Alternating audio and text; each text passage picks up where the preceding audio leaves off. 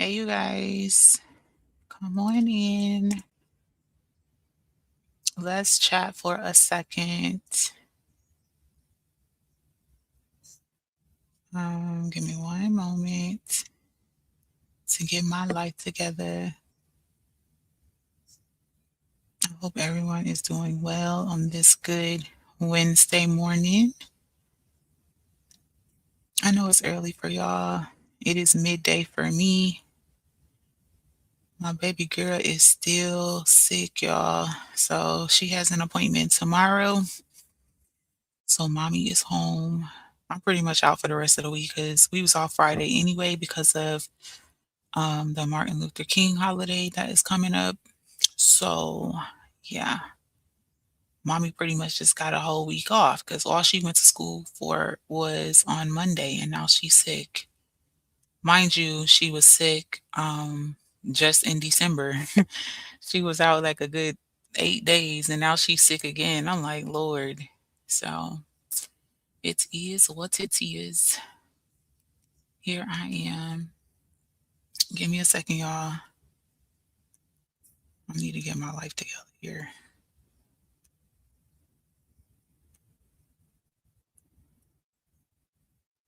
What am I trying to do?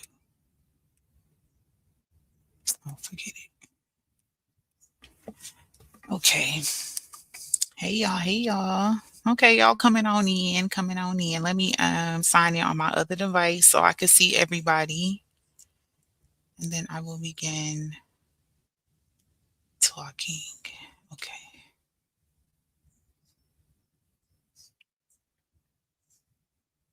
I won't be on very long, y'all, because I actually just got back from taking my daughter somewhere and then I gotta go somewhere else. So I won't be on very long. But I did want to do this live real quick. So anyway, good morning, that one. Good morning, Ronithia, Nancy Davis. Hey, Sabrina. Good morning. Ronithia says it's 6 a.m. here in North Carolina. Yeah, and that's how I base it. I'm 6 hours ahead of East Coast, so that's how I gauge the time. Like, oh, okay, it's about this time on the East Coast. Hold on, my daughter said, okay.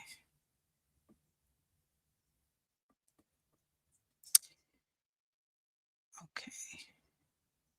Gotta love your kids texting you from another room. Okay, so anyway, y'all.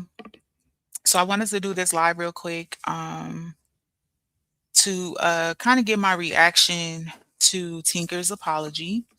I did write on my community wall, a thank you to Tinkerz, and that stands.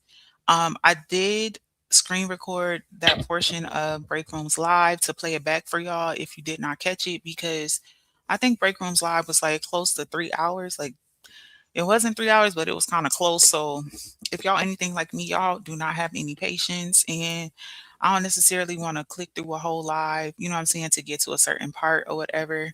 But she did issue me an apology on Break Room's panel yesterday. And so I want to play that for y'all and get my reaction. It's 5. I'm up working, listening. Glad I caught you alive from you. Oh, thank you, that one. Love you. Love you, love you, love you long time. Okay, so let me play her apology real quick. Now, one thing I want y'all to pay attention to is all of the things that are going on while she's trying to do the apology. Like, I want y'all to pay very close attention to that, okay? I'm gonna play it. I don't want to share the screen and all that other extra shit, so I'm just gonna play the audio for you because I do have it here on my phone. Um, and then I'll give my reaction. So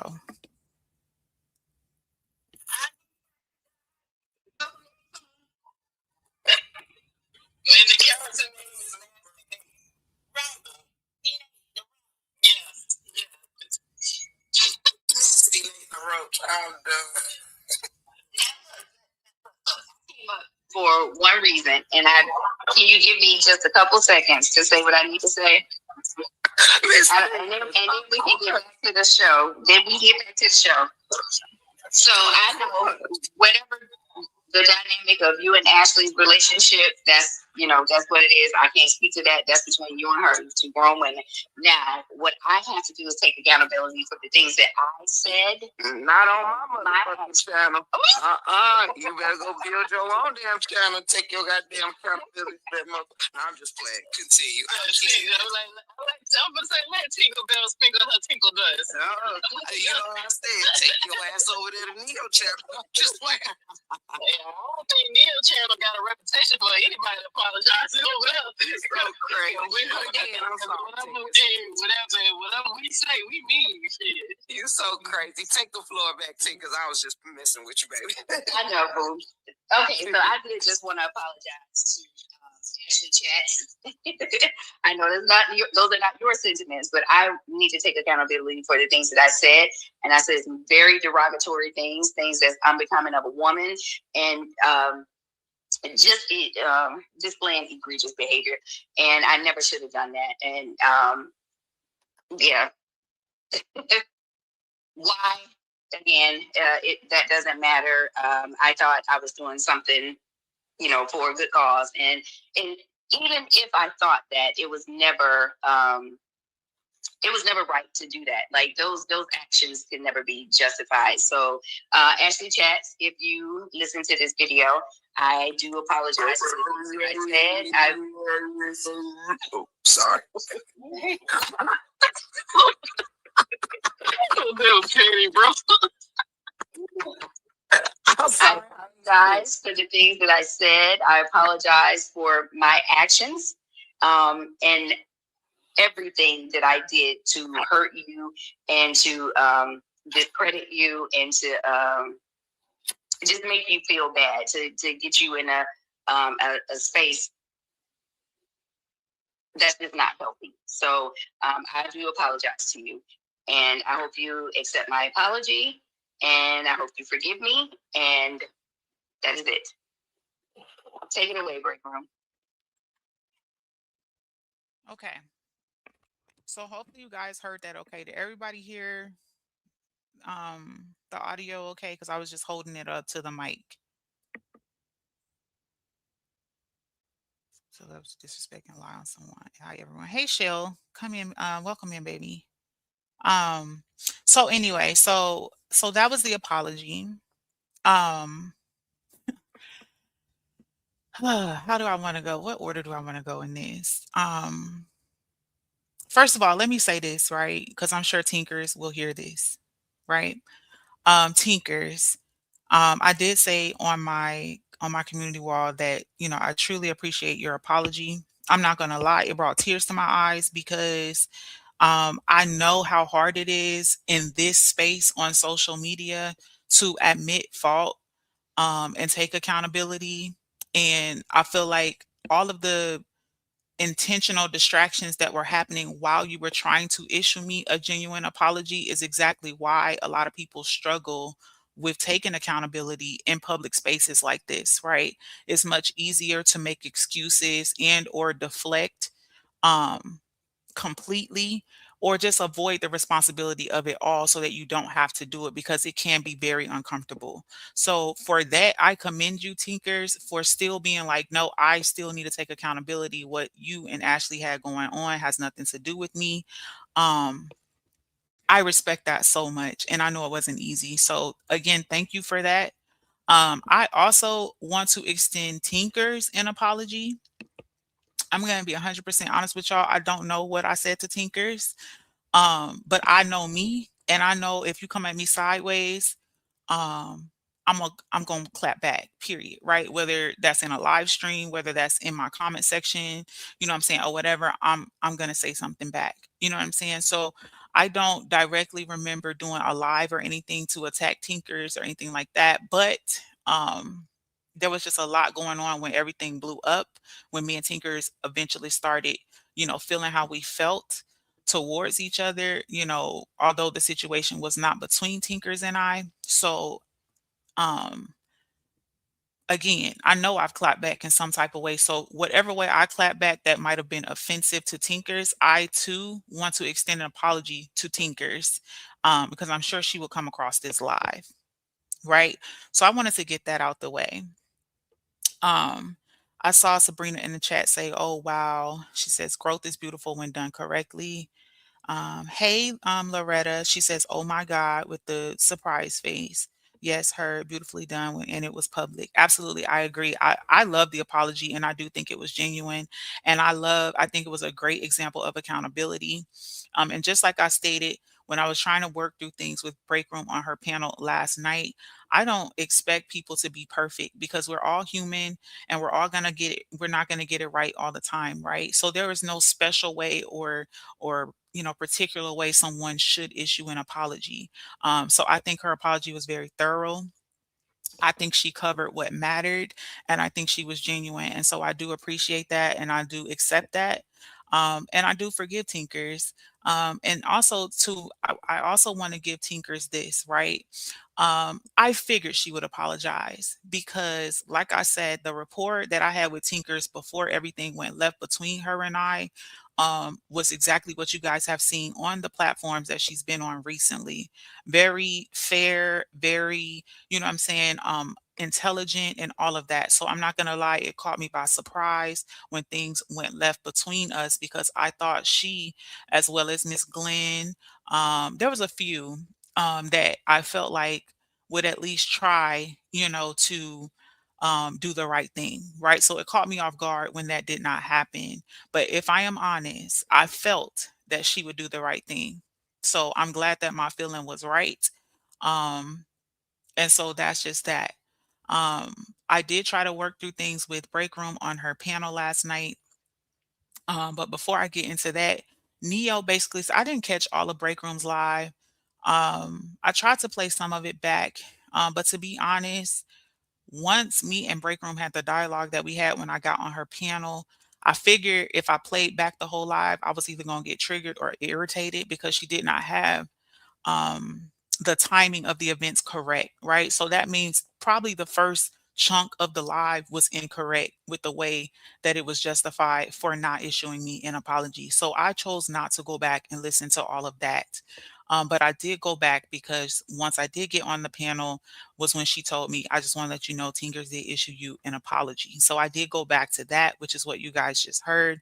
Um, the little bits and pieces that I heard before I got on the panel was Neo basically justifying that she does not owe me or Queen Fee an apology for her attacking either one of us because she felt like she attacked us based on the information that she had. Um, and let me just say this, right? I respect that, but I do not agree with that, right? And we all have different belief systems. We all have our own reasoning. For why we feel the ways that we feel, right? Basically, in a nutshell. And so, with that being said, it is what it is. I can't make anybody apologize. And I respect her choice, right? The point that I want to make with that, right? Um, in the bigger picture of it all, right? If I'm putting myself in Neo's place, right? Because what she's saying makes sense to some people. Oh, well, she acted on what she knew, so technically she doesn't owe an apology. I disagree for so many reasons, mainly because as adults, right, we have the responsibility to do our research and to find out, especially as content creators, right? Before you just go digging somebody's ass about something, right? And the point that I was trying to make when I did speak to Break Room on the panel, right, is as content creators, like you absolutely can state your opinion about something that's happening or transpiring between two parties on the app or whatever, right? We talk about different stories, cases, all of that, right? You have the right to do that. But what you don't have the right to do is attack somebody based off of hearing one side or one piece or context of a story. Because then now you have crossed the line, and now you're making it personal, right? It's one thing to say, this is what I saw, this person said this person said that, this is what I think, versus calling somebody a drunk prostitute, a this, a that. You know what I'm saying? Now you have crossed into a different territory and now it becomes personal because now you are attacking someone. And I don't know what is so hard about understanding that concept when it comes to break room and Neo, when we were trying to get an understanding about why I felt an apology was owed, right? Now the live was pretty much done because of my live yesterday, right? So I'm going to be honest with you, I wouldn't even went over there if it had not, because just like I told you guys before, I do not support break room because of this situation, and that still stands, right? I was notified that the live was happening and that I was being addressed based on my my live, and I'm not gonna lie, I ignored it at first, because I was in somebody else live being nosy, right? And so I'm like, you know what? Let me just go see what's being said or whatever. So when I went in there, that's where things were going on, right? So to be honest with you, I don't even know how Queen Fee even came up in the conversation because again, the live was based off of my live yesterday. And so I don't know how the discussion of Queen Fee's trauma and why Neo felt that she didn't owe her an apology. Like it was like a whole little segment about Queen Fee, and I to this day I don't understand how that even happened, right? But to be fair, I did not play the whole thing back because to be honest, I didn't want to be triggered. I didn't want to be triggered, um, or whatever. I do want to say shout out to Trina. Some of you probably know Trina from the Romika case. She's a voice for Romika in the Romika and Holly case. And I love when a woman can tell the truth, right? And so at one point in Break Room's live yesterday, Neo was doing what Neo do, looking for validation in her stance and trying to get, a pat on the back for how she felt. And she kept asking Trina and Break Room on the panel if they felt that she owed an apology. And so I love that Trina basically said, like, yo, like, her direct words was like, gee, you attack somebody based off of something you heard from somebody else. You know what I'm saying? And I'm just like, yeah, like, and I love it because somebody else was in the comments and was like, I love that there's a neutral third party involved, right? Because this is why people can't come to any type of resolve because you got a bunch of biased parties involved, whether that's people in the comment section or as content creators, right? It's no secret that Break Room and Neo are aligned. Their alliances, they're trauma bonded because they both got kicked out of the freaking sisterhood for like the same reason, right?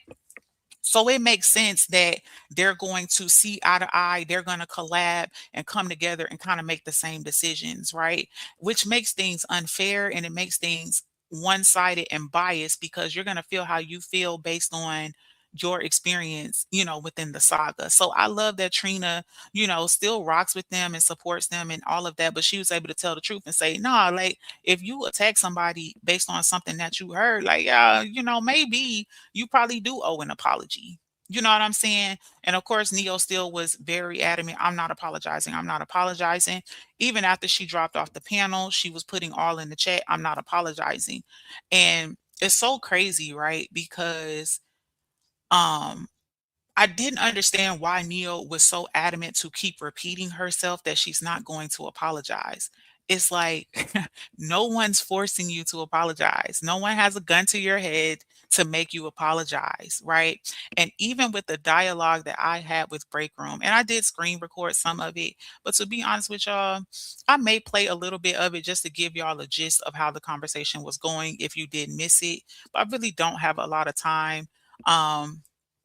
Or whatever. But the thing I want to point out is we were coming to an understanding where basically the perspectives just didn't line up. I saw it one way, she saw it another, right?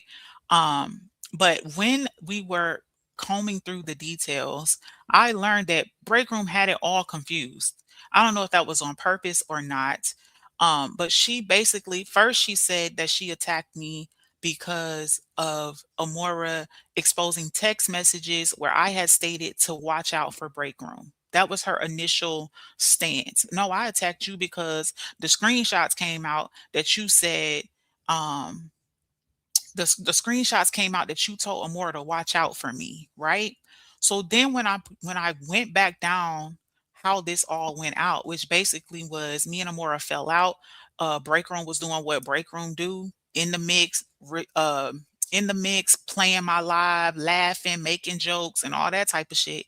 When the blow up actually happened, then break room, it was green light for her. She immediately went live on me, right? And so then the reason for her attacking me changed to, oh, well, I attacked you because, oh, I forgot. Now I remember I had a conversation with Ashley D, and me and hers peeped that you was moving funny. We ain't like that. So that's why I attacked you before the text messages come out, right? And I'm sitting here like, wow, okay. Because in my mind, I'm thinking, so if the text messages didn't come out, what would be your justification then? Right? Because from what I gathered from it, you feel justified that you attacked me prematurely before the text messages came out, right? So then I pointed out to Break Room that the text messages basically only came out, obviously, because it's Mad Day and we're fighting. But also, when I did the Surviving Nate exposure live, right, I told y'all that I had been told that her and Ashley D was basically finna be 86th, right? So I pointed out to her that of course the text messages were going to come because now I have to look like I'm a liar and I need certain people to team up against you, which is how all of this has played out for multiple parties involved. And that's why you have all these people coming out now and exposing that basically we all were used and discarded in the same ways, right? So then, once we came to that understanding, like, yeah, okay, I see, what it is, then I asked her, okay, so let me ask you something. If you're saying that you attacked me because basically you felt like I was moving funny or you was temperature checking me and I wasn't responding the way you wanted me to, basically, right? I asked her, how many other content creators on this app do you not rock with or that you don't mesh with? Do you think it would be okay if you just hit the live button on them because you don't like the way they moving? Like, is that a justifiable reason, to go live on somebody and attack them basically? And so then that's where the live kind of went left. And there was like all this, it was just a whole dance around about other stuff like, oh, well, you said that, what did she bring up? It was something else she brought up. Oh, about the page, that Saga AI page, and like how she felt that I, stated my, I don't know, y'all. I'm not even gonna hold you. I got so confused and frustrated because I felt like then it became a thing of deflection because the point I was asking was it okay to attack me just based off of, oh, well, I don't like the way she moving and now this person's attacking her, so now I'm basically going to dogpile and also attack her. That was the point I was trying to make. And so then the conversation kind of went left, and I was getting frustrated, she was getting frustrated. And so, then it turned to exactly what happened to me before when I fell out with Break Room, where the chat is like, see, this is who Ashley Chats really is, and she's trying to take over, and she's rude, and she's this. Then it was, people need to just move on, everybody's done stuff, and all this other, to me, irrelevant bullshit from a bunch of people who were also in the chat or have also been in attendance to every live stream that Breakroom has done, complaining about ways that her and Neo have been treated when it comes to this sisterhood thing and how they were discarded and lied on.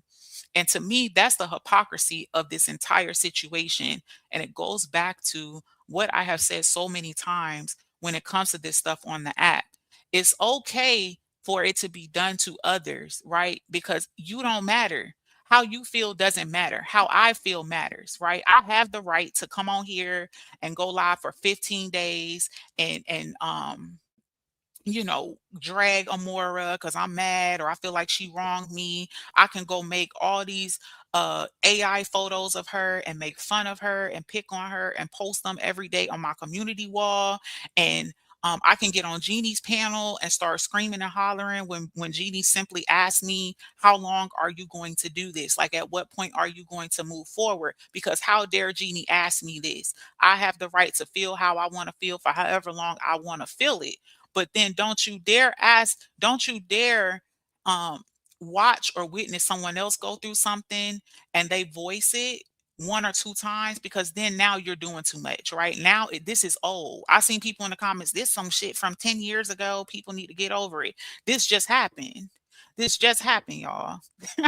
Like, you know what I'm saying? So it's basically, long story short, it became a thing of basically minimization of the entire scenario. And I definitely vocalized to Break Room on her panel. I am not forcing you or Neo to apologize to me. My live happened because I was stating my stance and that I felt that I was owed one. And these were the reasons why. And I used the comparison of the fact that all of us went through a similar situation and we had similar feelings as well as similar outcomes where we were dragged and talked about and lied on, right? But then to when I bring it to you and say, well, I feel like you wronged me, right? And you owe me an apology, then we got to do this dance around. Well, I don't owe you an apology because I thought this, or this person told me that, or I acted on, you know what I'm saying? If I were Amora, right? I don't think that conversation would have went the same way because they would have demanded and felt like Amora owed them an apology, right? And as adults, it's sad that people cannot admit that because I want all the grace extended to me. I want all the understanding extended to me, but I can't offer any. Y'all just witnessed here in my live that not only do I appreciate Tinker's apology, I extended her one too. Why? Because although she did attack me, I attacked her back. Whether that was, well, she attacked me first, or then I responded, and it doesn't matter. And if you notice in Tinker's apology, she stated that it doesn't matter why. I did it, I shouldn't have done it, and that's that. That's what accountability looks like. And I can admit as a grown woman, I wanted that apology from her because I felt like I deserved it. But that does not mean that Tinkers did not also deserve an apology for me. Because I can assure you, I'll probably pop back off on her because I know me. And even if it wasn't on the same level, you know what I'm saying? Even if we didn't call each other the same names, or maybe it wasn't as derogatory, whatever, I still responded. And it is still very possible that it offended her as well. And this is the thing, people can violate people and disrespect people, and only they can get, some form of uh apology or whatever. Now let me catch up on the comments. Sabrina says their immaturity and deflection is ignorant, but I like the apology. Absolutely, Sabrina. Good morning, Karen. Welcome in, baby. That one says Neil was wrong and she does owe you all an apology. I agree that one. But I don't think we'll ever get one, and it is what it is. Good morning, Brittany Davis, baby. Sabrina says, I'm gonna be good on your live and listen because both her and Neo can kiss my rear end. I tried to get a resolve myself and was disrespected. So more power to the Lollipopkins. I left the live shortly after I got off the panel, Sabrina, because I was just getting triggered by the comments because people was, making light of the situation. And I'm gonna be honest with you, I feel like that's why a lot of content creators behave the way that they do because of their support system, right? And I don't care what nobody tells you. Oh, you can't control what people say. You can't control da da da da da. You can't control. That is true to an extent. But if you notice, based on different chats that you go in, there's a different vibe in every chat that you go in. And if you notice in my chat, you don't have people disrespecting people over here. If I invite someone up or someone joins my panel, I'm not going to allow my chat to just continuously be derogatory and outrageously disrespectful. You know what I'm saying? Oh, she's rude. Oh, drop her. Oh, this. Oh, that. Oh, like it's just too much, right? Especially when it depending on the topic, right? When it's a serious topic and people are trying to be serious and find a resolve, like there's certain levels of disrespect that I'm not going to let fly when it comes to my platform. And that's why when you come over here, people already understand that. People already know that. And that's why people don't behave like that in my chat. So people know what they can say and what level of disrespect they can have depending on what chat they're in. Pimo, Auntie Pimo, she's another great example. Some of the same supporters go in Auntie Pimo's chat that comes in some of our other chats. The behavior looks different. The comment section looks different. You know why? Because there's a level there of respect for the content creator based on the way a content creator displays their platform. So it's total bullshit when content creators try to tell you, "Oh, I don't have no control. I don't have no this." And what spoke volumes to me the most, y'all, And this is why I don't really feel like it's a need for me to play all of the dialogue between me and Break Room because for one, it was long. And then for two, like who got that kind of time, right? Um, the way they behaved on the panel while Tinkerz was trying to issue me an apology spoke volumes to me. And this is why. Because they don't like me or they have ill feelings toward me for whatever reason, they really didn't want Tinkerz to apologize to me. It was obvious because even if I feel like I don't owe you an apology, it is unnecessary for me to make dog sounds and cut in and laugh and giggle like high school kids or little elementary girls at a lunchroom table in the middle of someone trying to issue a genuine apology for doing something to someone else. I think that spoke volumes more than the entire live stream. And the crazy part is and it's going over a lot of people's heads. I respect that you don't want to give me one. It's okay. I kind of didn't expect it because I already did this dance around with Break Room for sure already. Break Room is who she is. She's not going to take accountability. She's not going to have any fault in anything unless there is an opportunistic opportunity there. And that is why you have people who will take selective accountability. Jeannie is another one. And I ain't gonna hold you. I was a little annoyed because someone went over into Jeannie's live stream yesterday. She did two videos or three, I don't know. But there was like a 20-minute video she did yesterday. And someone went over there, probably maybe have visited in my live earlier that I did.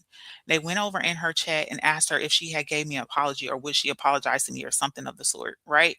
And Jeannie started making jokes. Did I apologize to Ashley Chads? No, I mean, I don't really know Ashley Chads. I mean, I think she's a girl in Germany. I think she's young, like in her 30s or something. Oh, I did hear that her dad was exposed recently. I think she has kid like playing these little fucking games, like she don't know who I am, right? Which in the same sense, made her look dumb because if you don't know me, why would you speak on me? You know what I'm saying? And again, I wasn't even bothered by whatever the hell Jeannie said, to be honest. But these are the first of all, whoever asked her that, please don't do that again.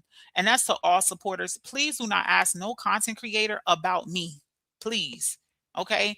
Because a lot of them see this shit anyway, and people are going to do what they want to do, to be honest with you. Right. And I don't think the commenter was meaning any harm. You know what I'm saying? They probably just assume, like, hey, like this person went live, they expressed this, did you do that? Whatever. Right. Probably hoping I would get the apology. So I do appreciate that, but please don't do that on my behalf. I can't speak for other content creators, but please don't ask no content creators nothing about me on my behalf, right? Because grown people are going to do what grown people want to do. And I respect that. And I'm not forcing anything or begging anybody for anything. But it irritated me because right after I gave Jeannie kudos and started to believe that she could possibly be genuine, for her to laugh and make light of, oh, I don't even know who she is. And then she stated, did I dedicate a live to Ashley Chats? I mean, I don't think so. Go look through my content. I don't think I did a video on Ashley Chats, as if to say that since I didn't dedicate a video, a live stream to Ashley Chats, I don't technically owe her an apology. That is selective accountability. And then in the same breath turns around and says, but my heart is so heavy with Queen Fee. And I think I'm going to reach out to her and maybe do an interview with her in the next 2 days. That is another opportunist. Y'all better wake up and pay attention when it comes to these content creators. People will present like they're very genuine. That is total bullshit. I was on board with Jeannie to an extent because I really thought, you know what? Now she really sees the light. She did this whole dance around about how she's convicted, she knew better, and now she wants to bring everybody together. And God spoke to her, and it was on her heart, and all this other extra bullshit. And then you made light of another situation of the fact that you attacked someone for no reason. But oh well, I didn't dedicate a whole life to her, so it couldn't have been that serious. But I dedicated a few lives to Queen Fee So I think I owe Queen Fee an apology, or I think I want to do an interview with Queen Fee. You know why? Because if we're going to be real about it, you want to do an interview with Queen Fee because Queen Fee is a big dog, baby, on both sides. Let's talk about it. You're chasing numbers, baby, because your numbers, you're afraid that your numbers are going to take a hit because you disconnected from Amora. Tell the truth and shame the devil. What Bible verse do you have for that? I don't respect shit like that. And this is why people are not religious and don't believe in the Bible or church or Christians or Christianity and things like that because people like Jeannie and Break Room, because she play on the Bible and shit too from here and there, but definitely Jeannie. They sit here and they play these little games because you only want to speak on Christ and being a loving person and bringing people together as it benefits your platform. And that is sick and it's disgusting. But Jeannie, if you're listening, and I'm sure you are or you will, I don't need your apology, baby. One thing I understand about all of these people and people in general, your life looks the way that it is because of the person that you are. And you can take that whatever way you want to take it. Point blank and period. Your character, the things you do in the front and the back scene, the type of person you are, morally speaking, and how you treat people and discard people. Who are you or who are we as people to hurt multiple people intentionally and then pick and choose the ones that we feel like are worthy of an understanding or worthy of an apology? It doesn't matter. I just shared with y'all yesterday in a live stream that I had a supporter of mine to hit me up personally and say, Ashley, you hurt my feelings a month ago. Do you think I wrote her back and said, oh, girl, you should just get over it? Get over it. Like, good God, girl, it was a month ago. Why are you still talking about it? Just let it go. No, I did not. Because you know why? It didn't fucking matter. It didn't matter. It didn't matter. Why? Because I hurt someone. And it wasn't my intention, but I hurt them. And that's the thing that blows me about these people. And the crazy part is they got a bunch of blind, loyal followers. It's mind blowing. There's a few of them that call themselves supporting and showing love to me at one point, popping shit in the chat, in break room chat. Oh, I hate this for you because everybody's done something. Everybody has not. That's the thing. Just because someone attacks you and you respond back does not make that, oh, well, it should be, it cancels out. No, it doesn't. If I come up and smack you in the grocery store and you smack me back, should I be like, oh, just forget about it? Y'all both hit each other. No, bitch. That's not how that goes. And that's what's mind blowing to me when people start dismissing other people's experiences that they haven't experienced. That's crazy to me. You don't get to tell. And then the crazy part is these are the same people that's been in those chats coddling both Neo and Break Room when they done did this fucking crying situation about Amora for the last month or so. Oh, we were done wrong. She lied on us. She did this. She did that. That's crazy to me. But other people should just get over because we all did wrong and all of y'all wrong and it's all bad. It doesn't fucking matter. It don't matter. Because what I can say is anybody I've come out sideways and they made me aware, hey, you know what? This hurt me. And you know what? Especially if I did it and they didn't do it back, you think I'm not going to take accountability for that? You think I'm going to dismiss that and say, oh, well, girl, get over it. Girl, it was 4 weeks ago. Girl, this is so, oh, y'all need to get out y'all feelings. Unbelievable. So y'all better wake up when it comes to these so-called content creators on this app. And also, Gossip and Giggles was another one that made a comment. And this ain't no slight to her, but she got on the panel after I got down and she made the comment, y'all call yourself content creators. Y'all need to have thick skin. Y'all got thin skin. So now, because if somebody comes on a social media platform and attacks you for no good reason, and you feel that you're owed an apology, now you got thin skin. Make it make sense. Make it make sense. And this is what people do. Good morning, Miss Shirley. Good morning, Queen Unique. I'm gonna catch up on the comments in a minute, y'all. This is what people do, y'all. When they want to invalidate your feelings or minimize your experiences because it's not important to them. It's not important to them, so it doesn't matter.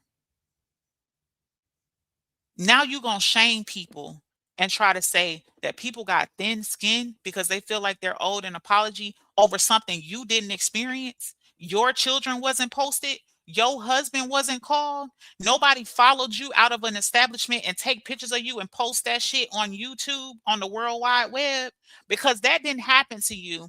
And because someone feels like people should be held accountable by simply just apologizing, right? I even went so far as to try to make the analogy with break room about this Romika case, right? Because we were going back and forth about the page, and she felt like they were justified in not, exposing the page and all of that. And I even told her, I agree. You didn't have to expose the page. I didn't think it was right, but that's your choice. My issue came from coming on the app telling people you knew who was behind the page and then also saying, I don't give a fuck how none of y'all feel. I'm not telling y'all shit. I was telling her it's the same way a lot of us feel who are in support of Romika Meeks, right? We don't have a problem with the fact that people support Holly. The issue comes in when they come on here and they deliberately be disrespectful as it pertains to Romika, right? To say F Romika, she got what she deserved. I don't give a fuck how y'all feel, blah, blah, blah, blah, blah. To come out here and say, I know who was behind this page that was posting your children. I know who was behind this page that was posting pictures of people following you and shit like that, but I don't give a fuck how you feel about it. Fuck you, basically. You could have kept that to yourself. That's what I was trying to make. And she's like, yeah, but I don't have to. I can say whatever I want. This is my platform. You're right. You're absolutely right. But then you can't get mad when people have an opinion about what you did. That's why my live happened. You can absolutely come on here and say and do anything you want to do. But then if someone has an opinion about it, you can't be mad or try to attack them because they had an opinion about something you said that you could have kept to yourself. Let's be real. We all have thoughts and feelings, right? That we may or may not need to say publicly. And this is what I talk about on my platform all the time when it comes to people handling their platforms responsibly. That's it, and that's all. And she was like, well, it ain't my problem if people get offended. It is your problem. It is. Because to an extent, you're leading. That's why people are called followers or subscribers. They follow you. People invest in you. That's why a lot of people were getting attacked on this app on account of Amora because they were followers of Amora. They was moving to the beat of the drum of Amora. And this is why when you have a following and people follow you and they look up to you for whatever reason, you hold a level of responsibility to what you're saying and spewing on your platform. She didn't see it that way. It didn't matter. I could say whatever I want. That's right. But then people have the right to feel, you know what I'm saying, how they feel. Um, Let me scroll back up, y'all. I kind of got lost. Okay, that one says you don't get to spew out lies that did not attack. That's what I'm saying, that one. And I'm not innocent. If people attack me, I attack their ass back. And I can take accountability for that. You know what I'm saying? If necessary, like someone felt like, well, girl, you said this about me. I can apologize for that. Again, I used the example yesterday of when me and Bretta was on a panel. It didn't matter who started it, who said first, who said the worst, whatever. We both said things that upset each other and that hurt each other. We both owe each other an apology. But people don't see it that way. They feel like I can say and do whatever I want and I'm justified and I don't have to apologize. That's crazy to me. And then they'll come on here and say that they real. I'm real. I'm real. I'm real. How? In what context? Sabrina says they do understand, but it's purposely done because if they accept accountability, then it shows they were wrong and they need to play victim. And you know what else, Sabrina? Again, because I've done this dance with Break Room before when I was attacked and then turned on for another content creator. This happened to me before. And I ain't gonna lie, I was mad as hell at myself because I was like, why the fuck do I be feeling like I can some people you just can't reason with, right? That's why you see that meme or that quote that floats around where people say, stop trying to explain yourself to people who have already committed to misunderstanding you. And that's exactly the situation and the dynamic when it comes to me and Break Room. I can try to be open minded. I can come on her panel and be soft spoken. I even when I got on her panel, if you go watch it, I didn't even speak until she said, "Now, Ashley, welcome to the panel. What would you like to say?" Then I unmuted because I was trying to respect her panel because I didn't want it to come off like I was trying to bogart, like I was trying to be. Although the live is about me, I still respected her panel and waited my turn. You know why? Because the last time I tried to have a conversation like this with Break Room and get an understanding, I was attacked. I was attacked. And again, guess what happened? Same shit. There was even comments made after I left. People ain't gonna try to make me apologize. People ain't gonna try. And that was not what I was trying to do. If y'all go play it back, I literally said, even after we came to an understanding, I said to Break Room, I'm not trying to force you or Neo to apologize to me. I said that. So it still was twisted that, oh, Ashley's rude. Ashley came over, and this didn't come from Break Room. It was a mix. The stuff I'm saying was a mixture of her chat and some of her commentary. But she said a few times, people ain't gonna make me feel no type of way I don't want to feel, and blah blah blah blah blah. That was not my intent. At no point did I try to make anybody feel no type of way.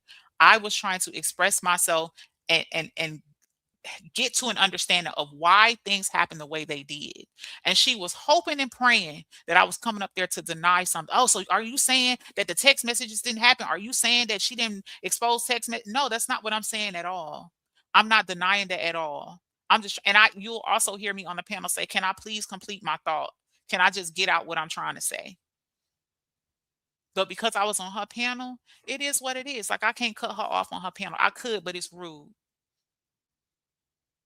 So I'm kicking myself because although, again, just like before, when me and Break Room did this dance on a panel, and then somehow it was I came over, I was starting shit. People was in the chat, I was gaslighting.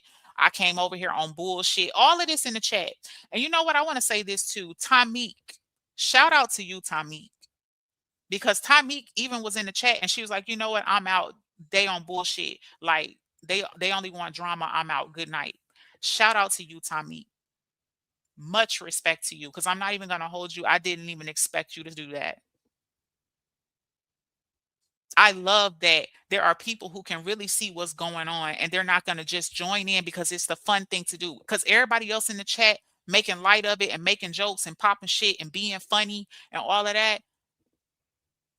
I respect people like Tommy to see what the hell is going on and somebody's actually trying to get to an understanding, and people in the chat like, oh, she's rude, oh, she's aggressive, oh, she's this. And I'm on the panel muting. Even when I was being cut off, I was muting to give her the floor because I'm on her panel.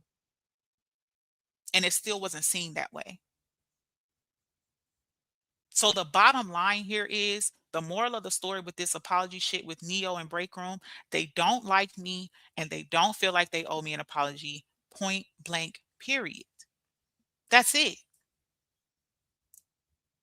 She even said a few times in the chat, well, how did they say it? It was a couple times. Even if you notice in Tinker's apology, she's like, I know that's not your sentiments. And there was laughs and giggles and all that. It's very clear. It's a personal issue with me. And in so many words, that's what Break Room expressed. I ain't like the way you was moving. You wasn't doing what I wanted you to do, so I attacked you. And I don't feel like I owe you an apology for it because that's why I attacked you. That's basically what was said. Well, you was moving funny and I suspected it. So even though Amora dropped receipts a week or two later to confirm your feelings after the attack had already happened, now I feel like I don't owe you an apology because, well, it came out later that you did say something. Now, mind you, the text message said, watch out for Break Room, pretty much in a nutshell. I can't remember verbatim, but I was like, watch out for her. And I explained to her on the panel at the time, yes, that's what the text message said, but the text message said that because there were already phone conversations happening between Amora and I. And Amora had already told me that she wasn't feeling Break Room because she was dibbling and dabbling too much with the Robert supporters. And at the time, me and the Robert supporters were not on the same page and they were attacking me too. And mind you, and I even told Break Room this, I said, Break Room, you and I have a history. We had already fell out before. So if someone is telling me, hey, you better watch her, She got all these people in this chat, and these people don't like you, and y'all done fell out before. You know what I'm saying? Like, and I even told her, I said, this is what I pointed out on my platform before, like where people get in your ear and they make you side eye certain content creators. That's what's been happening over the last 2 to 3 years. So yes, I did send that text message, but it wasn't on some out the blue. I'm trying to persuade her. We were having phone conversations. I expressed this. I told her that. And I told her, I said, I don't know how long you were following the beef, but I even did a video to show our call log to prove to you we were on the phone for hours at a time. A lot of our communication was over the phone. So to show a text thread and it's like Ashley sending all this stuff and you're not responding, common sense is Ashley not talking to herself. I'm sure some of you can agree. You can be on the phone with your girlfriend and y'all talking about something, and y'all could be sending stuff back and forth like, girl, look at this. You sent a screenshot. There's not going to be any context because y'all are actively on the phone. That's what a lot of those text messages that were exposed when the beef was happening. That is why there was no context and things looked a certain way. And she's like, and you know what? And Break Room agreed. I know you're not lying because of my experience. Yeah, that makes sense. That aligns. Other people told me she didn't want to fool with me or she had all these reservations about me. Okay, so then how in all of that did you not understand that you could possibly have been wrong to attack me off of, oh well, because you wasn't even attacking me off of all because you didn't even have all this information. You literally attacked me based on, and she swears on all God's angels that it wasn't because she picked a side to go with the Mora. She's like, no, I had my own personal reservations because I felt like you was moving funny. And I'm not discounting that. Maybe that was the situation. But the way it looked and the way it lined up was once Amora made her move and disconnected from me and started attacking me, you jumped on board and started helping her attack me. So what it made it look like is you were trying to solidify your spot with Amora and create an alliance there. And that's exactly what's happening with Jeannie. Oh, Queen Fee is so heavy on my heart and all this. But a month ago, Queen Fee, oh, we frying fish. She's a prostitute. She was this. She was that. They was making AIs of Queen Fee, all this other extra shit. But now all that's down the drain, and the Lord has woke Jeannie up and spoke to her heart. And now she want because you know why? Because she's been tossed to the side by Amora. And Queen Fee is pretty much one of Amora's main ops. And Queen Fee got a little bit of clout, baby, because we fucks with Queen Fee. So if I could get Queen Fee on my panel and do an interview with her, play this little I'm for everybody, I'm for all women, right? Although I'm gonna make funny and I'm gonna laugh at the fact that oh somebody else felt like I hurt their feelings because I talked about them. Well, I didn't dedicate a live to them, so it wasn't that serious. Unbelievable. And she on here talking about how Amora and Candy did her, and they tried to sabotage her platform, and how they had to take her voice and all that. So, so feel sorry for me because this happened to me. They attacked me inside, and I didn't know any of this stuff. But Ashley Chats, who's Ashley Chats? I don't really know her. I mean, I think I heard this. I think I heard that. Like basically to make it seem like, girl, she's nobody. I have. She said I haven't even watched her. I haven't even been on her platform. Oh, okay. So if you check off all of those items, right? Would it matter then? If you've been in my chat before, or you visited or supported me in some way, would it matter then? I didn't know there was requirements or a checklist of things that had to be checked off before it qualified for you to take some accountability and apologize for being an overly grown ass motherfucker attacking somebody who ain't attacked you. That's crazy to me. It makes no sense at all. And then she said to even further discredit it, I mean, I think we all got some apology lists. I mean, I mean, we could all just come out here and just be apologizing. Basically trying to say like everybody, again, everybody's done something. Here's the thing. What I can tell you is there ain't nobody on this app saying Ashley Chats wronged me and did XYZ to me, and I'm just letting that shit fly. Because if I know there's some validity there and we did have a back and forth and I attack somebody for no fucking reason and they come out here and say something, I can be woman enough to fix that because I would want the same for me. And y'all have seen me do it on here multiple times, even if I was attacked first. If I'm extending an apology and I participated, guess what? I'm giving you an apology too. Point blank and period. Because I'm not selfish like that. Um, Let me see. Sabrina says, that's all I was trying to accomplish. I apologized to Neo multiple times last year, and she still playing victim like a little kid. Break room and her too old for that to me. Crazy. I'm about to get off, Ashley. Hey, hun. Hey, Hot Wings, baby. I hope you had a good night at work. Sabrina says, but if I took back my apology and dragged them for filth in 2026, then that says more about me than them. Glad I'm bigger than a lick back. Yeah, it's not worth it, baby. Don't get your lick back, please. It ain't even worth it. That one says that doesn't give her the right to attack you and it doesn't justify her behavior because a lot of people move funny and was a live button pushed on them. That's what I'm saying, that one, but she didn't see it that way. She deflected to, oh, but then you did this, but then you made a comment about the AI page and I wouldn't it just turned into something and I got irritated. And I was like, I didn't even come up here for this. I came up here to get an understanding about the apology conversation, not, oh, but you also did a live about this and you did like I'm not about to do this dance with you. And then somehow it's my fault because you took it left field. Like you know, and this is why I don't get on people panels. This why.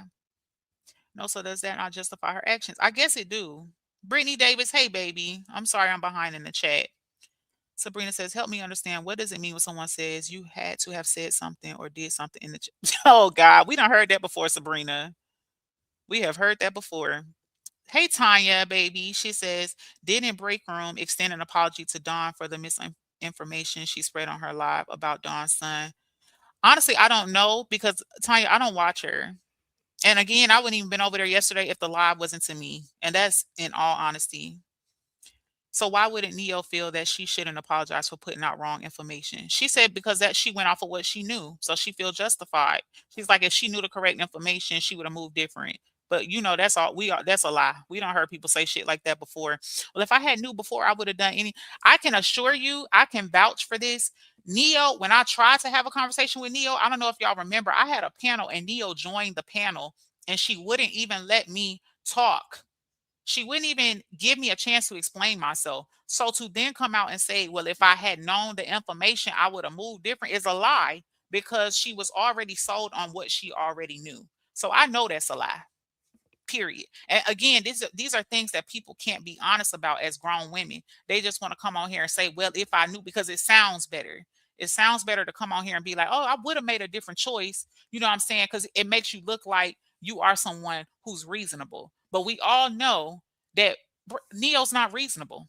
She spazzed on break room panel last night and she spazzed on Genie panel. Because if she feel like, even when Trina was trying to be the voice of reason, right? And just be fair. Like, oh, well, I mean, look at it like this. She cut her off. No, wait, wait, wait, wait, wait. No, let me finish. Let me finish.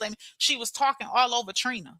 So to sit here and try to convince us that you would somehow be a reasonable person, out the clear blue sky at some point when you can't even do that in a regular adult conversation, I'm sorry, it's nonsense. That one says, "Oh wow, now that was not cool. What JK did because she knows exactly what she is doing." And you are so right, Ashley. They act like hypocrites when it comes to the Bible, and that speaks volumes. Exactly. So it is what it is. I didn't have nothing for her anyway. I tried to give her a little something, but baby, listen. Jeannie is an opportunist. Respectfully, she's an opportunist, and it shows, and it's sad because she's too old for that. She's an opportunist, which we all knew, but that just kind of confirmed it for me. She's looking for an opportunity to somehow recover supporters, point blank and period. Queen Unique says, oh shoot, I caught my bae live this morning. Good morning. Good morning, baby. Hey, Angela, God is not going to humble these. God is going to humble those people that's playing with his name. Exactly, Angela. I'm not worried, baby. I'm covered. And life is good. Life is good. I know who I am, and I am who I say I am. And that's just that. I don't care what type of label people try to put on it. I am secure in who I am. And to be honest with you, these people know who I am. And that's why they give me such a hard time over and over again. And they work overtime to try to make people believe that I'm some other way that I'm not. And I fully understand that. Sabrina says, them not apologizing or coming to a resolve was a lesson for me that no matter how real, how authentic, how nice they claim to be, everyone doesn't grow up at the same time. It's cool. That's true. Good morning, Miss Shirley. Welcome in, baby. Not thin skin when they all play the victim. I'm weak. Yeah, now we got thin skin girl because we feel like we are owed an apology for being attacked. I'm like, wow, okay. But again, you know what? That's how people manipulate or try to force you into a box. You know what I'm saying? And I'm gonna be honest with you, this is why a lot of people don't speak up. Right. And when we say that, people think that it's only pertaining, hey, Queen Fee, baby. Uh, when we say that, people think that it's only pertaining to sexual assault. No, people try to put you in a box in multiple ways, right? Like to try to say that people got thin skin because they feel like they're owed an apology because they were attacked for no reason over some shit. The thing that blows my mind with Break Room and Neo, them attacking me, Queen Fee, and whoever else, right? And then saying, well, I feel justified because of this when the situation didn't involve them at all is mind blowing to me. Even if you don't apologize for nothing else, the fact that you included yourself in someone else's beef and picked a side, that alone, in my opinion, should qualify for an apology. To jump in because they were discussing the thing with Queen Fee, right? To jump in and say, well, I attacked Queen Fee because they said she was drunk, and then I went and verified, and on that live, she was drunk. So I'm justified. Again, the person that was calling Queen Fee a drunk was arguing with Queen Fee. At what point was Neo a part of that argument? She wasn't. So if you don't apologize for nothing else, you should apologize for including yourself in a fight that wasn't yours. And that's what people don't understand. You're wrong for a number of things, right? But if you feel like even if you feel like all the things you did and said was justified, she even said, "Well, Queen Fee doxed me," and da da da. Again, all that happened after you attacked her. You know what I'm saying? Queen Fee didn't just come out here and dox you for no reason.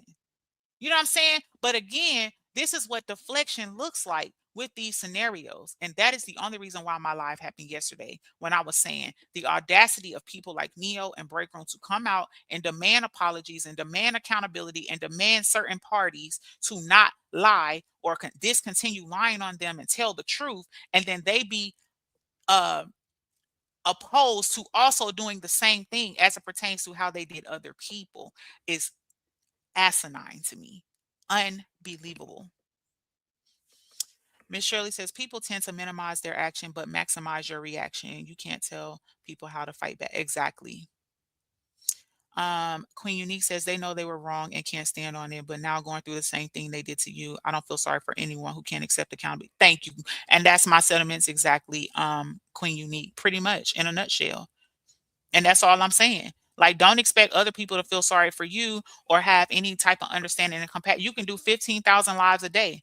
Neo can't wake up and post about nothing else but Amora. She wake up every day. She posting AIs of Amora. She picking on Amora. Amora post something. She posted again. You know what I'm saying? Like it's a game to her. She get up and antagonize and go back and forth with this lady every day, all because she hurt or she feel like she was wronged or lied on. But then it makes sense to her, right? In her brain, it makes sense to her to keep it because she attacked other people on account of Amora.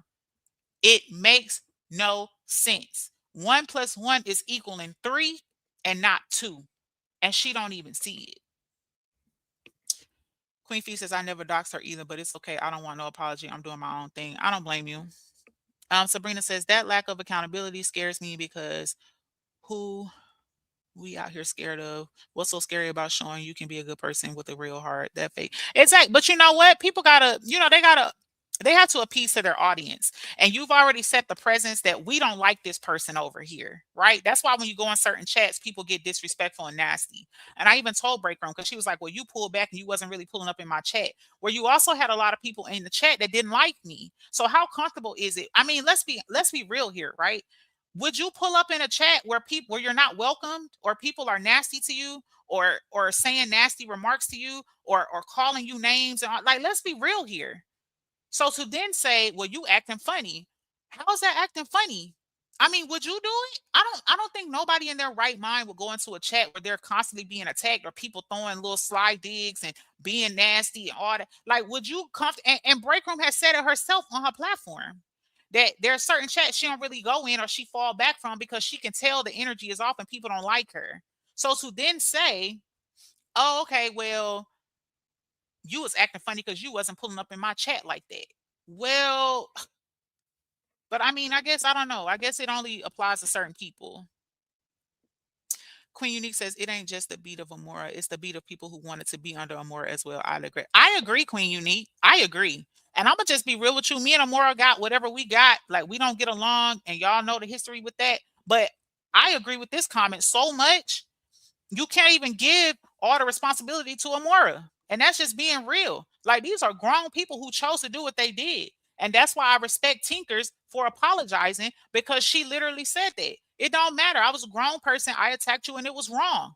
She didn't say, well, this is why I did it, or I did it because of this, or this happened first. She didn't do none of that. She took accountability. And I respect that. Sabrina said she was running on and on and on. And then when I asked, then when I speak, oh, it's my tone. Oh, I'm disrespecting by saying it's a lie. Oh no, I'm removed because I unmute you. She wanted to control to impress Neo. Y'all hold on 1 second.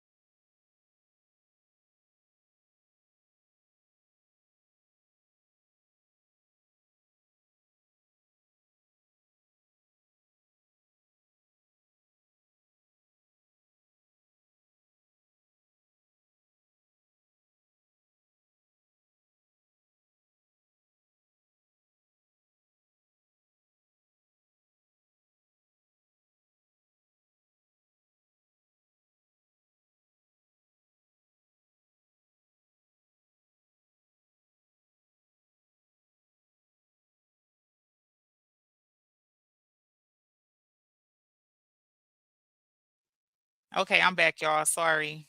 That was my I had to reschedule an appointment. They kept calling, so I'm like, something's wrong.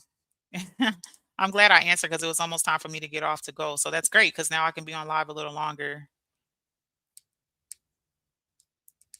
Okay. So let me catch back up in the comments. Hey, Latte baby. Welcome in. Happy Wednesday. Y'all hit the like for me.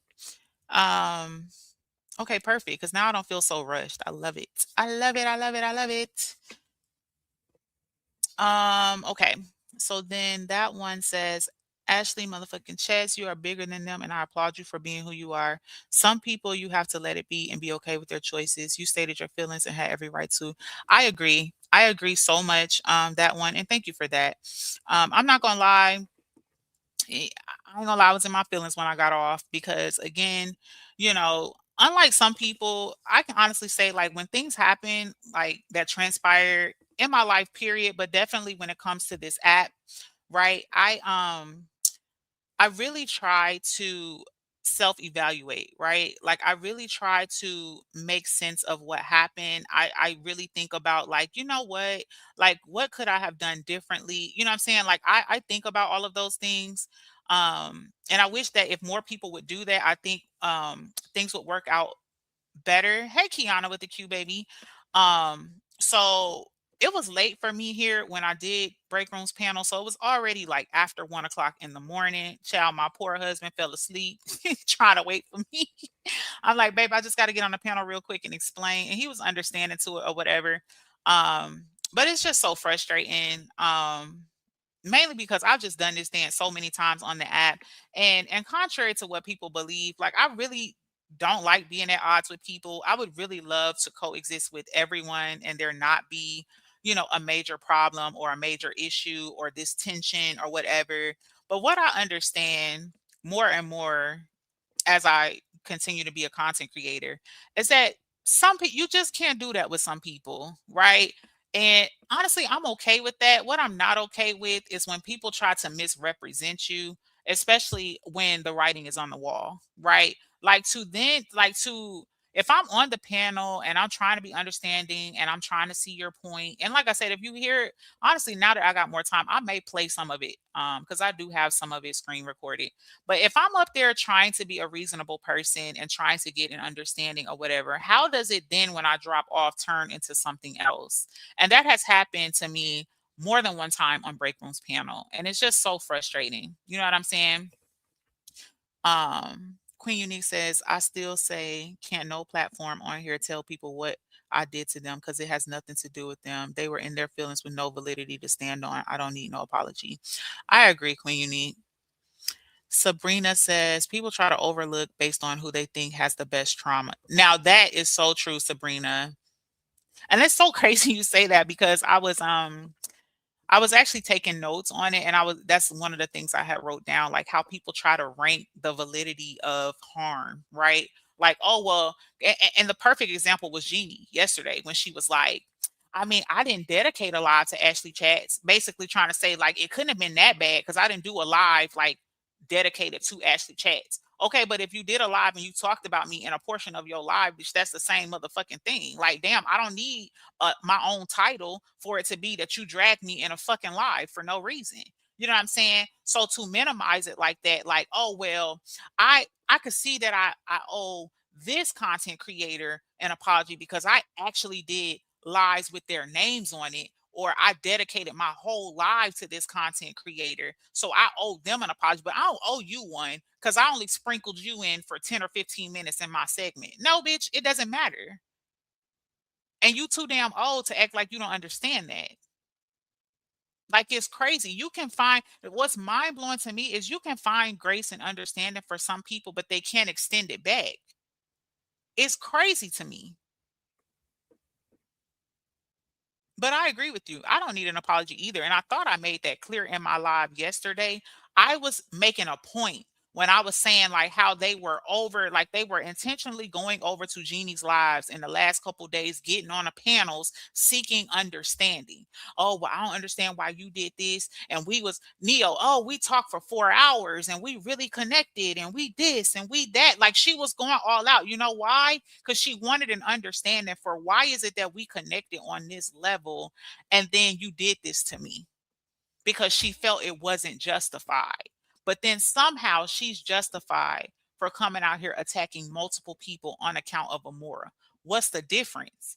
If Jeannie attacked you on account of Amora and you feel that you were wrong and you were slighted and it was wrong, how is it only wrong for Jeannie and Jeannie should apologize and take accountability, but it's not wrong for you and you shouldn't have to take any?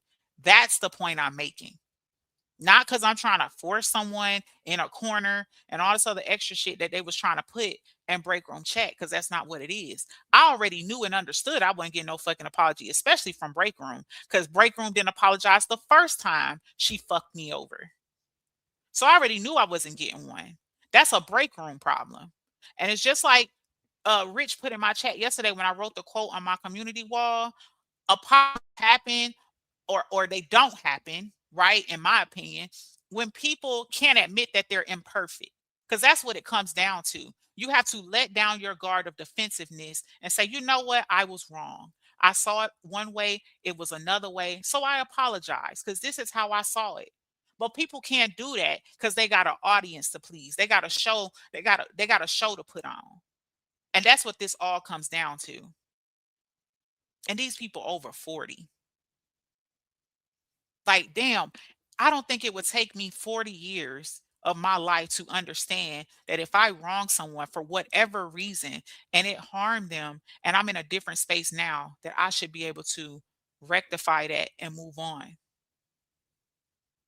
And the crazy part is, even if your stance is I'm not going to apologize, which you have your right to not do that, then don't also make a statement and say, just get over it. Because you, just like I don't have the right to tell you to apologize, you don't have the right to tell me when to be over it. And that's why you got 15, 20 videos going after Amora because you feel like she wronged you and she lied on you. And I ain't finna let you come out here and lie on me and all this other extra shit. You know why? Because you're trying to fight for your reputation. You're trying to fight for how people see you. It's crazy. What kills me is some people's feelings are valid, but yours is not. Come on, make it make sense. If you are a woman of integrity, then you should apologize to everyone if you ask me. I agree. I agree. But when you got people in your comments, hey Lolita baby, I see you. When you got people in your comments, right? And they saying, oh, like, and they're saying, people need to just get over it. This is old. This is old. This is old. This is not fucking old. If it's old, then why are live streams still being held talking about the topic?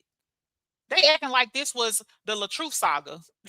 You know what I'm saying? Like this was back when Brianna and LaTruth divorced, or when they first fell out. It's not old. What is your definition of old? That's crazy. Sabrina says, nice people really do finish last. I had to accept 90% of the saga ain't my tribe, so I can move on respectfully. Much love to the 10% in new beginnings. Absolutely. Ronithia says she did that crazy ish to Kevin, went off what? Thank you, Ronithia. That's a perfect example. So that's my thing. While people, when they had, man, oh my God, talk about behavior patterns. And they had the audacity to discuss behavior patterns on her panel before. That's a behavior panel. Pattern. Thank you so much, Ronithia. That is a Oh my God, girl. I am blown away. That is so true. She did that crazy shit to Kevin and went off on what Callie said. But I promise you, she will. I promise you, she's gonna find what Holly's lawyer finds is a loophole to justify the behavior. I promise you. Well, I did that, but this is why I did it. This is why I did it. Okay, I know I said that, but this is why. There is always a reason why. There's always a reason. Late says, Ashley, I think you have a very professional voice, and a lot of these situations be beneath the voice I hear. One thing we know we can't control others, but we definitely can control ourselves. You're dope. Thank you, Latte. And I received that. And trust me, I know. And y'all also, one thing y'all also know about me, baby, you're not getting 40 days and 40 nights from me. I can assure you. To be honest with you, if I didn't get an apology from any parties at all, there wouldn't have been a live at all. So I wanted to do this live so that I could also extend an apology to not Tymeek, Tinkerz, right? But while I'm here, I'm like, oh well, I might as well give my reaction to what happened, right? Because I didn't want to go live right after, and it be a whole situation, right? Sometimes you should cool off and relax before you come out here so that you can articulate yourself in an intelligent way. So I went on and you know, got me a good night rest and got my day started and all that before I came back to address anything. Sabrina says they will bring up the reaction, but never what they did to warrant the reaction. I'm confused in my Fee voice. I love when Fee say that. I'm confused. And her chair spin. Lolita says, Ashley, I totally agree with the person should apologize for getting in shit that's not their business. Been there, done that, and never again. Right, Lolita. Because it just ends up a mess, right? And the thing about that is what you find like when you do have conversations, like it's layers to it, right? So of course you're gonna be biased on the surface just based on the information that you know. And that's just human behavior. But it's like at some point, y'all, like you also have to understand that some shit you just gotta let play out because the crazy part is I wonder how big her hey Jasmine baby. I wonder how big her audience would have been if me and her would have put all that shit aside and she did apologize and we moved on. Like how salty would they have been? You know what I'm saying? Like if she was someone who wasn't trying to appease her audience, who wasn't trying to y'all know how it go with these content creators, right? Like I wonder what would the reaction have been with the support then? You know what I'm saying? Because what we also have to be understanding to and pay attention to is a lot of these content creators don't have the backbone that they present. You know what I'm saying? And I ain't gonna lie, that's probably why I catch a lot of heat because I'm gonna stand on my square. Period. Either you rock or you don't. And that's not even coming from a disrespectful place. But like I feel like your beliefs and your stance are your beliefs and your stance, right? And I feel like who is for you is gonna be for you regardless. I think um also, right, with that being said, is that There is a way to do something, right? You can very much be assertive in your stance and stand your ground and believe what you believe, right? Hey, Dawn. Good morning, sis. Hey, Nate, Graham. Welcome in, baby. You can very much have your stance in any situation, right? Any topic, anything, right? But there is a way to do it, right? But the thing is people have their stance, and if you don't agree with that, they feel like they automatically have to be disrespectful or they automatically have to have a certain tone with you, right? And the thing that I struggle with, no shade, is baby, I'll match that tone. Like we could be two grown adults, you know what I'm saying? Or, you know what I'm saying, we can match energy. And people might call me immature for that. I don't necessarily see that immature. You get what you put out. You know what I'm saying? And that's why I tell people all the time, like, regardless of who you are or what our dynamic is, right? I can match your energy. Like in me and Break Room's dialogue last night, she had said, "Well, actually, you said that you agree with me and Neo about how we was responding to Amora, but then you did a live and you said you didn't agree with what we said about the page." Yeah, them two different, whole different scenarios, completely. You know what I'm saying? And again, it doesn't take nothing from y'all. I just don't agree with y'all on this. And this is why. You know what I'm saying? Based on these principles. But it don't mean I gotta disrespect y'all. It don't mean like now I hate y'all, now we beefing or whatever. Like, no, I just think that's fucking bullshit. Period.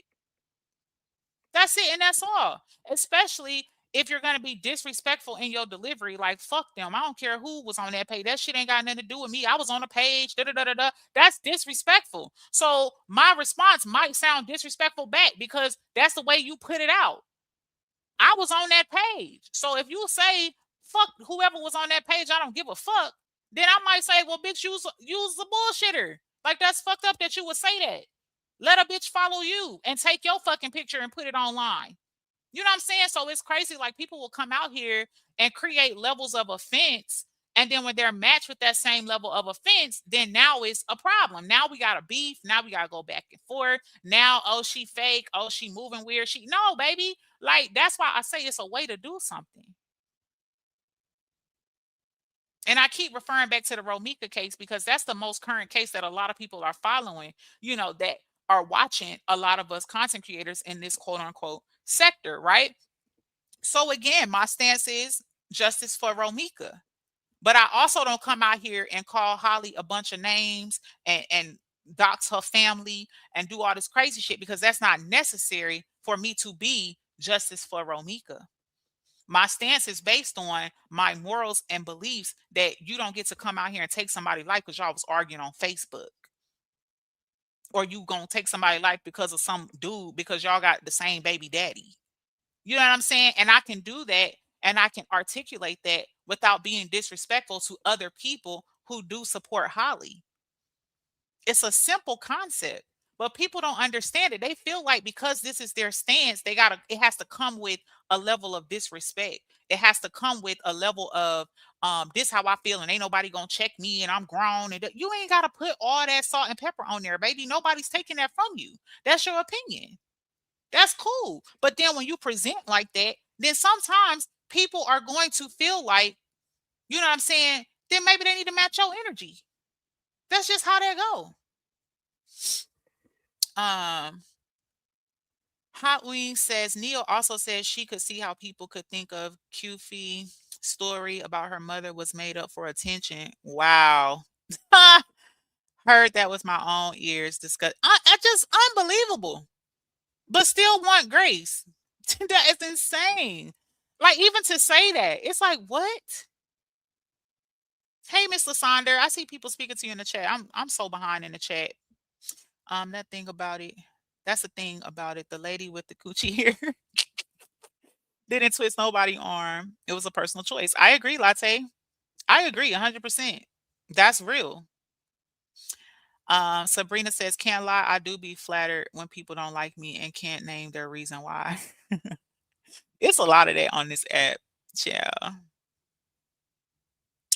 I don't care. It's laughable to me. Like, cause it's like whatever. Sabrina says, I'm quick to be like, how mad do I make you, baby? That one says, it's just a general question, and I have been trying to reach out to you in your chat because I have not been able to send super chat, super stickers for you. Try to find out why. Really? That one? You can't send super chats or super stickers? Anybody else having that problem? I see it should be the money sign at the bottom beside the chat. I don't know why. That's weird. But if you guys are having issues, you can also just send me a cash app that's posted on the screen. Um, Sabrina says, I love that part of the live, and that's why I try to operate. That's what I was trying to operate through. If we both acknowledge the facts, then we can understand where each other was coming from and empathize. I agree.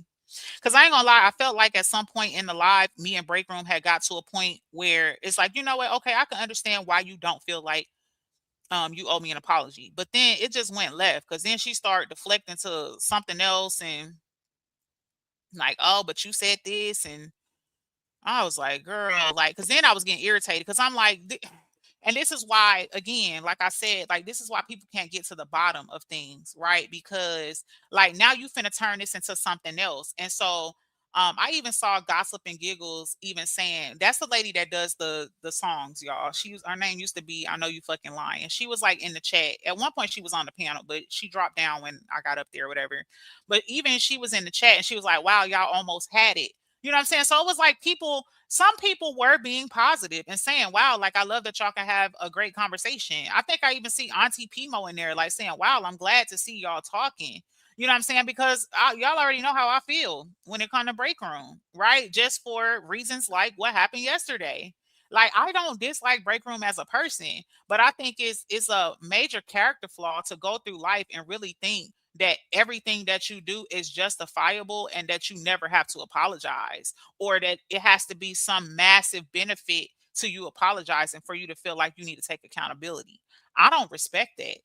Because I'm not going to lie, I feel like, and this is my personal opinion, the apologies that she has issued to certain content creators for whatever reason has been strictly for the benefit of the supporters. Period. I feel like she plays off of her audience. If her audience feels like that she should apologize to certain people, then she will. But if her audience doesn't fucking like me, that's no secret. You know what I'm saying? Most of her audience is mixed in with some of Amora's ex supporters. And obviously, you know how they feel because of the beef with me and Amora. You know what I'm saying? And she stuck around and hung out with Amora way longer than I did, right?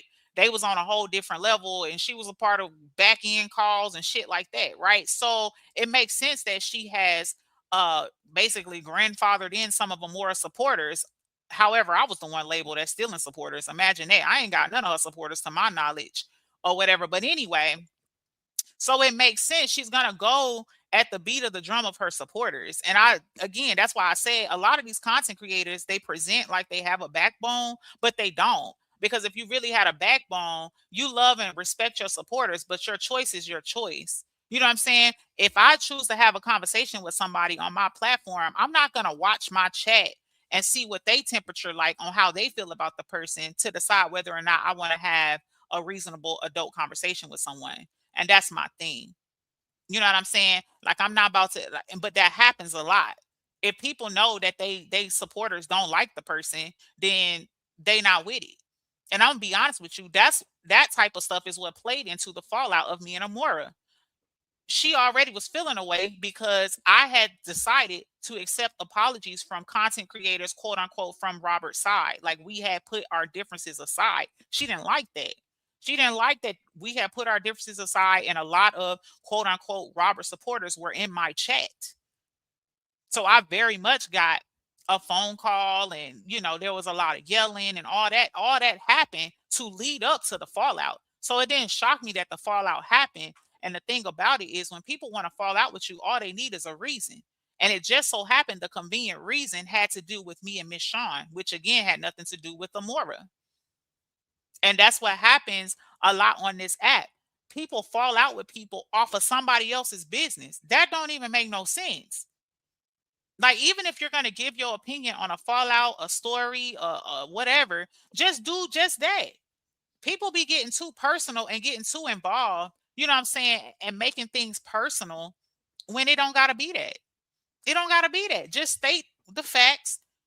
You can even put your point of view or your opinion on it and leave it at that. But no, people get too emotionally invested and start attacking people on account of someone else. And that's why I said I really respect Trina. I think I will go ahead on and play some of it. But Trina was, to me, very reasonable. She was just like, I don't understand. She was like, I've heard multiple people talking about how they've attacked somebody on account of Amora. She's like, she grown as hell. She can't just defend herself. You know what I'm saying? I'm thinking that's what I'm saying. And it's crazy that people who have done that and known that they have done that can't just be an adult about it and say, yo, I was all the way out of pocket. And that's why I respect those women. Hey, Hazel baby, that got on Jeannie's panel and said, yeah, I did this. This is what I did. This is why I did it. It was wrong. But this was my thought process behind it. You know what I'm saying? We was trying to help her win. We was trying to make her look like the GOAT on the app. You know what I'm saying? And as ridiculous as that sound, that's their truth. Which honestly, a lot of us knew that that's how that was playing out anyway. You know what I'm saying? So it wasn't a shock, but it was like, wow, like grown people really doing this. But people struggle with accepting responsibility for their actions. And this is why you got situations like Holly and Romika.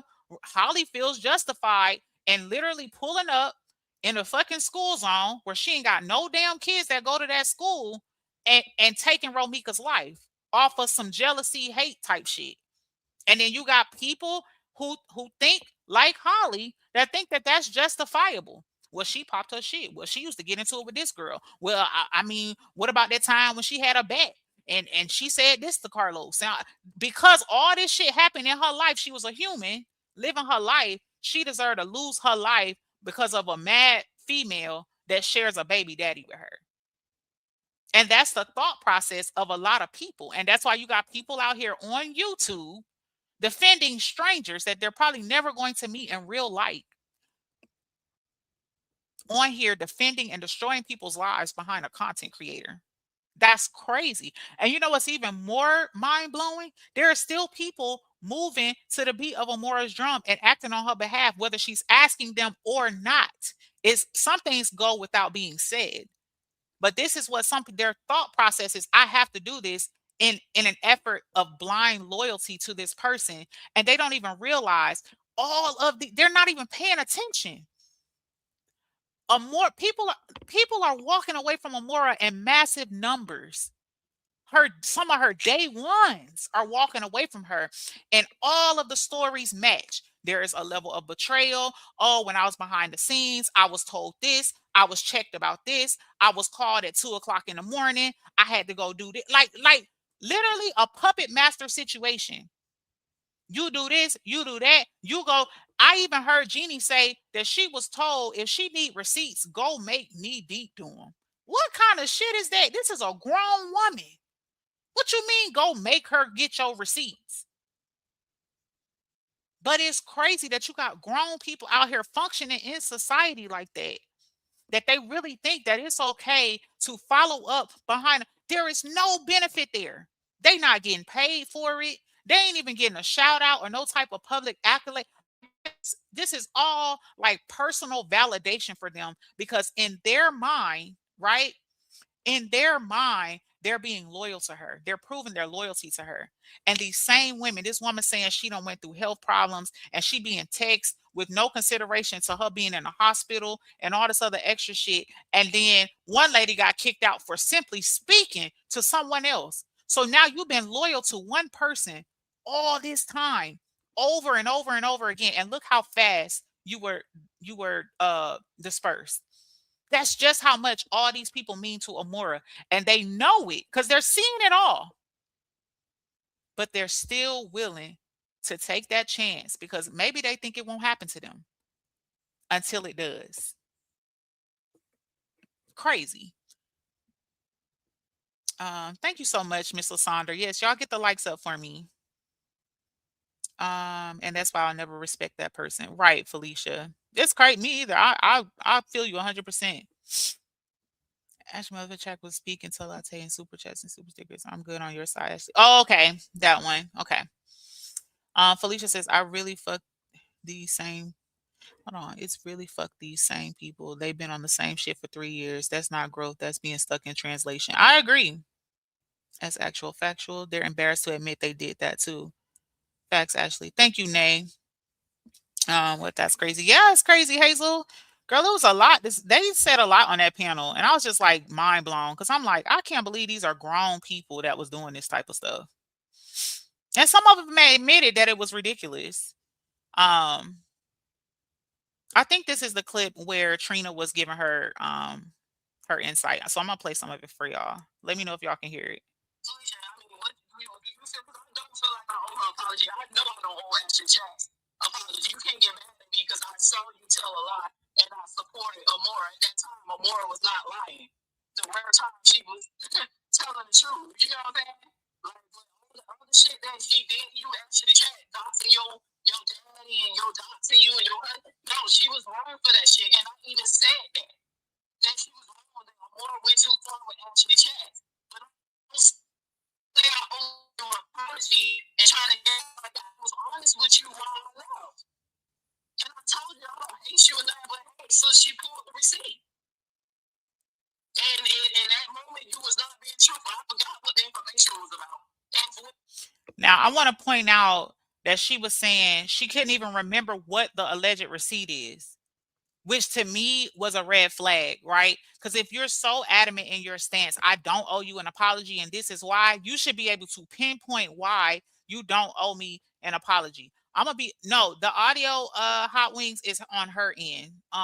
Neo has bad reception. She's like driving in the car or something. Like you'll hear it clear up when because she kind of drops on and off the panel as well.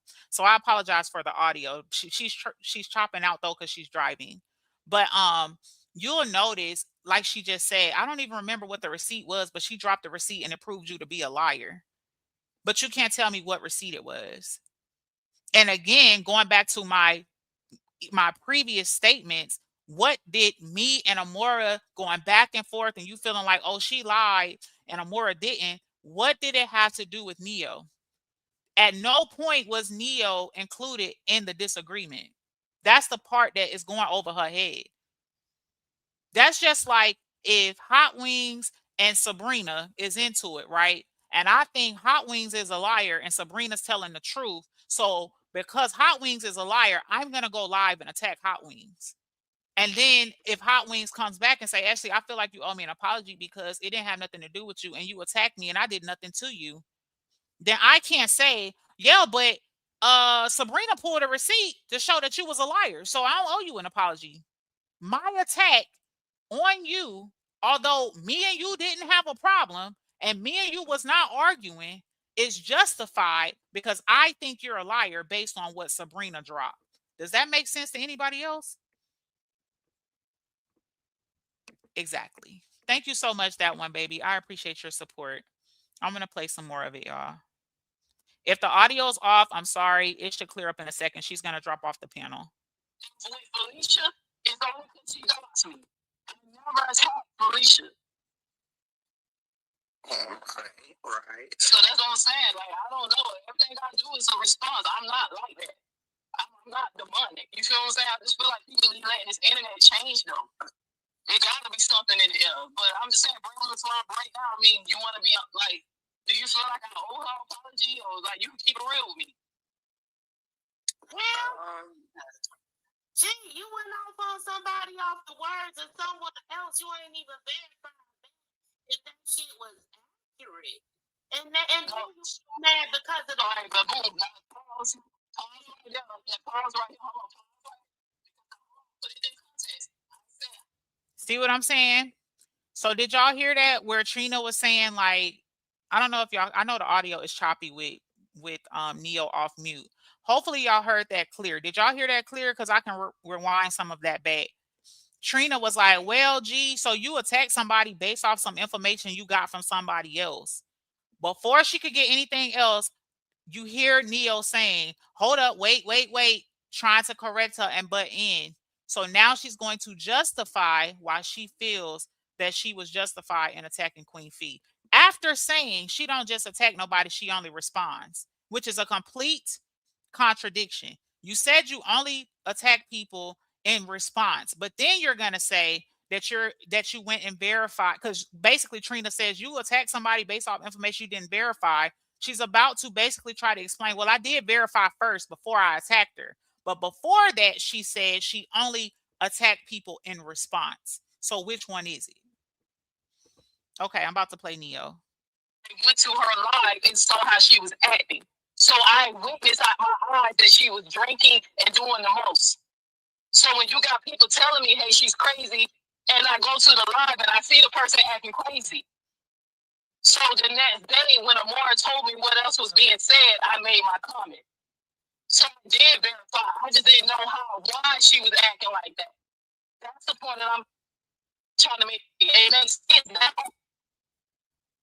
But most important, but that's why they be telling people not to act up. That's why they be telling people not to act out and don't be unhinged, because on the outside, looking in, sometimes from a distance, people don't know who the fool is.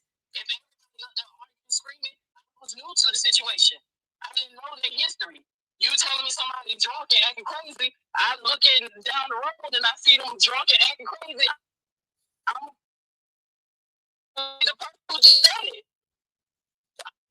Okay, so I'm gonna pause it here again. So basically, she's justifying. She's saying she was told by Amora that Fee was drunk and acting crazy, so she went to verify by going to Fee's live and allegedly seeing Fee drunk and acting crazy. So she felt justified in attacking Fee. Basically, long story short. After again, I want to reiterate, she's saying that she only attacks people in response. But in this scenario, I guess this is the exception. She attacked Fee because she was told by a grown person, hearsay, he say, she say, oh, Fee acting drunk and crazy. So she went to verify by going to watch Fee's live. So she feels justified. I just didn't know Amora was saying all that sick shit about that lady. I think since, okay, first of all, let me say, shout out Trina, because even though Neo was asking me, I was over here like in my head, like trying to figure, I was still processing. So I thank you for giving your opinion on it first while I was still processing. Because I was like, okay, because of how Trina just kind of helped me out with that as well, and you just helped me out with that too, Neo, by saying they said she was acting drunk and crazy. I went over there and see her acting drunk and crazy. The only place where like I'm going to have to agree with Trina on is. You had admitted. Now you usually we side by side and how we be processing things and thinking shit. But in this case, I would be lying if I didn't say, well, you didn't really look into why she was, feeling the way she was, and the process that took her to those emotions that looked wild, that Amora was presenting wild and crazy. But it's somebody genuine feelings when they are being attacked. Like her mom, like, do y'all understand? Felicia might have been out here popping her shit or whatever, but come on now, this lady had her mom posted with Debo over her saying, "Get up, Craig, get up," and we know her mom is deceased. So it was like she was getting hit left and right when it came to her mama. And we know a lot of us, Eric, if you got a parent alive, we know that we'll go toe to toe behind our alive parents. Now, just imagine when you've had to lose your mother in such a heinous way. We ain't to, this girl witnessed her mother being unalived herself, and to see the internet, kind of crash out on her where her mom was concerned was like I was cringing on some of that shit. You feel me? Because the same thing happened with my dad. Let me like she let me get something straight. So no, okay, but let me get something straight. So you and Trina both say, because I came in, I was new, right? When somebody say, tell me that somebody was crazy, and Now I'm just gonna pause it right here because honestly, I'm so tired of her and this garbage internet, respectfully. But also, I want to point out, pay attention to how Neo keeps reiterating, well, I didn't know, I was new. I had just came in. This is just what I was being told, right? Again, that's another element there. If for no other reason that an apology should be issued. Because if you don't even know what the hell is going on in a situation, How do you, as a grown functioning adult in society, feel that you are justified to come in and attack somebody and you don't even know what happened? You're literally going, if you like, again, I'm gonna use an example. Say me and Sabrina is cool. We rock, we alliances, right? Sabrina beefing with somebody on the app. I don't know the gist of the story, right? But I fucks with Sabrina. So of course I'm gonna ask Sabrina, hey, what's going on? Whatever Sabrina tells me is going to be Bible for me because I don't know what's going on. That's common sense. So you mean to tell me that you're admitting you took the word of someone else and used that as validity to go and attack somebody, and you feel that that behavior is excused and that you don't owe someone an apology? That is crazy to me. Hey, Josephine, welcome in. Lolita also said, so she really thinks that she was justified in coming on Queen Fee's panel and antagonizing her about what happened to Queen Fee's mom. Did she forget she did that? I was in Fee's chat and that shit was evil. It was. Um, and then Sabrina says, I got attacked left and right just because I was and still is a supporter of Fee. Breakroom couldn't even apologize for lying on me and her about her audio. Their logic is non-existent. Woo. Then Nola Bunny says, why ask for their opinion only to argue against it? Right, Nola, because she want them to agree. Hey, Cree, baby, welcome in. She want them to agree. That's it, and that's all. You see how she keep cutting them out? They can't even get a word in. She's like, no, wait. Let me make it make sense for y'all. Let me, you know what I'm saying? And it's like, girl, I just feel like it speaks volumes. Let's listen to some more of this Obama dial-up internet. And I witnessed them being getting up, drinking, doing the most. I was supposed to then, let me go find out why she acted this way. That's what I was supposed to do. No, I didn't know because if you go like, it's one thing like, just trust me, I kind of get where you coming from too. I'm just saying because you know how we do. You know, we're analyzers. You a fucking code breaker. So yeah, you know when even that's why I code breaker very well, and I'm telling you, I don't see. You gotta know. I will understand. Just crashing out for nothing though, Neo. So all I'm saying is the girl was, you know, I witnessed Queen Fee, you know, doing her thing, intoxicated or whatever. But I was also privy to the things that she had to endure too. So you know, you weren't wrong for what you observed, but I think it would probably be wrong to not try to analyze or figure out why you was observing. Why were you looking? You know, you were seeing this, but you didn't question why this could be going on without like then assessing her as crazy when she did a lot of responding about her mom and just like, I mean, you wouldn't believe the shit that has been said about this lady's deceased mother and her, you know, all kind of shit and stuff put out on her video, all kind of stuff. So yeah, she did it. And then, you know, Amber, I don't know if it, forgive me if I get this a little mixed up, but her, you know, that I don't know if he was around when the y'all put the name in the chat. What's the dude name? Who she was dating, Don Chapo or whatever. Well, Don Chapo released all her new videos to the RH supporters, and Amber helped spread them around to hundreds, you know, to a lot of people. You know, so she was taking hits, you know, all her nudie videos and her giving, you know, the ratio and all that good stuff. It was all over. Plus her mom getting dragged. But you know, it was a lot, dog. I ain't even gonna front. So yeah. All of that went on.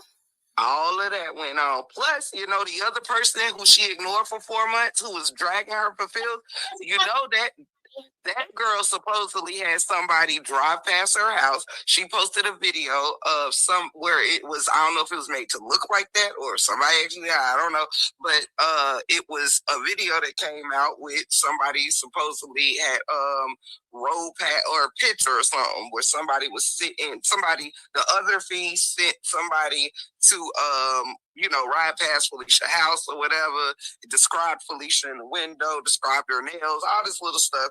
And so for like 2 days, she was sitting at the door with her freaking entire door open with her bang bang on the table. Like, all right, whoever was right past my house, ride your ass past it now type shit, right? It was a lot. Felicia made a couple of trips to Chicago to see about this person or to pull up. Like, it was some little shit. It was a lot of shit going on. So in her defense, I have to say, though Felicia's not innocent, she came out like dragging the fuck out of RH supporters who didn't even know her. True, but hell, I'm a roaster, so she was doing her little thing, but she wasn't dragging people mamas. She hadn't been pulling up outside people's houses or stuff like that. But yeah, so I ain't saying she innocent. Sabrina, it's Sabrina's comment for me, baby. And this is the point that I'm making, right? I'm so glad you said this and I didn't have to say it. She's only acknowledging this because she has an issue with the other lady now. Because if Break Room is honest, and this ain't her and Fee done worked it out, so it is what it is. She also participated in some, like she knew this and also participated in a trolling fee for some of these same things that she's admitting that she's aware of, right? She would not be saying this otherwise. So shout out to Sabrina because that's it and that's all. And this is what I was talking about when I say these content creators are not as I'm real, I'm 100% truthful, I'm this, I'm that as they present. These content creators move a certain way depending on the support of the audience that they're looking for. And that's what I was talking about with Jeannie when Jeannie got on her platform yesterday, talk about it's been so heavy on her heart, and now she want to do an interview with Queen Fee within the next 2 days. So she gonna reach out to Queen Fee. Girl, please, respectfully. And Queen Fee is a grown ass woman; she can do whatever she want to do. But all I'm saying is, y'all gotta peep the play when it comes to these content creators. They playing in a lot of y'all faces because they're moving certain ways and being strategic based on the support that they need for their platform. And that is crazy, but it is what it is. Let's keep listening. But I'm saying when it came to the shit that they were doing to her, that shit was wild. Like, I think I might even shed a tear for her one day because it just got so nasty. I'm like, this shit is crazy. And I lost a parent before myself. So, she was being hit left and right, and it wasn't just your basic you fat jokes or you got a long neck or some shit. Nah, man, they dragging your mother that you watched be taken out of this world by a fucked up dude. That shit crazy. Hey, Miss Judy, and hey, someone else came in. LGW, good morning, baby. Here's Trina, y'all. Naked pictures, videos, sexual acts of an individual that's released online, that is a federal sex crime. That is unsolicited, unauthorized release of pornographic material. Absolutely. That is a federal sex crime. Just to be clear, that's you have to have some point where where the bullshit stops. It has to be a level where it stops. And I was trying to explain to Neo that I believe that we all are where we're supposed to be, based on a time decision that we make and choices and plan of God. And, as a consequence, because she didn't do her due diligence to find out if Amora was a liar, she ended up in a longer term relationship being around a liar until it was severed once she came to the truth.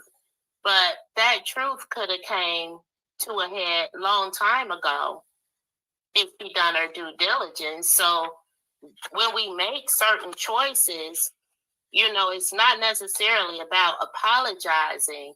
It's about being in the same place in life of which we need to have moved on a long time ago. You see what I'm saying? Like, the theory of cause and effect, because, you went that specific route, the effect was that you ended up being around someone that's a liar and no good for you, which is absolutely the same person who sent you off in the beginning. And so it's not necessarily about an apology because it's like you paid the price for what you done, through the decisions and choices that you made. Yeah. I think acknowledging it. I think, Neil, do you keep falling off the back? I think Neo must have lost signal, but yeah, that's what I was saying. I don't know whether to say.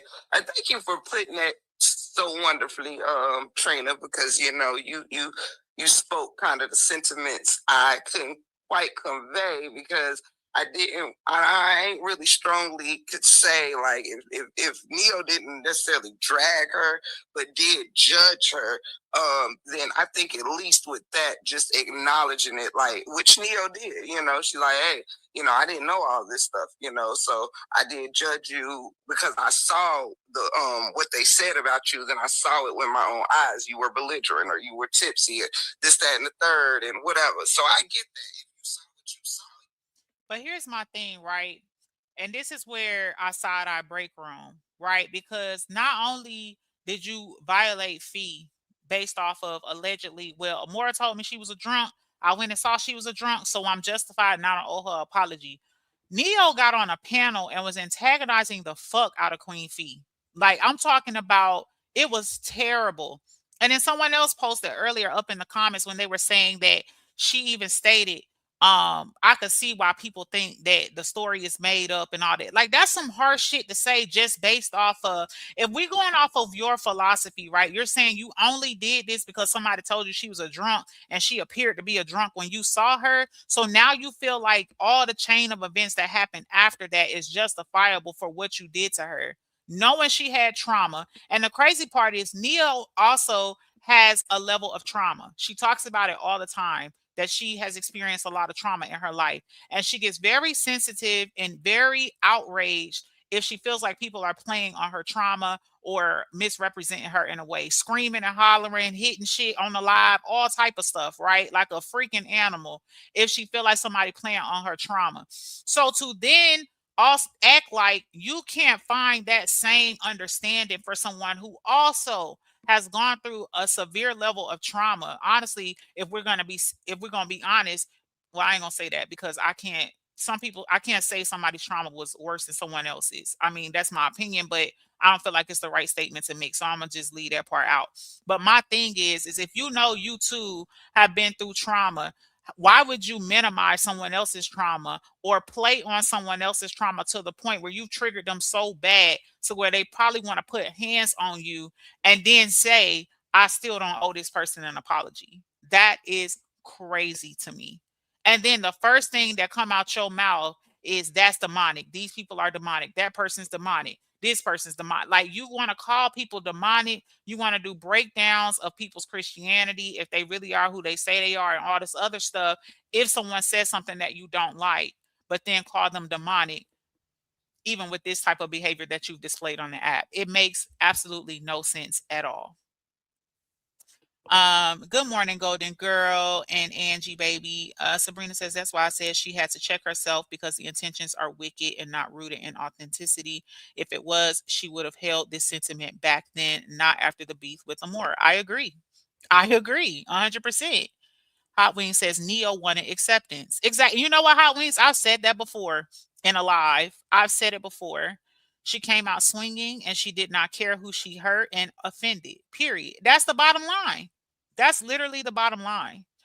And then Golden Girl says, them women over there has minds of their own and they just some weak women that wants to belong to something. It's sad. Sabrina says, shout out to Tamik for acknowledging that someone was being messy towards you. Yes, I said that earlier in the live. It might have been before you came in. But yes, I definitely said shout out to Tamik. Like I personally wanted to thank her because I saw that. And she was like, I'm out. Good night. Y'all can have it. Because it was messy. And I really was trying to get an understanding. But like I said, sometimes people ain't trying to get the same understanding that you are. And that you just have to be okay with that. Hey, Nina, baby, welcome in. All right, let me finish this clip, y'all. I think it's like maybe 2 minutes left. adjectives they use for her. But if we judge a character based off an isolated situation without knowing the backstory, well, that's where we can go ending up with our foot in our mouth, or like, oh shit, you know what I'm saying? So yeah. Yeah, because according to Amora, I'm crazy and unhinged and delusional. But yes. But I'm sorry, Miss Trina. I do know that y'all trying to tell me Ashley chat is in the chat, and I'm not ignoring that. It was just that the panel was in the middle of speaking right then, and I try not to interrupt or whatever, but I do acknowledge that Ashley is in the chat, and I'm not ignoring her. I'm just going in proper order here. So, Miss Trina, back to you. Yeah, so that's all I'm saying. We all do this life one time. We live this life once. We don't get no do-overs. This is everybody's life. You know what I mean? Including Lion and Samora. This is everybody's life. Life is so beautiful. Life is so precious. Don't let nobody dictate how your life is to go. Don't let nobody bring that bullshit to your table. Let them fight their own battles. We all grown, right? Yeah. We all grown enough to fight our own battles. And as far as I hear a lot about, people that are affiliated with Amora attacking other people. She's supposed to be the head of loud talkers. That motherfucker can't speak for herself. You can't speak for her damn self. How are you defending somebody who's supposed to be schooling you? Like, what's wrong with you? You know what I mean? Big facts. Yep. So that was the end of that clip. And to be honest, I felt like Break Room was talking like she had some sense in that clip, but it then once her and I had the dialogue, it was like then the principles didn't apply. You know what I'm saying? Because what you would find in me and her's dialogue is what she thought was the reality was not. She had the events all misconstrued and backwards. It's not the way it played out. It didn't play out the way she said. And then even with her acknowledging it, then she kept changing the reason why she attacked me. Oh, I didn't attack you. Well, I attacked you because Amora posted receipts. Oh, no, no, no. I didn't attack you for that. I attacked you because I had a conversation with Ashley D and we thought you was moving weird. And I checked your temperature a couple times and yeah, we confirmed that you was moving weird. You know what I'm saying? So the reasons kept changing, which told me that, in my opinion, deep down, you knew that you was out of pocket. You was out of pocket and you don't want to accept the accountability for it. That's just straight up like what it was. It was just a bunch of deflection and a bunch of going around merry-go-round in circles. Yes, Ashley, you definitely showed that she wanted acceptance. That live was fire. It was. All right, I'll play a little bit of me and her dialogue, and then I'll get off, y'all, because I don't want to hold y'all too long. Shout out, and I'm glad you on Earth. Moving forward. Now, Ashley, welcome to the panel. Thank you. Can you guys hear me okay? We can. Absolutely. Okay, perfect. Okay, so I just wanted to come up here. Someone told me that you was live. I was actually being nosy in another live. So I missed a lot. So if I say something that you've already addressed, like you could just let me know because I have to play it back. I did hear you say that Tinkerz apologized to me. So if Tinkerz, if you are listening, I appreciate that. Thank you very much. I have to go back and listen to it. I haven't heard it as of yet. I just came into the live.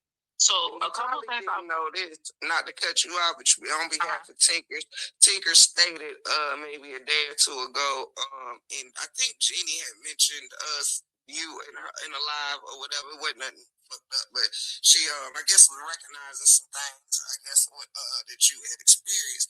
But Tinkerz had said in that live that when she gets the opportunity, she was going to apologize and take accountability for getting in the mud, talking shit, calling you names, just because she was supporting old girl. So yeah, I'm glad that I gave her that opportunity to do that in spite of whatever we're going through. She sincerely wanted to do that. So I do hope that you receive it. And I will. I'm not a difficult person. I know what the narrative is. Um, to me, I feel like accountability to some people, maybe people value it or maybe some don't. It's a big deal for me. And that's what I think a lot of people are missing here. I see people and I hear people say a lot, oh, just move on. It's, oh, y'all don't like each other anyway. It doesn't matter.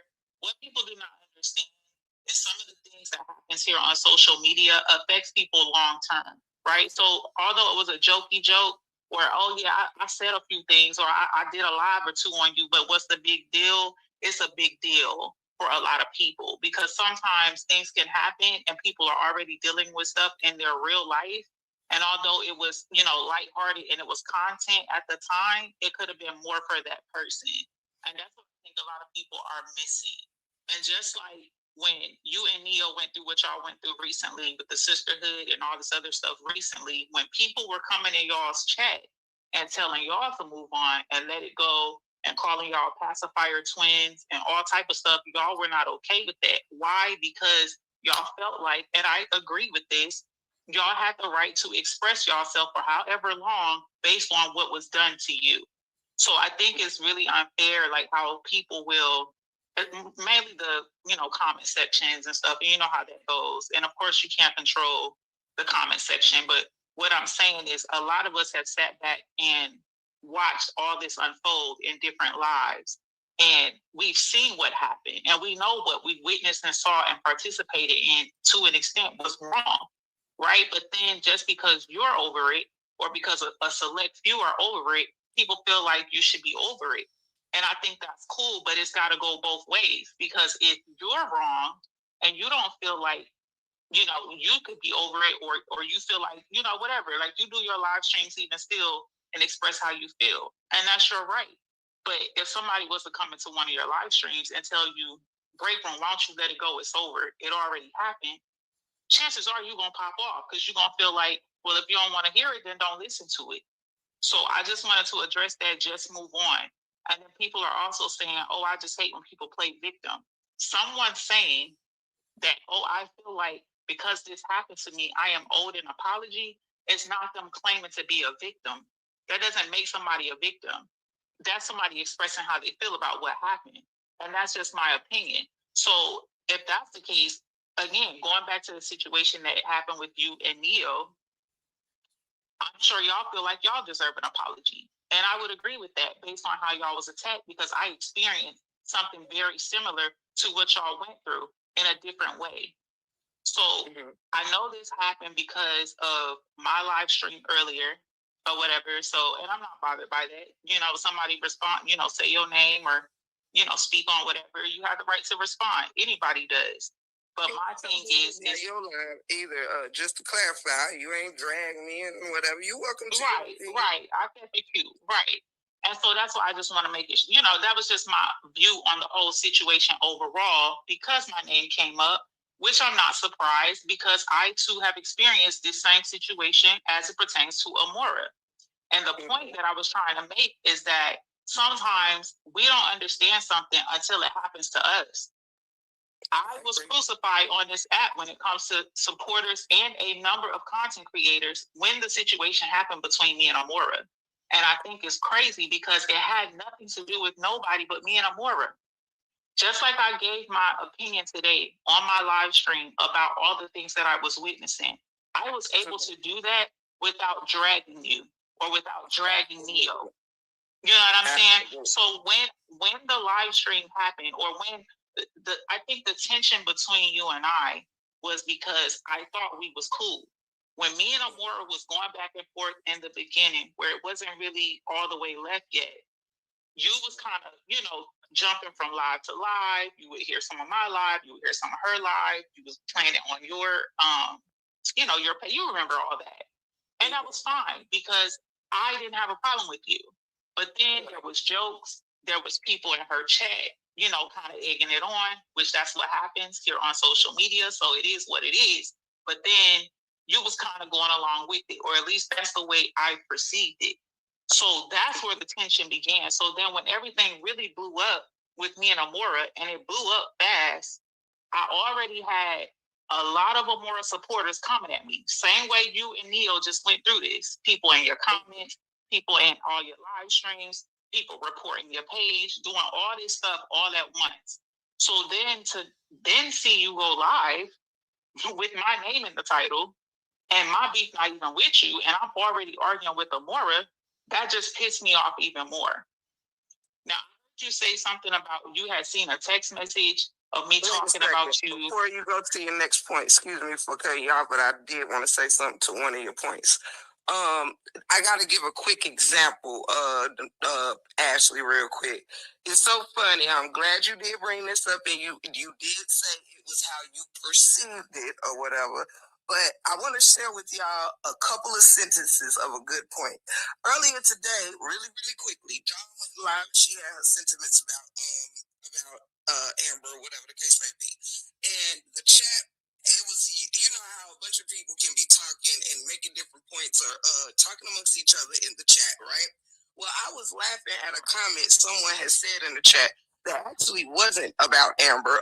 They were saying something funny to another chat member that was not about Amber. And I had laughed about it. And Dawn had said, break room, you Amber about to gonna go live, put you on a community board because you in the chat laughing or whatever. And then I said, I'm just down here being my little humor, in my humor world or whatever. And it was funny. I didn't clarify this in the chat, but I wasn't even laughing about the things being said about Amber. At the time, I dropped those laughing emojis in there. I was laughing at a whole nother different thing. And so this. Now I'm just going to I just want to interject right here, because while I guess you could say this analogy is applicable, not really, right? Because someone streaming your live and actively making commentary while you are actively beefing with someone and laughing and making jokes is not the same as you indirectly laughing at another comment that happens to be in a chat. Okay. So while her example is very much realistic, like that does happen. Like I've had issues like that before where I misunderstood someone laughing in a chat as it pertained to me being in a topic and then finding out later that that's not the way, you know what I'm saying, it was actually happened, or it was just the way I perceived it. That is not the same as someone physically streaming a live stream while you're in the middle of a beef and making comments and reading funny comments and making little slick digs and things like that in the middle of an active beef. That's not the same, right? But I didn't want to cut her off like I was being cut off. For one, it was her panel and I didn't want to come off as rude, but this is my panel. So now I can interject when I want to and just give my feedback on what was happening. So let's keep listening. This situation, when you just said that, it reminded me of a lot of times where I've seen people be accused of, laughing in a chat, and just because the live is about that person, many people have much conversations in chats where you could be laughing at something with somebody that happened last night somewhere else, and just because it's laughing emojis and a person didn't read the comments you said before that was to a certain person, it might be taken like you laughing at whoever is being roasted. And a lot of the times when you and Amora was going through y'all thing, I would be in the chats listening because I didn't know y'all story. It took me a good little.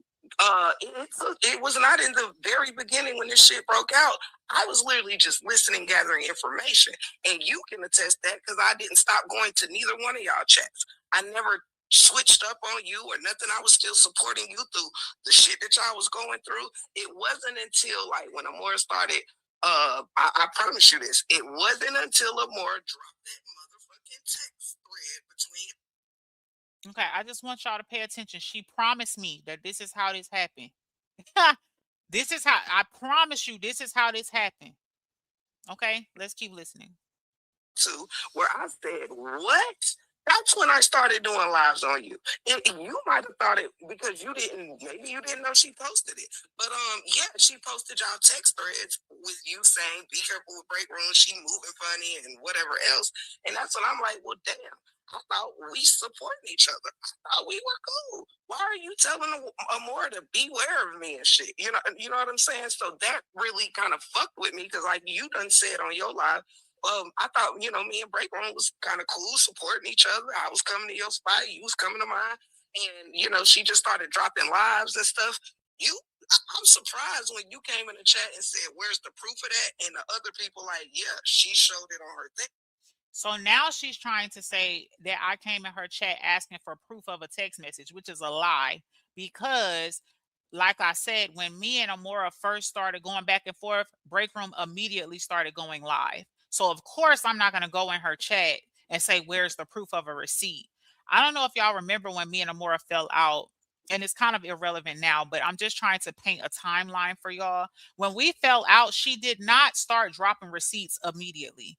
She first we went back and forth a couple times, and then every time I would fire back, it would piss her off even more. And then she started dropping bits and pieces of receipts, and she was dragging it out over time. That's why there was multiple videos over time, because she was dropping a little bit of the receipt text here, a little bit from the Facebook chat, a little bit from the phone chat, and all of that. So this is incorrect.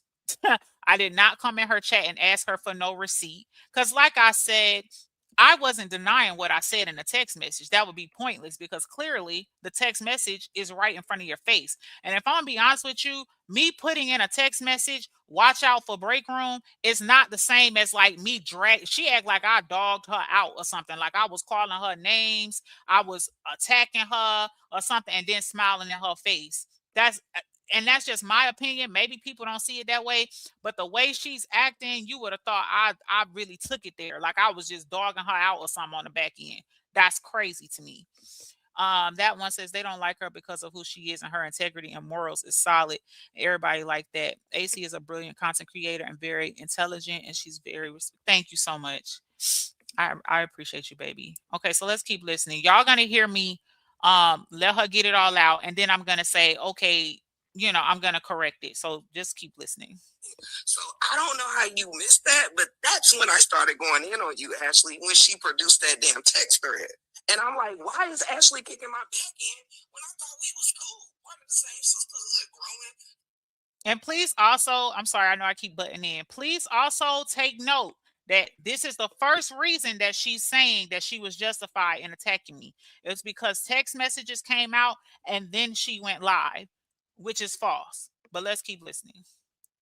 Bond a little bit. We was, supporting each other. You said the same shit on your live today, and I'm like, so I couldn't get it. That's why I said I didn't owe you an apology, because I didn't start with you because of more. I started with you because of that text message.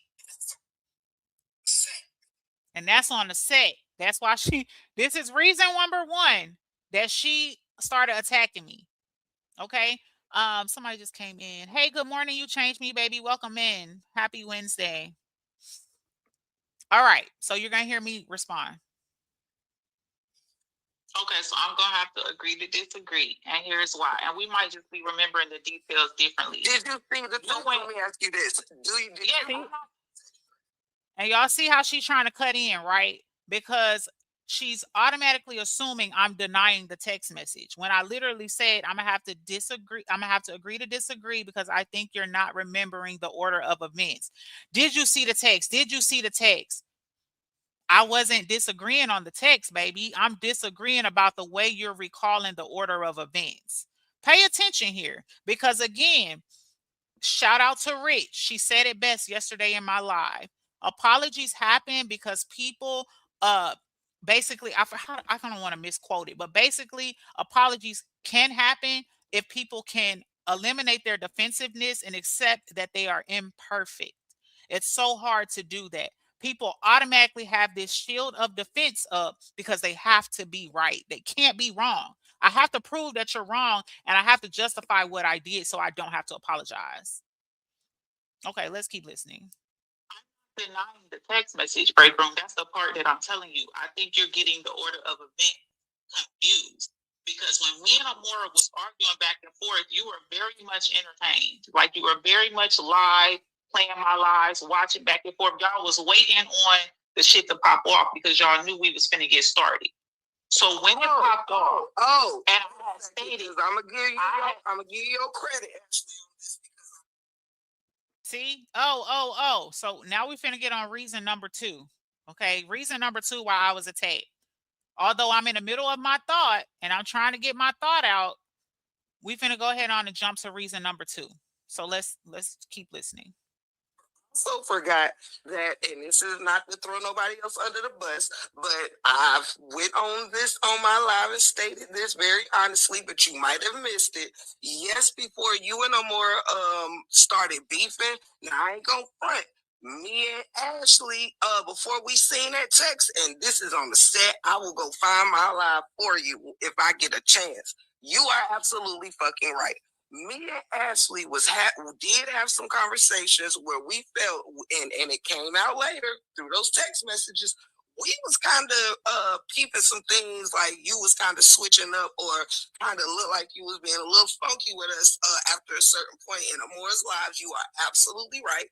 Me and Ashley D did have our eye on you, and we were like, dang, is it me, or do it look like, she kind of coming, like it was some things we was peeping. I can't necessarily remember how all that broke out, but you are right. Me and Ashley had conversations about feeling like that you were moving funny beforehand, and which was true, because again, when me and her had those conversations, the text thread that Amora showed kind of, it added up with the time frame of us feeling like you was moving funny. That's why I started before she could even show it. I felt it. I seen a little switch in you, and then it was confirmation when Amora showed that text thread, and I'm like, oh, so she was kind of moving funny. Oh, so she was moving funny, although I had already done a live on you and attacked you. And this is why my question is, so what if the text message didn't come out? What if Amora didn't expose it? What would your reason be then? What would your reason have been then? Because it goes back to, you attacked me because you wanted to. Point blank and period. I didn't attack you. I didn't do shit to you. You assumed that there was an issue there or some underlying whatever, and that is why you attacked me. Point blank and period. LG makes a great point. Says, Ashley, if she started because of a text, why didn't she come to you if you two were friendly? That's an absolutely great question as well, because Breakroom has contacted me on the back end before. She has. Now, do we have like a connection on the back end? No, but she has contacted me on the back end, mainly because she had said something kind of weird on one of her live streams before, and I asked a question in her chat. So after her live stream ended, she messaged me and said, hey, I just want to let you know, that's not what I meant by it, blah, blah, blah, blah, blah, type deal. So that poses a great question. If you felt like, there shouldn't be an issue there was no rapport there, like, or you were side-eyeing me, or whatever word you want to put there. If you felt like that and we were mutually supporting each other, why didn't you reach out?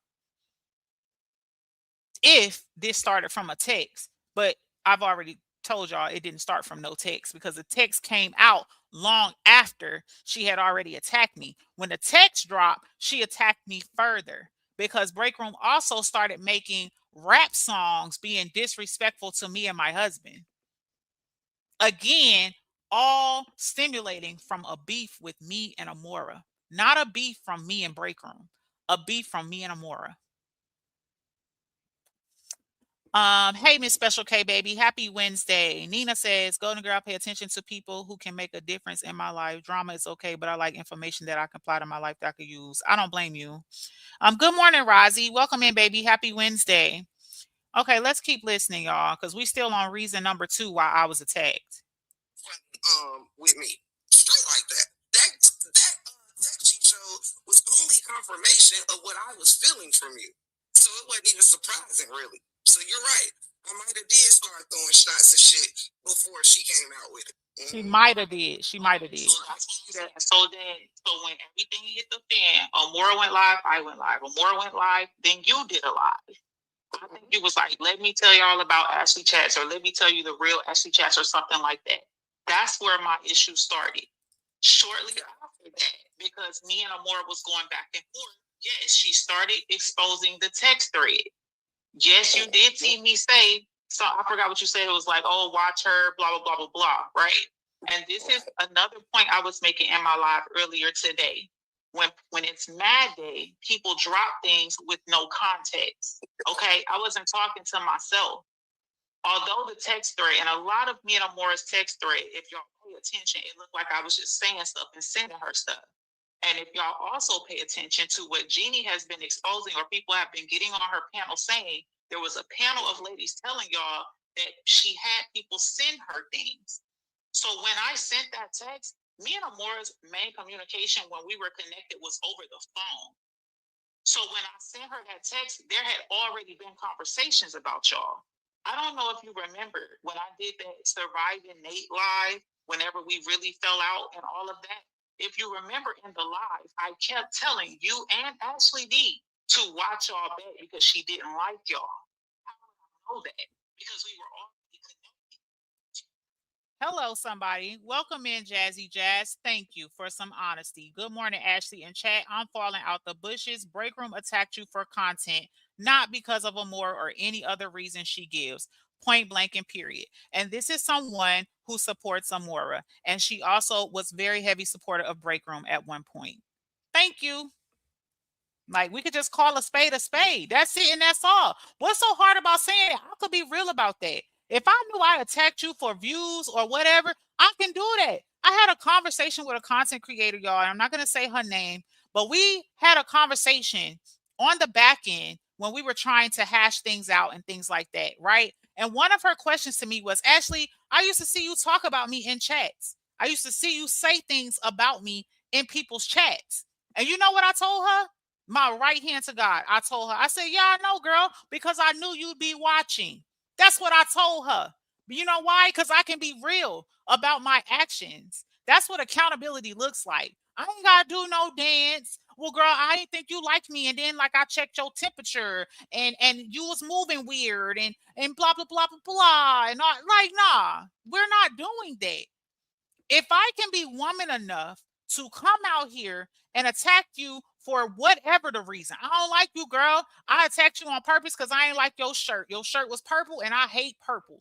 Then I should be able to stand on that and say that and not do this dance of, oh, well, I attacked you because some text messages were like, because now you're trying to justify the behavior.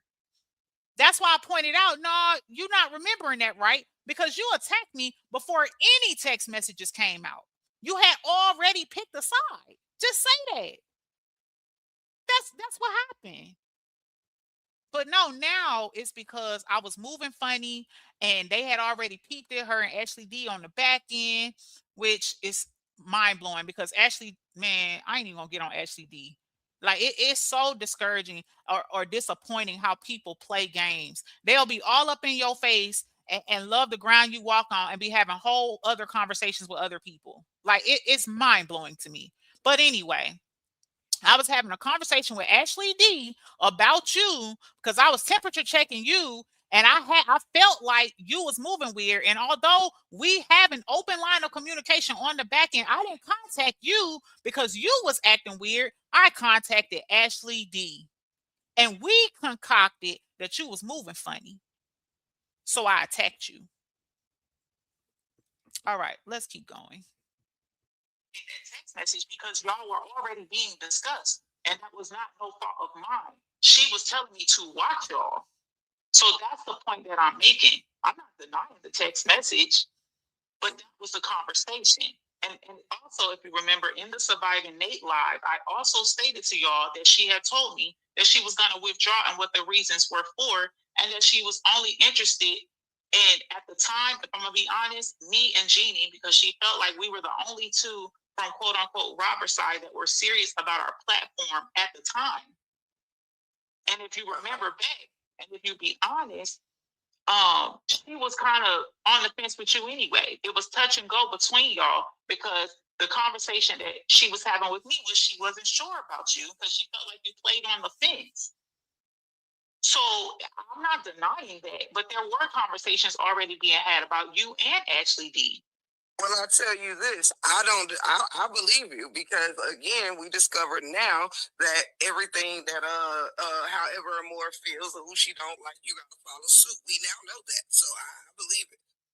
And again, That's something I'm not even I ain't even fucking with. And there was more than one conversation because I see people getting smart in the chat, like, oh, she said this, and so you take. First of all, I'm not trying to make it make sense for y'all in the chat. I'm trying to make it sense for break room. Okay. Yep. Conversations were being had. Let us focus on conversations were being had. So yes, text messages were what they were. I'm not denying that. So that's what I'm saying. Like, that's where the tension was between us, because the way I saw it was you attacked me on account of Amora, because when everything blew up, you said what you had to say about me, and then boom, all of a sudden you were in alliance with Amora. And I'll be honest with you, I believe the alliance only happened because I had already exposed that she didn't want nothing to do with y'all. So it came down to, now I got to make her look like a liar. Because if you remember when everything blew up, the motive, like the game was Ashley's a liar. Everything Ashley's saying is a liar. She's a manipulator. She was trying to steal my support. She was jealous and all of that. So if I come out and say, this is what this person told me, now I got to make you look like a liar. Now I want to interject here because I remember when I did that Surviving Nate live or whatever, Break Room did a reaction live to that and called me 55 liars and said that I was just trying to come between her and Amora and all this other stuff, right? So again, to go back and say, oh no, I already had my own reservations about you. This had nothing to do with Amora. It wasn't because I sided with Amora, but then to automatically side with Amora whenever I'm expressing this was my experience with Amora and this is what she told me, which would have been not offensive to Break Room, right? Because I'm telling you, girl, she don't like you. She already said, this how she feel about you, and she think about cutting you and Ashley D off. And then you say, girl, whatever, you just mad, or and of course I don't know verbatim what she said, but to the extent it was basically like, girl, please, you just trying to come between me and Amora, we good. And blah, blah, blah, blah. And then boom, their alliance just got stronger and stronger and things took off from there. That's what happened. Actually, it's a lot of people on YouTube who just not solid or real. A lot of people scared to be themselves, let alone stand on their word. And I'm speaking in general. Your authenticity is the reason I subscribe. Thank you so much, Miss Foxy. I appreciate that. And that's why I keep going. Miss Special K says, what I've learned from these YouTube streets, people will attack you for your intellectual side. And because your ability to articulate a sentence is sad. Instead, they attack everything around you. Right. And you know why? It's in an effort to attack your credibility. That's all it is. So that's what I'm saying. I wasn't lying. That's how that played out. It was what it was. I can dig it. And again, I don't knock nobody's perception of events or how anybody sees anything. I wouldn't knock you for how you perceived it.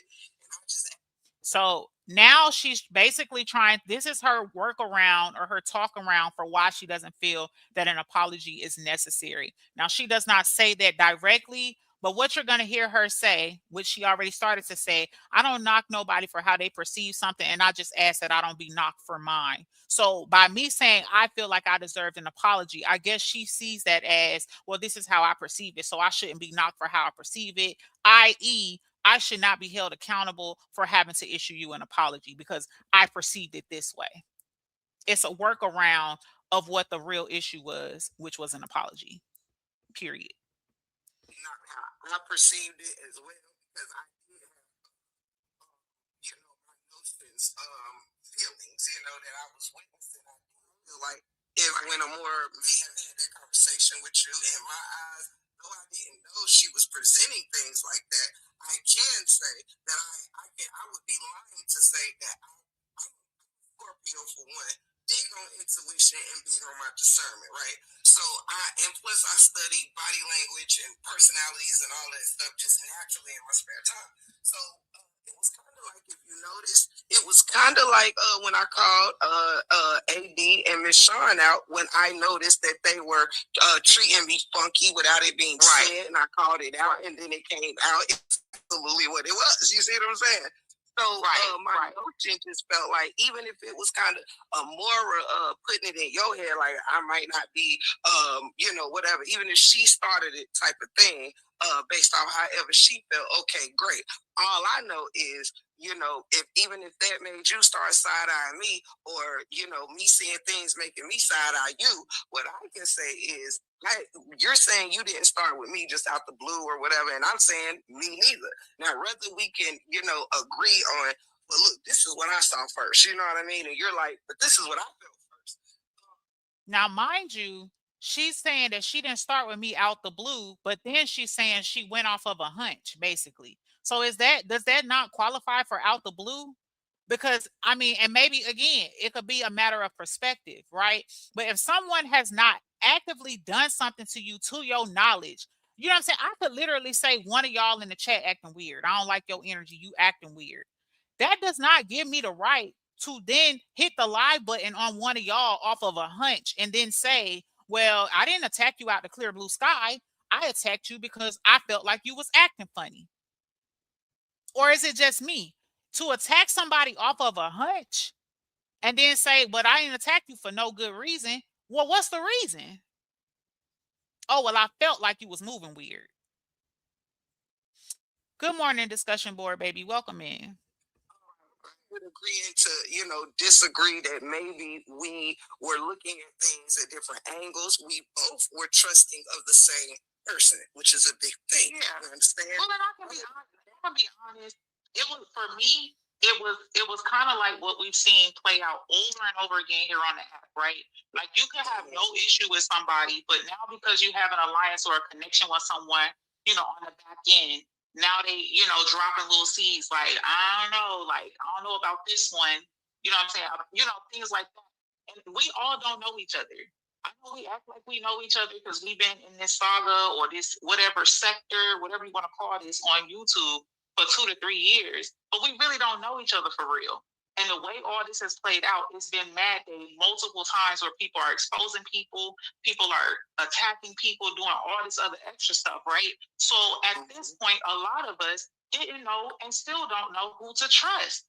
So I can't lie. And then if I'm gonna be real with you, Break Room, we had already had a fallout before. You know what I'm saying? So although we were mutually supporting each other or whatever, we didn't have no issue. If we're gonna be real, I fell out with somebody before, and then now somebody, kind of like, I don't know about her, you need to watch her. Certain things that you were doing was being pointed out to me, that I wasn't really even peeping like that. Because I'm gonna be honest with you, girl, I got a life outside of YouTube. You know what I'm saying? So I'm not watching people like that. You know what I'm saying? So, but then if you got somebody like, hey, did you peep that? Did you see that? Did you see her when she did this? Or she was in this person chat? Or did you see her? You know what I'm saying? Or you see how she got all these certain people in her chat? Like, you know how it goes. I do, and it's unfortunate that when you align with somebody, and I mean, don't get me wrong, listen, I don't even knock the fact that sometimes we do have to go through our own experiences. It's a given. That's what life is built off of, experience. That's how we get wisdom, I'm all for it.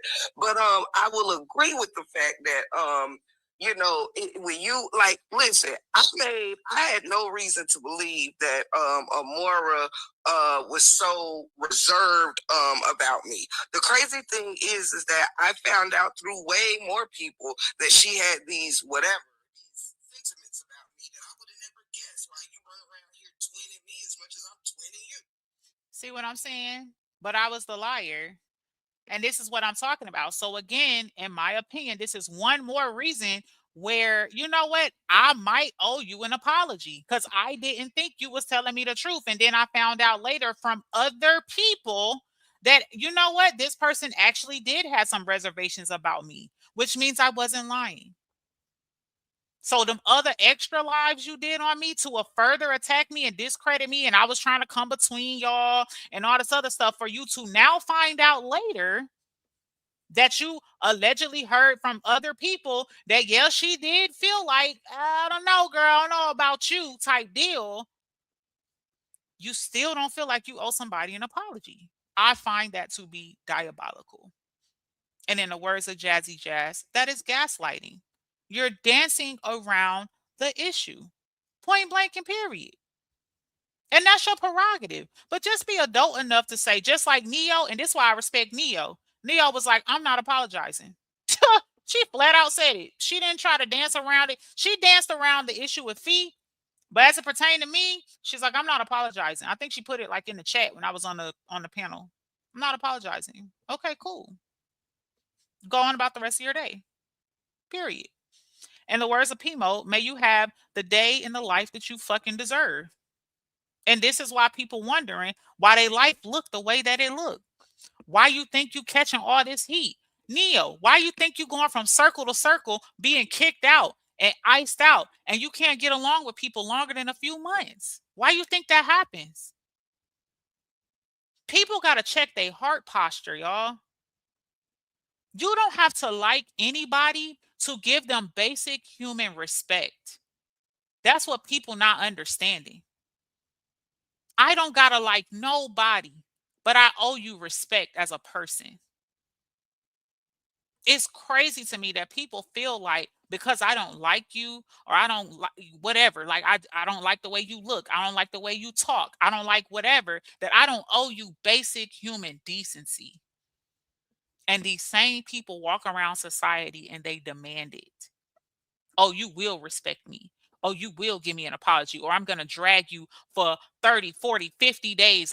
Everything you post, I'm going to post an AI version of it. Everything you say, I'm going to do it a different way. I'm going to antagonize and poke and antagonize and poke. And I'm going to do multiple lives on you about you being a demon and all this other crazy shit, because I'm going to force you to do what I want you to do. But don't you dare ask me to apologize or take any type of accountability for anything I'm doing. There's not a person on this app or in my real life that I have ever got into it with that if they were to extend me an apology and take accountability, that I won't offer that same thing back. You know why? Because although whether they wrong me first or I wronged them first, it don't matter in the grand scheme of things if there were two active participants. Whether you was responding or not, you still responded in an effort to harm somebody. This court case that we all following with Holly and Romika, if Holly gets convicted, do you not understand a part of her conviction? They are going to require her to make a statement to Romika's family, or at least offer her that, because they want to see, are you remorseful for what you did, whether you feel like you're justified or not? Are you going to take accountability for your actions, whether you felt like what you did was right in the moment or not? We live in a society where people's feelings and transgressions are just stepped over. I know I wronged you. So what? I'm grown. Who gonna check me?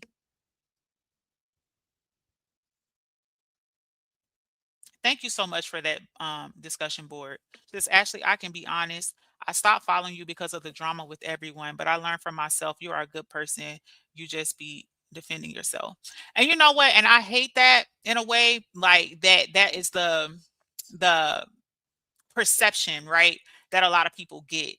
But I respect it. You're not the only one that has said that, discussion board. I've been contacted by a lot of people, I kid y'all not, in the last few months that have just been very open and honest with me about, how they viewed me based on some of the other back and forth with other people.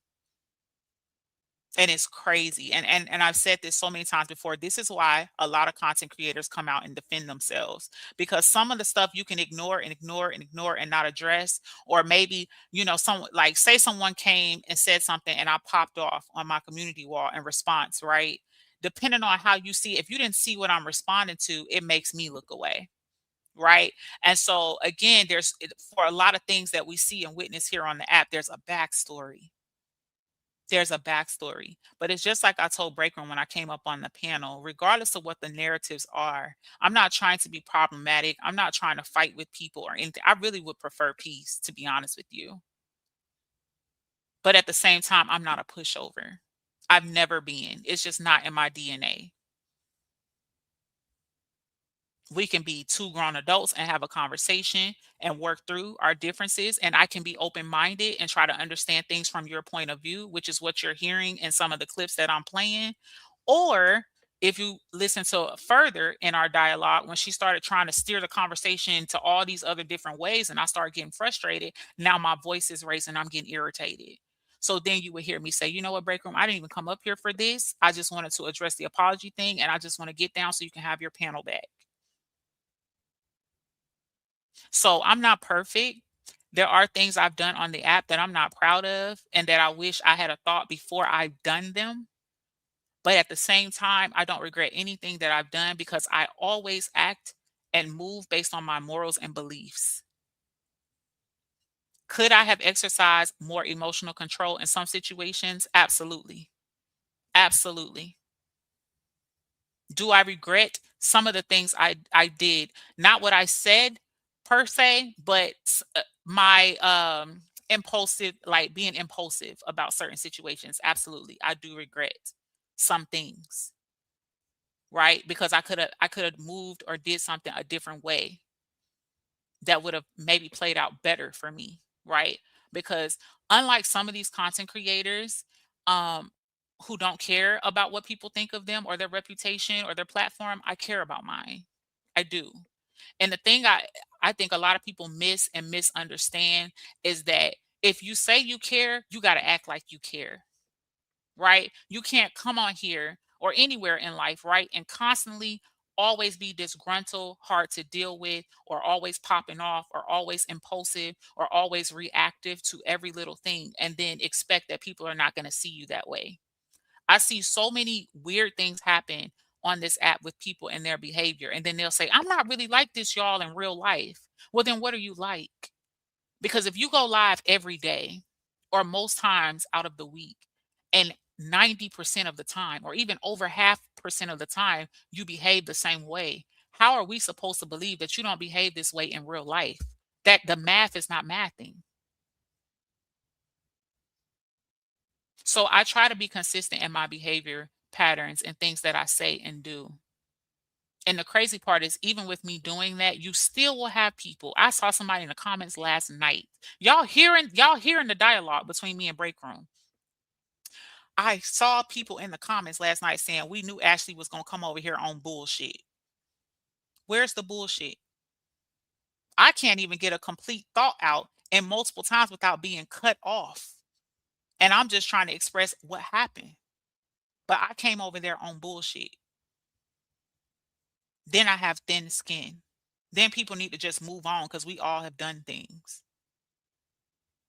Because people don't want to have uncomfortable conversations. People prefer to step over things and glaze over things because just get over it. Who cares? It's social media. And that's exactly what happened to me when I did try to pursue the legal route with the situation with me and Amora. Um, that one says this, all of this is just BS. And she could have just said, I didn't like or care for you. It's that simple. Literally, that one. That's it. That's it. Because that's all it came down to. And I accept that. I accept, like, there's no other way around it. That's all it comes down to. She just doesn't like me. I'm not her cup of tea. That's it. No other explanation. I attacked you because I didn't like you. Somebody else was attacking you, so I dogpiled. I was like, "Oh, great! Somebody else don't like you." And I promise you, and mark my words, if someone else ever attacks me on this app that she has even a smidget of an alliance to, she is going to join in and start talking about me all over again. I can assure you, it's happened before. Sabrina says that is a misunderstanding on purpose because logical people act funny all around you. At the grocery store, bank, wherever, the hunch is internal and must be addressed with exactly, Sabrina. Because what if your hunch was wrong? And I'm not gonna lie, her hunch wasn't wrong, but to be honest, again, I match energy, right? So if you start moving weird and pulling back and not coming around and your support looks scarce, guess what? It's gonna look the same for you, baby. Point blank and period. And I even admitted to her on the panel, you ain't lying. Like, this is some of the things that I was hearing and being told on the back end. So I was watching you. I was. And I told her, we fell out before. It's not hard to believe that I probably should watch you because we fell out before for literally nothing. point blank and period. You would do the same thing. If you fell out with somebody before and then things get weird and people be like, "Oh, did you see that?" You're gonna start being cautious. It don't mean that now you hate the person and y'all beefing. It just means you're being cautious. Um, Discussion board says, I agree, Ashley. Thank you, discussion board. Sabrina says, that's what I was looking for last night myself. That one. I just wanted her to be honest that she didn't like me and came for me. That's all. That's honest. I mean, the extra was indeed unnecessary. I agree. I agree so much. Miss Special K says, if you all had already had a discussion previously, then that's intentional and something the other person's problems, and that they don't want clarification with you. That's true, Special K. Hot Wing says, Neo mad she gave that $500 to someone who didn't even really F with her. She's mad that you were right all along, Ashley. Right. And it's crazy. And that's something she'll have to work through. Because believe it or not, I don't have no ill will for either one of them. But I just understand that they're just not people who I can align with morally. Because it's not even about the apology at this point. It's about character, right? And I don't associate with people who have bad character like that, right? That's no different. Like again, going back to this case, that's why I side eye people who side with Holly and say things like "Free Holly," Romika shouldn't have been doing X, Y, Z.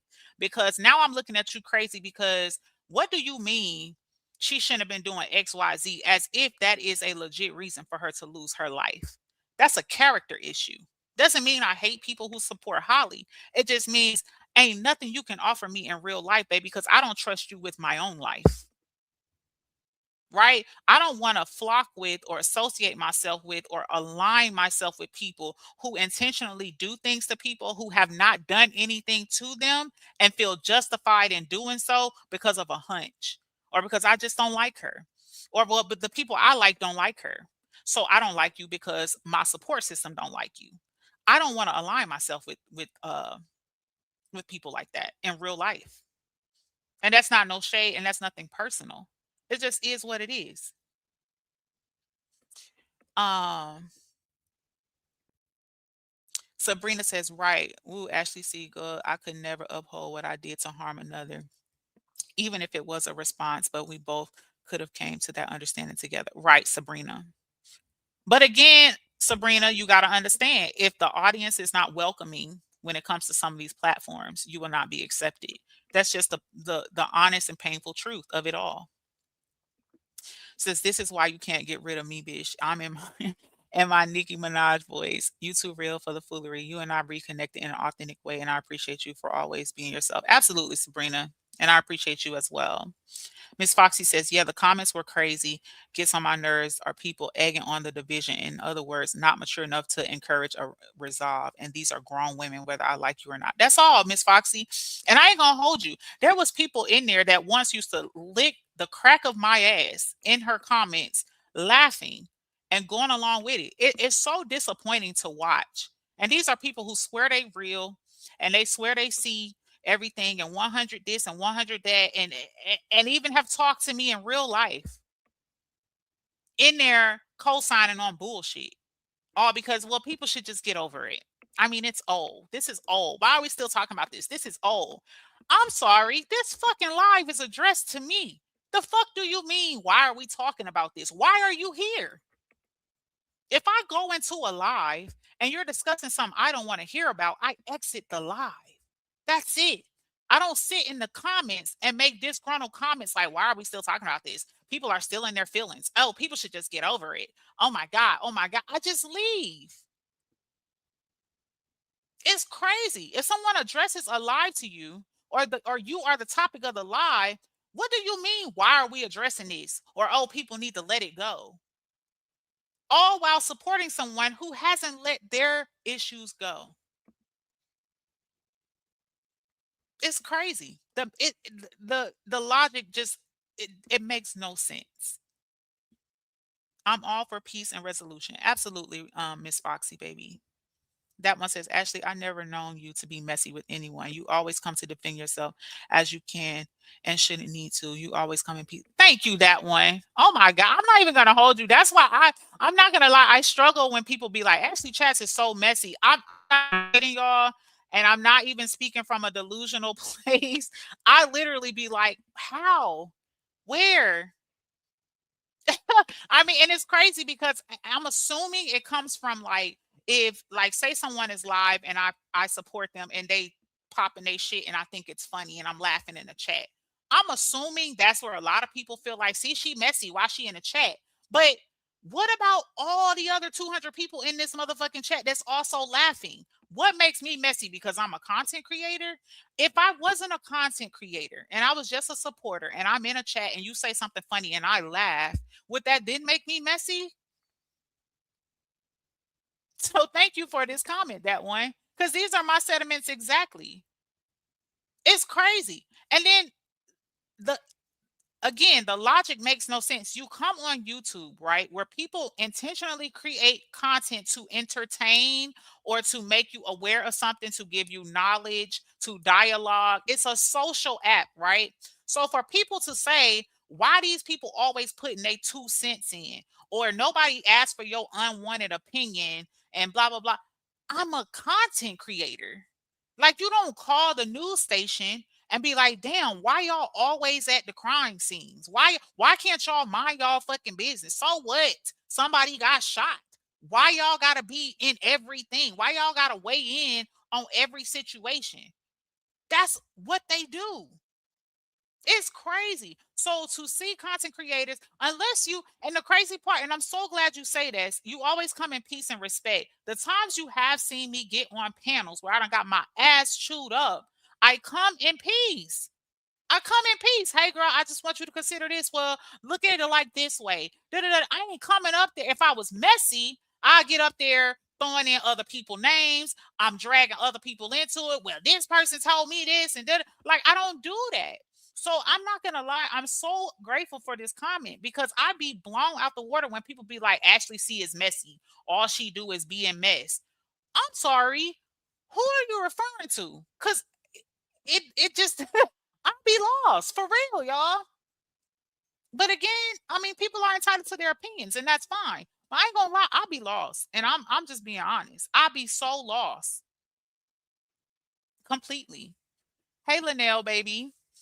Sabrina says, I saw some of the people not even hearing you out, and I respect the people that spoke up and said, don't bring them in. Exactly, Sabrina. And that's why I said, shout out to Tamique. I hope she hears this live for real. Shout out to her. Because I ain't gonna lie, I didn't expect that from her.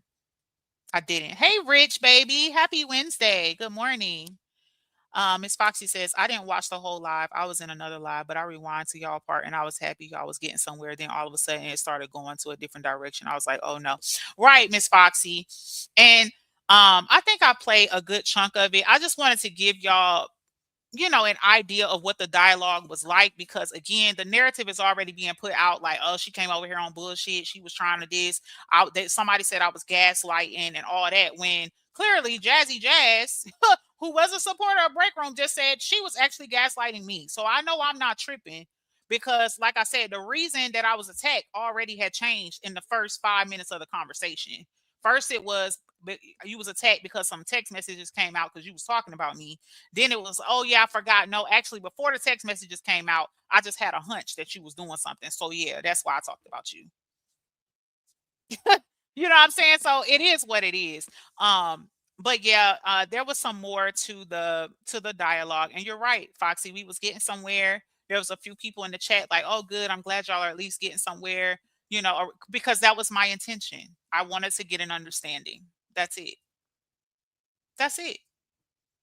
And then it just started deflecting to all these other things. And I was like, you know what? I ain't even come up here for this. And I got down because I ain't got time for that.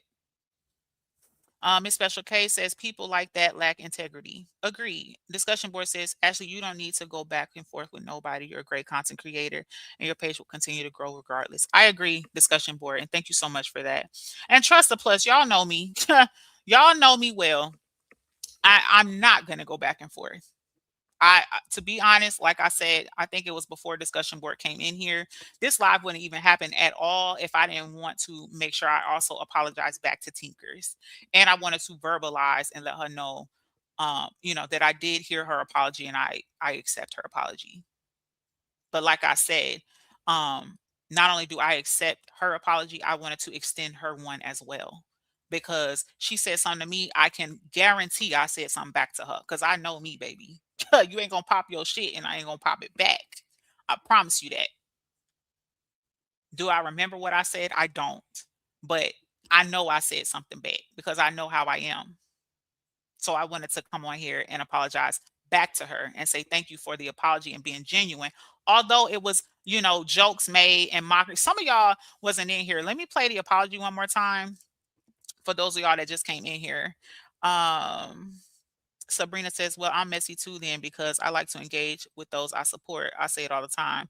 It wasn't welcome. I'll be blocked. Right. Facts actually make it make sense. Right, Nina. Okay, I'm gonna play this apology one more time before I wrap this live up. Okay, here was the apology from Tinkerz.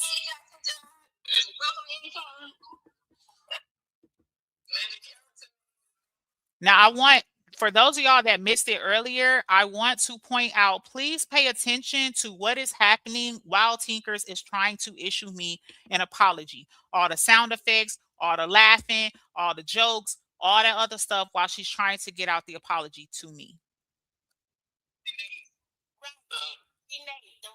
Yes, yeah. Nasty Nate the Roach. I'm done. Look. I came up for one reason, and can you give me just a couple seconds to say what I need to say? And then we can get back to the show. So I know whatever the dynamic of you and Ashley's relationship, that's what it is. I can't speak to that. That's between you and her, two grown women. Now, what I have to do is take accountability for the things that I said. Not on my motherfucking channel.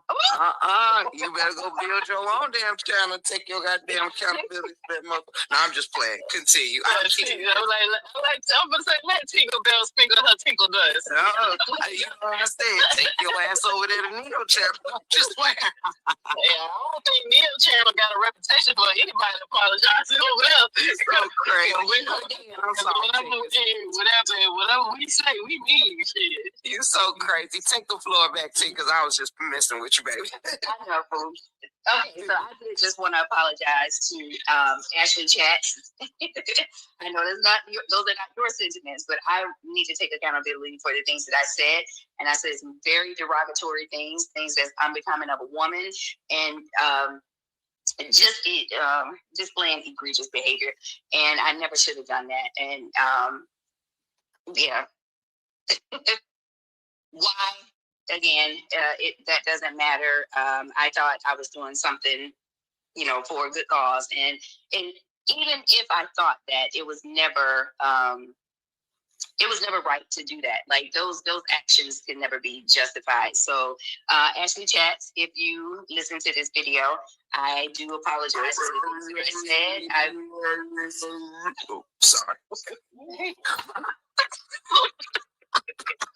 Okay, bro. I apologize for the things that I said. I apologize for my actions, and everything that I did to hurt you and to discredit you and to just make you feel bad, to get you in a space that's just not healthy. So I do apologize to you. And I hope you accept my apology, and I hope you forgive me, and that is it. Take it away, break room. So that was the apology, y'all. That was the apology on Break Room's panel. And if you notice, her and Neo did everything in their power to interrupt it and be funny and try to make it as lighthearted as possible. But luckily, I can see past that. I do believe Tinker's apology was genuine, and I do accept her apology. But the point I want to point out, and I pointed this out earlier in the live for those of you that missed it, that alone that little part right there, I feel like was more telling than the entire live, right? And what it told me was they were not willing to apologize and had no intentions on apologizing for whatever reason they gave or was willing to give. And they really was not okay with Tinkerz apologizing. But Tinkerz is someone who obviously does have some morals and was able to stand on the fact that she felt that she owed me an apology. And that is something that I can respect. And to be honest with you, and I said this before earlier in the live, this is how you can this is why I should say that you have people on this app that don't have a backbone that they claim that they have when it comes to their platform. Because if the audience is not okay with it, or it does, if it's too hard, right? I don't want to take responsibility, or I don't want to take accountability, and I have this set of supporters that are going to back me in this, then I'm not going to. It's too hard for some people. And imagine how Tinkerz felt sitting on that panel trying to be serious. Like, I need to give this girl an apology. And you got grown people over the age of 40 yawning and barking and shit all throughout the apology, trying to be funny and petty because really and truly, you didn't feel like I deserved an apology from nobody because you don't like me yourself. That's what this came down to.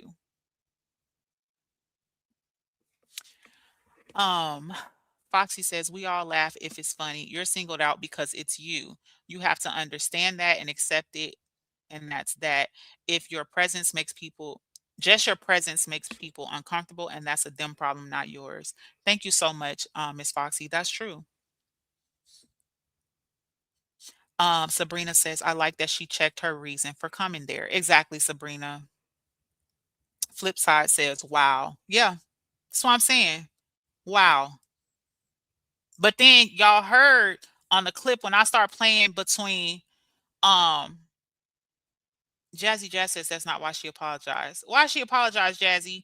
Um the if you heard when me and Break Room first started dialoguing, she said, hey, let me just cut you off and say Tinkerz really wanted to apologize to you, da da da da da da da, right?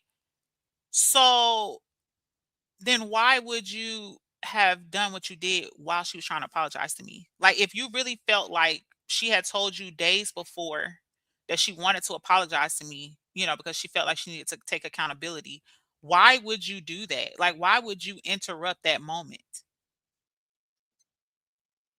It still boils down to the main point. The issue is me. You have an issue with me.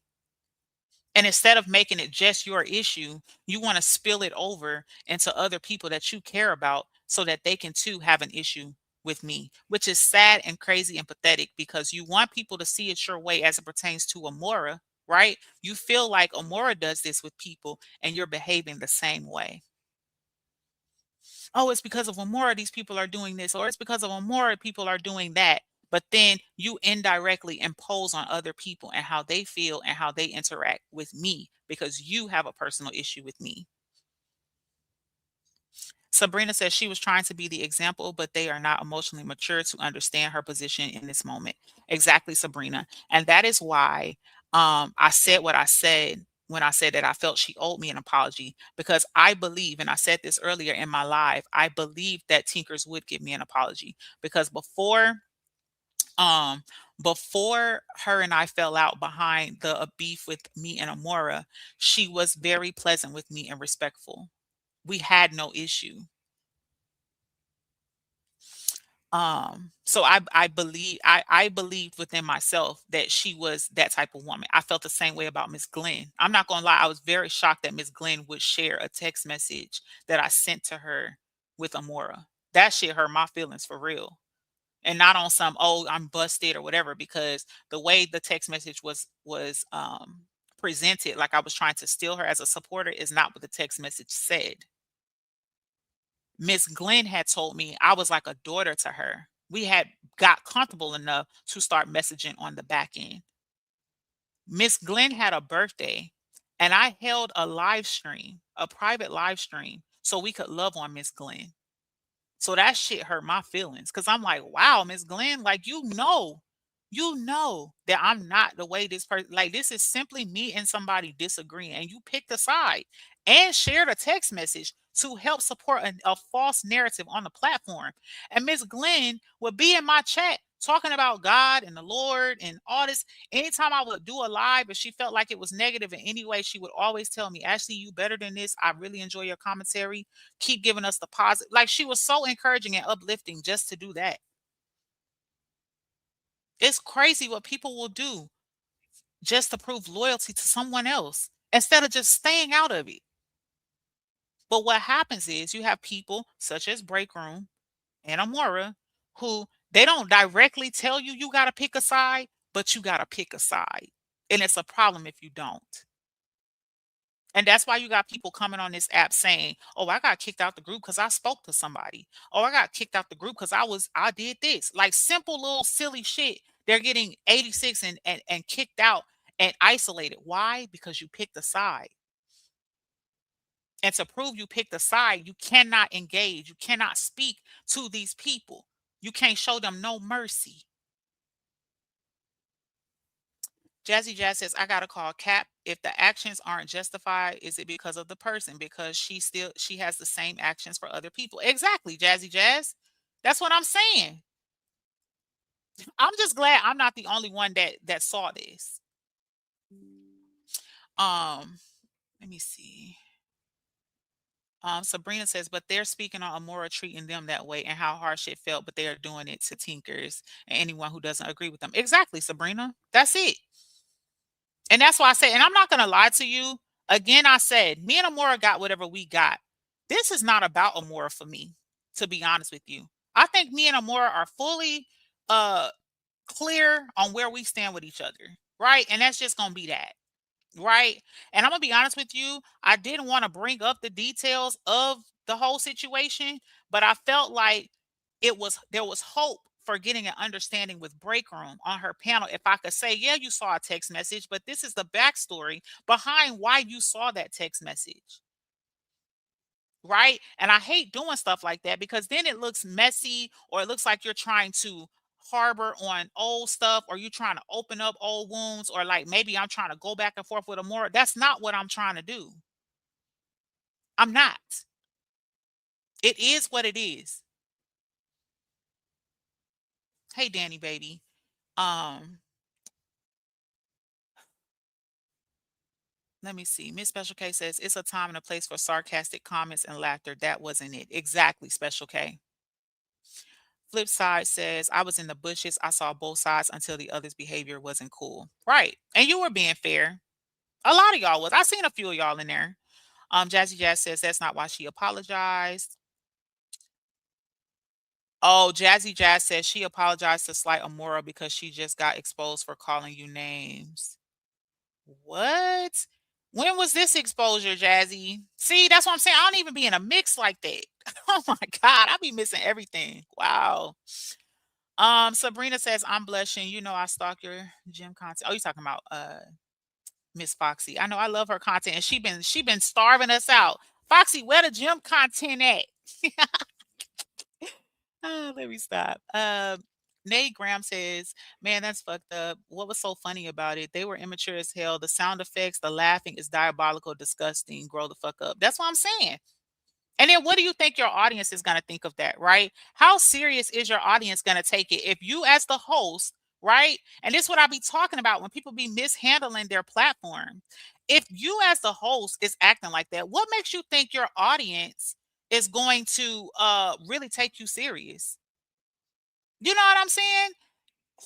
It's just crazy. Like people just, and I think people understand that, and that's what they want.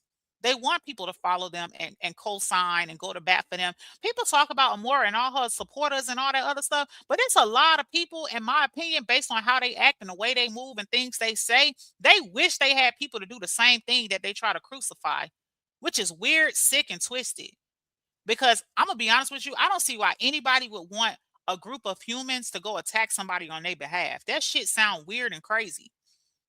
But people try to shine the light and say, "Oh, this is what Amora do." But if you pay attention to some of their behavior, it aligns the same way. Because if that's not what you thought, how are you okay with people doing it on your behalf, but not okay when it's done to you on the behalf of someone else? Make it make sense. Jazzy says the last 2 days. Wow, that's crazy. Wow, that is crazy. Um, wow. LG says, I think that was so rude of them. I know, but I mean, it is what it is. Flipside says Tinker's intentions was pure. Sabrina says her apology was super sincere because she used her friend's platform to do so. That spoke mega volumes. She even pushed past the sound effects to get her to apologize. That's how you use light. Both things can be true, Jazzy, but I can see how that looks too. Yeah, it's just crazy. Sabrina says, right, I just use that as an example because they always speak on what hurt them, but no self-reflection. Right. And that's a part of the healing process as well. Self-reflection. You know what I'm saying? Because no matter how wrong you feel like you were in a situation or like you feel like someone did, an offense to you, there was a part that you played. You know what I'm saying? And some people are just not willing to accept that responsibility. And I know it's hard even if your responsibility was much less or less significant, right?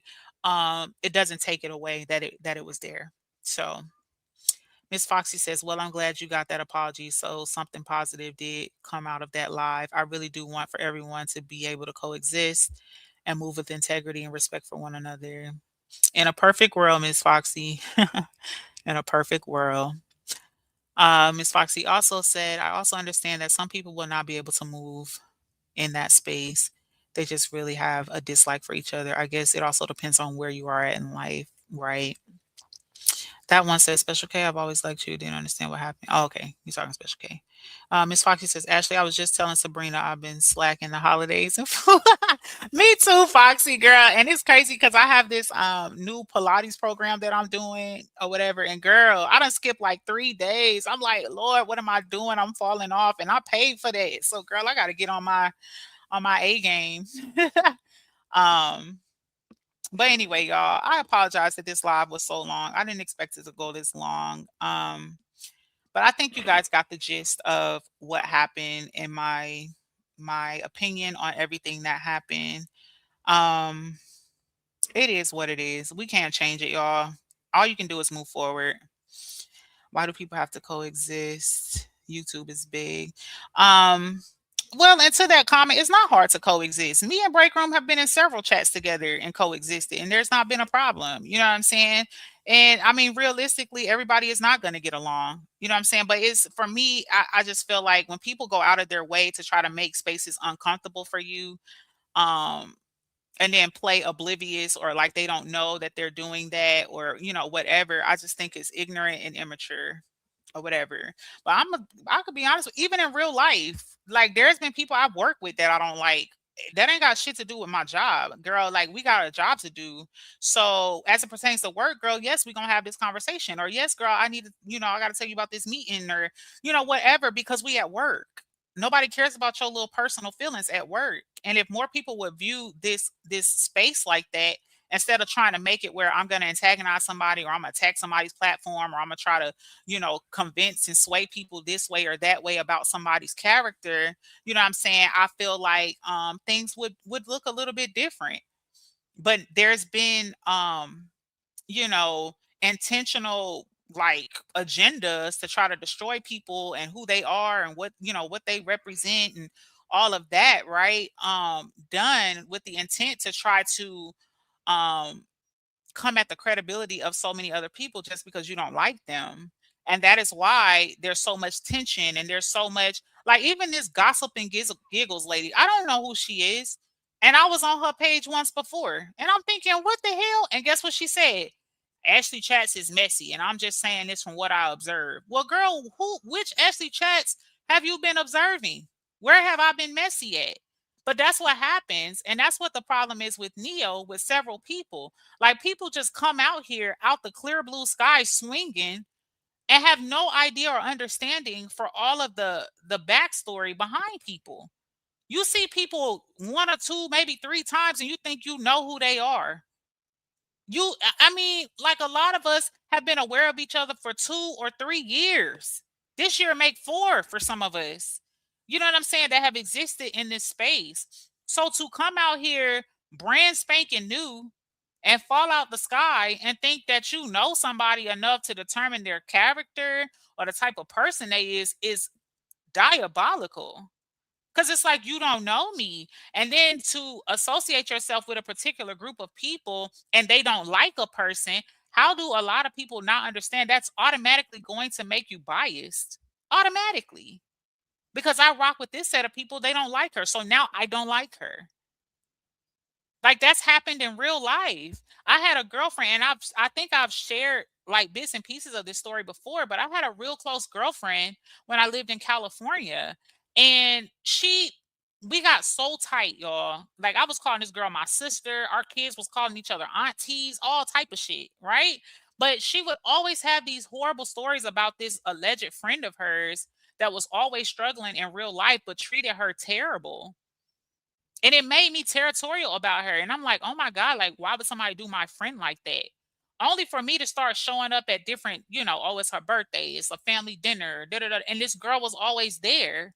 And I'm thinking, if this girl is a horrible friend to you, why do you keep inviting her to all this stuff? And she would always lie and be like, oh, my mom did it, or oh, my husband invited her. I didn't, girl, I don't fool with her. Da, da, da. And then I would see them together at the event, like kicking it, like close. Like it didn't look like a friendship that, was having problems, right?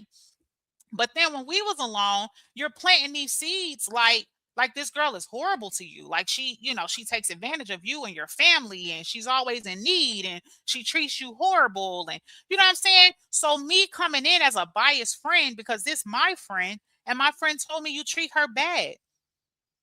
I didn't even take the time to get to know this woman. So I assumed that everything my friend told me was the truth. So that's how I judged her. Only to find out my friend was the fucking liar, not the lady. Imagine that. So that's what I'm saying. Like, that's what you see in these social media spaces. People be taking things too personal and acting like they really know these people in real life. And they get territorial over a YouTube. Do y'all understand? Some people may not even be who you think they are. A lot of content creators don't even cam up for real. Ever. There are some platforms you might see a short of the alleged person behind the page, but you have never seen them on a live stream. So it could be a complete catfish. You know what I'm saying? So it's crazy that these people can develop this level of attachment behind a bubble, a talking bubble on a screen on YouTube.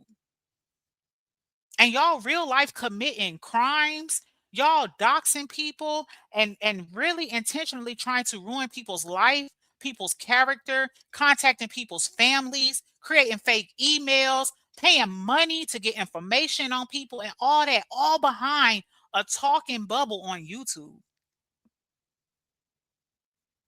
And then we got all these people coming out saying that they've been discarded like trash when their use is up. Craziness. It's so crazy. Um, Sabrina says it doesn't have to be a dog eat dog world. The humans make it that way. Absolutely. Every man for himself.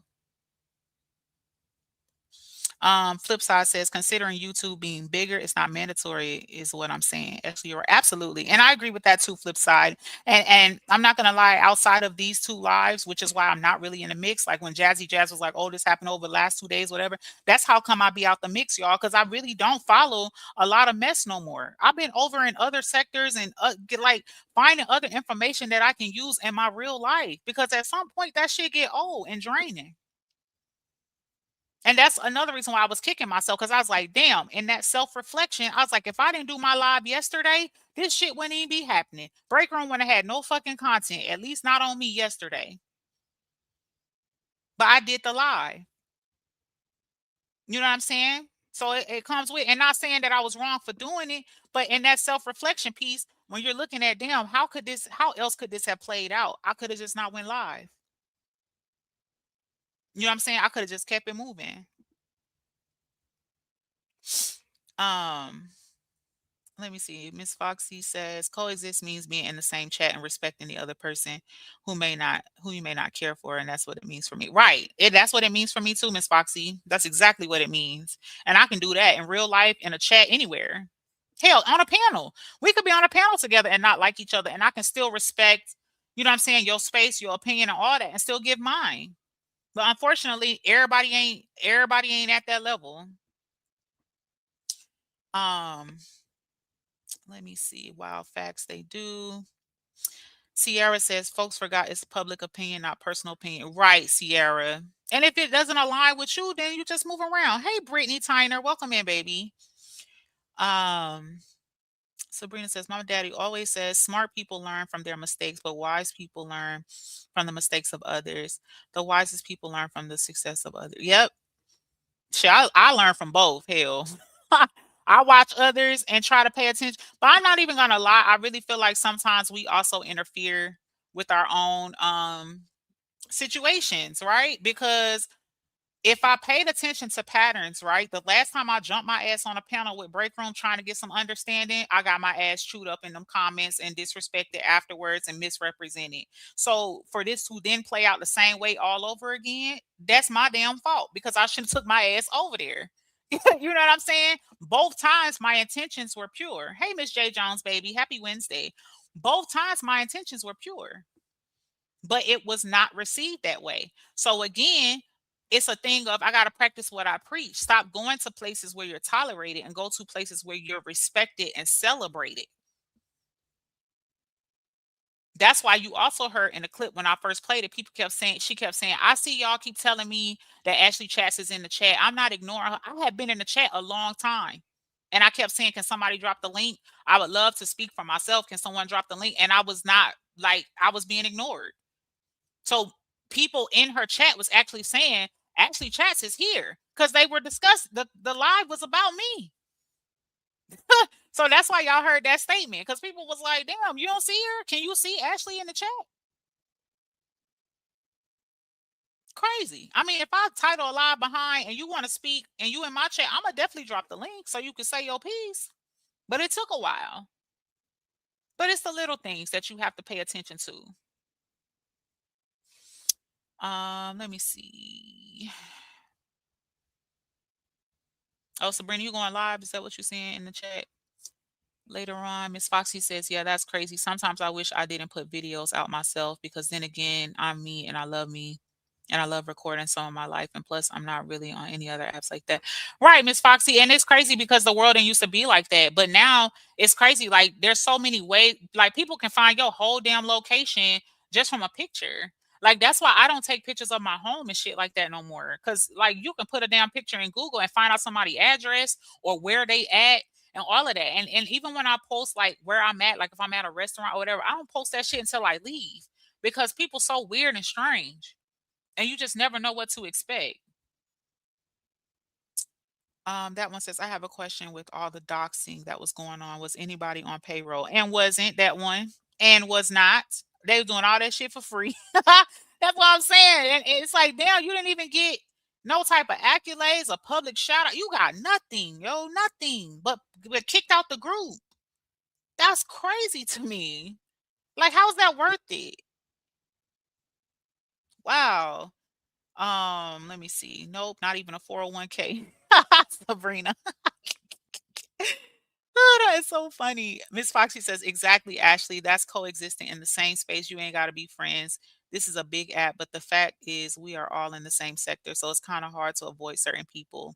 Right, Miss Foxy. But I'm determined to get out this sector. Like, not saying like, I won't still be connected to my supporters and, vibe with y'all on live and stuff like that. But I'm saying I'm trying to be very intentional about the content that I put out because I really would like to attract a different crowd and get to know other people because this is a very big app and there's room for growth.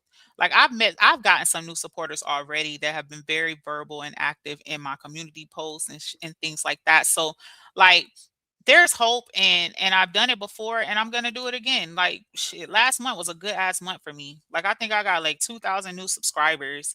So I'm just gonna get back to what I know and keep it moving. You know what I'm saying? What's a small bump in the road, baby? I'm gonna get right back to doing me because I ain't gotta do this. Like when I do come live, I have more to offer than drama or reactions and all the other extra shit. So I'm just gonna do what I do best, and that's just work my platform. Straight up. Flip side says, Ashley, I think you expect too much from the wrong people. They can't give you or give into the many grain cells. That's true, flip side. And trust me, so many people have told me that. Even in my real life, they always tell me you can't expect you from others. And I think that's a thing where it's a lot easier said than done. And I also think it's something that I do subconsciously, like not on purpose, but I don't know. I live my life just like I said, like, which is treat people how you want to be treated. And sometimes there's just that assumption that other people do the same. And then you just find out the hard way over and over and over again that no, like people just don't care. Like literally. I mean, come on, look at how people are behaving with the Holly and Romika case. Like I never in a million years would I think people would come online on the world wide web of millions of people and say things like instructor Mike saying, you know what, none of this would be happening if Romika had been a part of the Mind Your Business Ministries. What is that to say about somebody who got shot down in the street? You know what I'm saying? But that's the world we live in. And the crazy part is you'll have people in the comments clapping for that shit. Like laughing and yeah, that's right. That's right. She should have been minding her business. Da, da, da, da, da. And these same people got mamas and sisters and cousins and daughters. Craziness. Craziness. But don't you dare shoot one of their family members down in the street. Now we need justice. Now we need to rally together. Now we need to be rioting and all type of shit. See how that works? It's crazy to me. Brittany Tyner says, right, Ashley C, I love when you put out videos and your lives are always have great message. Thank you so much, Brittany. I appreciate that. Miss J says, that's my girl. You know it. That one says, Ashley Chess, I promise all you gotta do is Google and they'll give your whole life away. I swear to God. I swear to God. My middle daughter typed her full name, her government name in Google. I kid y'all not. It was like an essay in there, a full essay, y'all, that my baby wrote in like 5th or 6th grade with her whole damn government name. I'm like, are you fucking kidding me? I told my husband so quick, hey, get this taken down. And he did. Within hours, they removed that shit. I'm like, what the kind of world is like you putting my daughter is a minor. You gonna put her, I'm talking about first, middle, and last name fully spelled out on a fucking essay from ELA. Are you serious? That's crazy. And it's sad that people have that amount of access to your life and your personal information and they'll use it for content. They'll come on here and dox you and they'll be like, it's public information. Yeah, but that shit is illegal. Like, what the? Come on. And these same people got houses and children and all that they don't want put out. You know what I'm saying? And even if your address is out, so you don't want people plastering it. So I'm sure all of us know what our full government name is. We don't need that shit plastered on YouTube. If we wanted our full government name on YouTube, we would have made that our fucking YouTube channel name. Like, what the fuck? Let people do them. It's just crazy. And it all comes behind somebody not agreeing with your stance. That don't make no sense. Hey, Aaron, baby, welcome in. Happy Wednesday. It's just mind blowing. Like, people don't even be having real, like, damn, if you're going to dox somebody to that extent, can they do something to you first to match? Like, the shit don't even match. I don't like her opinion, so I'm going to go dox her whole fucking life. What? Motherfuckers looking for your family members? What do my family members got to do with the fact that I called you an idiot or some shit like that on YouTube? What? That's crazy. Special case says, but why can't people understand that their opinions and views aren't going to always be the same as others? But doxing someone's husband and family who they don't know, insecure, don't need. That's what I'm saying. Like it just doesn't make any. The logic doesn't make no sense to me. It don't even match. It's just crazy. And they think it's funny. Like, it's funny to do that. Like, oh my God. I just be like, wow. And I promise you, until it happens to you, you don't know how to handle that shit. You be mad as fuck. Baby, you be considering your freedom and all. But contrary to what some people think that you have thin skin as a content creator, bitch, please. Some of the shit some of us content creators done been through and been exposed and our family put out and people contacting family members and all that, baby, don't tell me my skin thin, bitch, because I'm still free. Okay? My skin must be pretty thick, bitch, because I'm not behind bars. Because I should be. The way people be playing on this app. Now, thin skin that. Let somebody follow your ass out of a restaurant or follow you and they ain't looking at you and they taking pictures and shit and posting and pass them out on fucking YouTube. And then you come have a conversation with me about some damn thin skin. Like it be the audacity of people to speak on some shit that they ain't went through. That's corny. You gonna tell somebody how they supposed to act through something you ain't been through. That's crazy. Oh, your skin too thin. Y'all need to just get over it. Everybody done did something. I don't give a damn. Everybody wasn't followed. Everybody wasn't pictures taken. Everybody family wasn't looked up and they government name plastered and all that. Somebody calling you names is a whole different ball game from a bitch following you and taking pictures and passing them out and posting your personal information and shit. You violating on a whole nother level. So don't come at me about something you got thin skin and you in your feelings. Bitch, you'll be in your feelings too. If a bitch posts your shit because they don't like what you said on YouTube, like fuck out of here. Like people be having a lot of audacity for real. Um, flip side says understood. I was that way. It gets better as you grow for sure. Brittany says exactly, Ashley. That's so wrong to pow someone for no reason at all. Right. Well, she feel like she got a reason, like these people on YouTube who be attacking people for no reason, and then they give you 55 circles as to why they did it. It's crazy. Free thinking says, Ashley, I was praying things would work out. I had the biggest smile on my face when y'all was talking. I wish it didn't go left. Yeah, I know free thinking, but it is what it is. I mean, and there's no hard feelings. I still feel the same way I felt when I went over there. Like it is what it is. That is break rooms red wagon. She feel like it's okay to violate people in life and never apologize for it because she can think of a reason or a loophole like Ari Williams does for Holly. If that's how she want to live her life and find loopholes to figure out why she don't need to apologize to certain people or have selective accountability. Like, well, I'll apologize to this person because I like them or they're popular on the app and I could probably get some clout by saying that I fuck with them. You know what I'm saying? If that's how she want to move in real life, then it is what it is. So like you just have to respect people's choices and move on. And that's what I'm gonna do. Miss Foxy says, yeah, that was distasteful in my opinion, as he is entitled to this. However, I side eye people who talk and think like that, and that's why I don't follow certain channels, and that's okay. Right, Miss Foxy.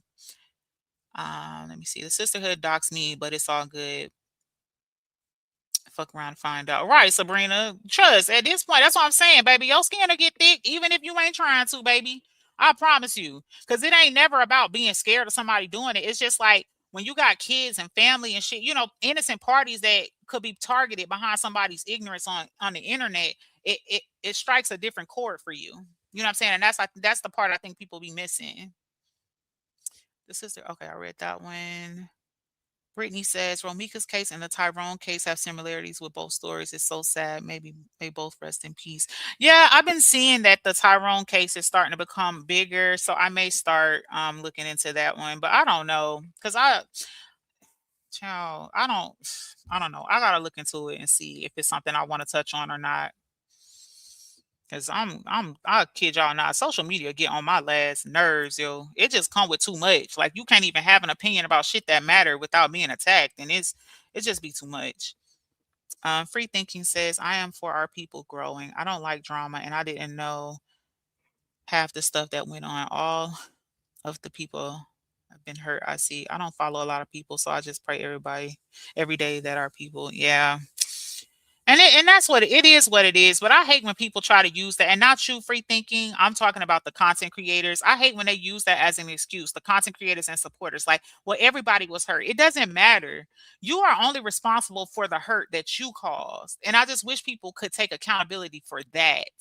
You know what I'm saying? Like, that doesn't excuse your behavior just because, well, everybody got hurt. So you get over yours. No, you need to take accountability for your part in it. That's why when people commit crimes together, bitch, each one of y'all get a sentence. Bitch, it ain't just no fucking value pack, bitch. Everybody you getting 20 years, you getting 20 years. Like, come on, bro. Like, people get on my nerves with that. Oh, everybody was hurt. Well, bitch, everybody that participated needs to be held accountable. That's how this goes. It's crazy to me. Oh, everybody was hurt. Get over it. No, bitch, you get over it. The fuck? Let me follow your ass in and post your house and your kids and put your son in a dress and shit like that. And let's see if your answer's still the same. Like, what the fuck? I don't feel like that's very hard to understand. Oh, child, please. Lolita says, I have never seen so much hate on social media until I started watching YouTube. And you know what, Lolita? YouTube did not used to be like this. I kid you not. That's why I said I regret the day I touched this saga. I kid you not, like this sector. Like that's why I'm skeptical about covering certain stories. If there's a potential of the story going viral or something, I get nervous because soon as you report on a viral story and you have, whatever your stance is or whatever, like you take a risk with your platform, like straight up, which is crazy. Because people don't they just go too far. That one says this live helped me get through my first your first 4 hours of work. Girl, I gotta get my ass off of here, honey. She said I enjoyed the live. Thank you, that one. Speak. Yeah, that's a whole different ball game. Shake my head. I wish it wasn't like that, but it's really mentality unstable people. Oh, mentally unstable people on social media. Right, Foxy. Yep. Free thinking says can't forgive and let's grow. This is between God, good and evil. I just want to support grown women. I'm too old for mess. I'd like to see my sisters get together. The energy is so bad. I'm almost ready to get off the internet. I feel it's become wicked. It is in some ways free thinking, unfortunately. But it is what it is. I'm just gonna keep on moving forward. Miss Special K says I was only there in her chat yesterday because I thought her and her way of thinking had changed for the better because she was on Fee's panel. But I'm truly sorry for the disrespect to you, Sabrina. Yeah, I didn't watch the thing with Sabrina, but I heard about it. And to be honest, I was so triggered with mine. I was just over it. I kid you not. Like when I got off, I just shut everything off and just stared at the ceiling. Like I was just so irritated because I'm like, why do I keep doing this to myself? Every time I'm thinking, no, it's gonna be better this time, right? Like they're gonna understand. Like your intentions are good. You know what I'm saying? Like these are two grown women. You know what I'm saying? Like when you think like that and then it still play out another way, like, oh my God, it's just so frustrating. Flip side says everyone was raised differently. That's all I'm gonna say. That's true. That's true. That one says I would like to know more about the Riri story too. Really, that one? Because I don't know. People seem to have been losing interest in it, so that's why I haven't really been doing as many updates or whatever. But I'll keep that in mind. Because I too am following it. I'm really curious to see if the therapist is going to be held accountable for what he did to Rizzy. Oh wait, or is that what the one you're talking about, or is it a different story? Are you talking about Rizzy or a different one? Miss Foxy says, I don't understand why it's so hard for some people to apologize. It's not a sign of weakness, but yet growth. If someone says I hurt or offended them, even if they did the same to me, that's what I'm saying, Miss Foxy. I said the same thing, but then you got people in the chat that's backing it up. Like, oh, people just need to get over it. Too bad. Everybody. And that's what I'm saying. I think that just further validates them in their wrong. So then they really feel like, no, I'm not going to apologize because all my supporters or people that like me say I don't have to. You know what I'm saying? It's just crazy. Like accountability, there's so many layers to it. Like, although you're a follower of someone or whatever, you got to check yourself sometimes too. Because sometimes being in the chat and being in the audience or whatever, you could be egging on some shit that could be detrimental. The Rizzy story is a perfect example of that. They was on that panel saying some of the most heinous things about Rizzy and to Rizzy and exposing her life and laughing at her while she's in a mental institute and all of that, right? But it was people in the chat laughing. And you know what message that sent to the people on the panel? Oh, they're enjoying this. Let me keep going. So that's what I'm saying. Everybody plays a part. And then when somebody wants accountability, then it's, oh, you're crying about it. Who cares? Oh my God, you're still crying. Oh my God, blah, blah, blah, blah, blah. And it's like all of that could be dead if you just take some accountability in some cases. But people are not willing to do that. Miss Foxy says, because that's just me. Sometimes you got to accept the apology you never got. That's true. And I understood that. And I said that in my live yesterday. That's why I was like, I don't really understand why there's this big old debate, but I understood it. Some people Like, you know how it go, girl. You say somebody name, people feel like they gotta say something. And to be honest, most times it's just for content reasons because they ain't got shit else to talk about. So let me just respond to this so I could say I went live for the day. And that's just what it comes down to with a lot of situations. So like it is what it is. I'm not surprised that a live happened. But like whatever. Sabrina says she thinks she did her big one by doing that to me, but she only exposed her character. A coward is a coward to me, so I'm not even offended. I clearly intimidated her. So, yeah, I didn't watch your part of the live, Sabrina.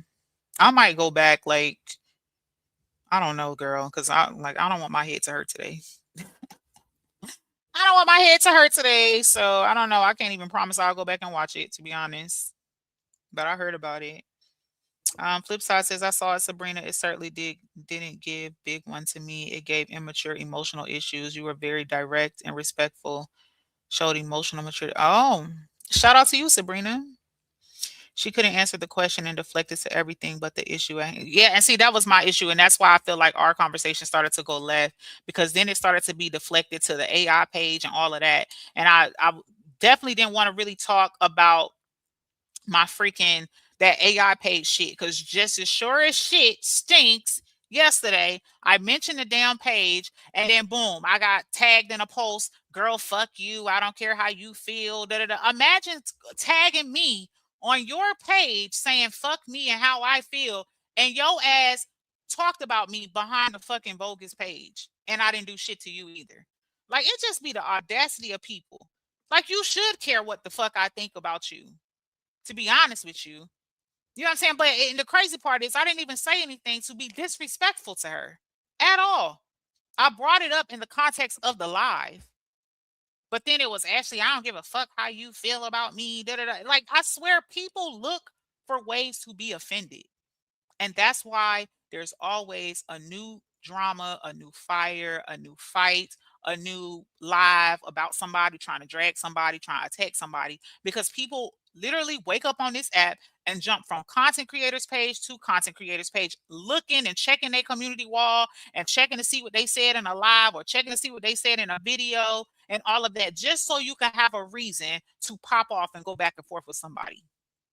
And that's why all this shit doesn't end. I saw that Ashley. I was like, is this the page? Is this about the page you redirected soon? After I was glad you tried to get on court. Yeah, like, and that's what I'm saying, Clips. I was like, that's not even what we're talking about. And I hate with a passion when I ask people a question and then they try to deflect to another question. Okay, but let me ask you this. No, answer my question. Because if someone asks me a question, I'm gonna show you respect and answer yours. I'm not gonna ask you another question. Like it's crazy. I mean, like, oh my god, I was just blown. That's why I was like, you know what, it's cool. I'm just gonna get down. Like, you can have your panel back. Like, so that's why shit just went left. Because when it turns into now we got to try to prove points and over talk and all, like that's where the lines of communication get blurred. Either you want to understand it or you don't. And I felt like we had come to an understanding for the most part, and then the shit just took a turn. So Miss Foxy says the chat was saying, "What do you want?" I'm like, maybe at least a mutual understanding of each other's feelings. Not like you was begging for it. It was just the principle of it all, right, Miss Foxy? And people laughing. The people that was making the comments like, "What do you want? Why is she here? Oh, I need a drink. I'm finna go to the store. I need a blunt." And all. It's other dummies in the comments tagging them and laughing, crying emojis. These people 40 and 50 years old with grown fucking children egging that type of behavior on just because they don't want the people on the panel to come to an understanding. And then they'll go around the app and complain about people arguing or drama or whatever. When people trying to get an understanding, y'all don't want that. You know why? Because you like to be entertained. You like looking at people go back and forth. You like people going live and tearing each other down and all the other corny shit. That's what, not y'all per se in the chat, but I'm saying that's what people want. They want to be entertained. That's what it boils down to. So if I can keep the fire burning and make smart ass comments and, oh, this person's rude, this person's this person's that, you know what I'm saying? They're trying to sway either other people in the comments to jump on board with that bullshit or to make it known to the host, we ain't feeling this person. Drop her. I done been in chats where people be like, drop her, don't let her talk. Da, da, da, da, mute her. Da, da. Like, how the hell are you trying to control what's happening on somebody's panel and you in the damn chat. And it's crazy because you have some content creators who listen to that shit. When I'm having a dialogue with someone on the panel, my panel or anybody else's, to be honest, most of the times I ain't really watching the chat like that unless I'm on mute and it's not my turn to talk. My sole purpose is to get an understanding and to have dialogue where I'm not talking over this one and we screaming and all the other extra shit. Excuse my text to talk, everyone. I'm driving. So far it's been good. Special K. Miss Foxy says the thing is I follow certain content creators and I'm in their chats. I, as a supporter, certainly don't want to offend anyone. I definitely won't go in if they are dragging who I enjoy as a creator. Right, Miss Foxy. I wish more people were like you. But honestly, I think some people do it on purpose. Like they want to be seen in the chat laughing at you. They want to be seen in the chat making little comments and shit like that. Especially people who you were once aligned with or cool with. They on purpose make certain comments because they want you to see what they're saying. They want to trigger you. They want to offend you and things like that. And I fully understand that. And that's why they ass is where they at. Unaligned, blocked, and ignored. Respectfully. Flip side says question. Have you thought the content creator is like their chat? Good point, flip side. I mean, and you know what? Honestly, I think this was before you came into my live earlier, but honestly, in a way, that's kind of what I said. I was just saying like how some content creators are like, oh, I can't control my chat, you know what I'm saying, or whatever. It's like that's true to an extent, but if you pay attention, right, depending on what content creator you are watching on a live stream or whatever, the chats look different. Some chats are more disrespectful, some chats are like super sexual, some chats are more positive. Like you can kind of catch the vibe of the chat depending on who you're watching. You know what I'm saying? So I agree with that statement. Honestly, the chat it does kind of align with the content creator. It does. It really does. And that's why I said I think it's bullshit when people are like, "Well, I can't control this and I can't control that." You can't control what people say in your chat, but you absolutely can have rules when it comes to your platform. And it can be unspoken rules, right? Because people understand in my chat, it's not going to be a battleground. You're not going to come over here and attack people on my panel or attack people within the chat, and I'm just going to see it and not say nothing. We're not doing that. Because if they over here, they support me. Or if they on my panel, we talking. And at that point, they support me even, in the discussion on the panel. Whether it's somebody you like or agree with or not, it's not up to you. I want to talk to this person or I wouldn't have let them up. Period. Now, if I drop somebody or mute somebody or whatever, that's going to be at my own discretion, not based on, oh, everybody in the chat, like mute her, drop her. She said what? Why is she saying that? What does she want? Da da da da da. You know what I'm saying? Like, come on. That's crazy. And I've seen it countless times when people go up in oh, we don't like her. Why is she up here? Why'd you let her up? Girl, let's move on, girl. We don't want to talk about this no more. Da, da, da. I've seen it. I've seen it so many times when people get on panels. And I think it's so corny. So corny. Now, true enough, there are situations where people be doing too much, right? Like I've watched panels where like the person won't stop talking. Like it was so funny. One of Jeannie's panel recently, there was a lady up there. I thought she was drunk. Like she just would not stop talking. Jeannie was like she was trying to be polite, but the lady she just wouldn't stop talking. You know what I'm saying? So in a situation like that, I could understand where the chat is like, okay, can you mute her? Like she drunk or something, like she under some type of influence, right? But when somebody's genuinely just trying to have an understanding, they just got on a panel or, you know what I'm saying, they having some back and forth for only a few minutes or whatever, why would you be trying to discourage that if you know ultimately these two people are trying to come to an understanding? Especially if it's productive, right? Now, if it's not productive and it's just a bunch of screaming and talking over each other and you know what I'm saying, disrespect and all, like that's a different ball game, right? So of course this is scenario based, but if it's a productive conversation, whether you like the person or not is irrelevant. Like let people work out whatever they need to work out. That's crazy to me. Um Miss Foxy says, please know that it's not my intention to be back and forth in chats of who I both like drag each other. I have just started going in her chat because of Romika case and her funny lives. That's it. No, Miss Foxy. Girl, I'm gonna be honest with you, Foxy. I don't go over there. I don't know who support her. I had an idea yesterday because I was over there. You know what I'm saying? I, and to be honest with y'all, I don't watch. I'm not on that, y'all. If I'm not on here live or posting content or trying to support a fellow content creator, I'm not cruising through the streets trying to figure out who support who said what. Da, da, da, da. I kid y'all not. Someone messaged me and told me that break room was live. I didn't even like. I don't check for her. I don't. And that the live was about me. I don't. I don't. Why? I don't support her for obvious reasons. You know what I'm saying? So I was in somebody else's chat. Okay. Shit, I had just left Dawn's chat.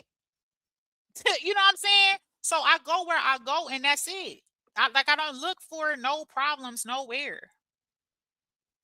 So no, Miss Foxy, you ain't doing nothing wrong, baby. Go where you want to go. I don't. That ain't got. Again, they don't got shit to do with you anyway. You know what I'm saying? Like my issue with Break Room, Neo, whoever, it has nothing to do with the supporters. I wish more people understood that because I feel like a lot of these fires would be put out if people could understand shit don't be having nothing to do with them. Don't say one way or the other how you feel. You know what I'm saying? Outside of like a respectful, like, yeah, I saw that and I thought it was wrong, or I saw it this way, or whatever. But like not in a way where it's like, oh, that fat, stupid bitch, da da da da da. You know what I'm saying? Like when you start name calling and being like blatantly disrespectful, then now you look biased. Now you done pick the side. You know what I'm saying? But you can make a mutual comment, you know what I'm saying? Well, this is what I observed and I didn't like that. Or yeah, I did notice, that you were being overtalked and some, like general statements like that. I don't see nothing wrong with that. Sabrina says, I never take it the wrong way when people I support go to people I don't care for. I like people being themselves and I just observe. I do move accordingly, though. I just admit that. That's true, Sabrina. I mean, depending on the context. I mean, if they dragging, me and your ass in the chat, I ain't gonna lie, I might kind of side eye that shit. You know what I'm saying? But like, if they just doing their thing, and you over there, hey, whatever. Like, I can't be mad at that. And to be honest, I probably won't know because if I don't fuck with them, I'm not watching them anyway. So how would I know you over there? Flip sides, it's actually disrespectful to make a content creator seem that they have no control. Right, flip side. But you know what? A lot of content creators rely on that. Like they lay on that as an automatic excuse, right? So that they don't have to take accountability for the bullshit that happens on their platform. Well, I can't control people. People are grown. I can't control them. I didn't know they was gonna get up here and say that. Yeah, but you do have a disconnect button where you could drop them on their motherfucking head. You sure do. Just like you add them to the stage, you can remove their ads from the stage. If you say, this is how we're going to conduct this, you know what I'm saying? Please don't overtalk or da da da da. And then they still do that, you can drop them. Period. But people choose not to. You know why? Because a lot of them want that. They want the chaos because it drives views. People arguing and screaming and cussing each other out and doing all this crazy, weird, disrespectful shit. That's going to pull views. That's gonna pull views. Why y'all think Jeannie doing open panels every day? Because it's opening up the door for people to come and tell they alleged experience with Amora. Oh, she did me like this, and this happened and this happened because she at odds with Amora. So it opens up. Oh, I think that's why she's like, this is an open panel. Everybody's welcome. Yeah, because she want people from near and far that has any type of grievance with Amora to come on her panel because that's going to drive numbers. Like, even if they don't support Jeannie, say I get on Jeannie panel. Anybody that supports me, if they know I'm actively on Jeannie panel, guess what? You're going to come watch Jeannie's panel. Duh. y'all better open your eyes. People being very strategic when it comes to this content creation stuff. Like, don't sleep, baby. Wake up. That one says, that's me. I don't go in people's chats that engage in negative towards content creators I rock with. Thank you so much, that one. I think that's so dope. And I'm the same way. Like, get out of here. I'm not about to go because it's gonna trigger me. And then I'm gonna feel like I need to take up for them. No shade. And since you shouldn't and you should stay out of it, the best way to do that is to not hear it. Just stay away from it. That's how I see it. Miss Special K says, I've learned to read the room before I speak or anything. That's true. That's true. You have to, unfortunately. That's what it's come down to. That one says the supporters be the worst. And they do. They like that shit. They like all that chaos, baby. Miss Foxy says, yeah, the lives are very long. Sometimes I just go for a laugh. I promise, no harm, no foul. No, for real. And mine is ridiculously longer. I'm gonna get my tail off here because this is very unusual. You can tell I'm comfortable with kicking it and chatting with y'all. Because, baby, please, when have I ever done a 4 hour live? Girl, shit. The last live I did like this was an exposure live. Like, girl. Um, Flip side says a lot of content creators have traumatized the supporters. It's sad. Yep, this is true. This is true. For poor behavior with unrealistic expectations. It's like let people just be who they are. But then again, no shade. A lot of these supporters be fake as hell because they'll, man, please, man, please. It's a few motherfuckers that couldn't stand the ground break room walk on. Hear me when I say, and now they over there licking the crack of her ass. Oh, break room. Oh my God, break room. I love you, break room. Girl, please. And I ain't just talking from the side of my neck. I know. Okay? And I'm gonna just leave it at that. Like people be doing the most. Just corny. Miss Foxy says, thanks for saying that, but not all content creators feel that way. So it makes some of the supporters uncomfortable. But lately I just go where I want because I'm grown. And as long as I'm not disrespecting anyone. Yes, for sure, Miss Fox. And trust me, I know. I know. Someone be like, oh, if you go there, then you can't support me. And how can you support me and them? And I like, girl, please. Baby, this is not church, okay? Go wherever you feel like you need to go. I feel like if people are as bad as you think they are or you say they are, then they will find out anyway, right? If this person is so horrible, at some point they're going to find out, right? That's why you got all these people all of a sudden coming out with their stories, right? Okay, then. So let people figure it out on their own, period. Miss Special K says, because if the chat is on the foolery, then 9 times out of 10, the content creator got them on that type of time. So I keep it moving. I don't blame you, Miss Special K. Reading the room is definitely beneficial for sure. Sabrina says, Shawty hit me with the Martin Lawrence. She said, you ain't got to make me look crazy on my channel. Girl, you was a fool, Sabrina. Yeah, you making me curious about what that interaction was. Flip side says a lot think they're gonna be the next big content creator, not with the behavior. Most have solid back and production, not the pay. Right. You know what's so crazy? Flip side, that's not even a desire of mine. Of course, I would love to build my my supporter base and all of that. But I would want to build it on like a more personal level. Like, you know what, there just like there's some content creators who never go live, they only post videos. Like I've also seen a lot of content creators that just go live, and interact with their audience. And I feel like that's just as rewarding. That's just as rewarding to be able to come live and have real conversations about whatever different life topics or whatever your topic is about and actually have a community of people that want to hear from you and want to hear what you have to say. You know what I'm saying? And if in that process, right, you get bigger and bigger, or your platform grows more and more, or your supporters, whatever, right? Then that's just the cherry on the top. But I don't feel like that should ultimately be the goal.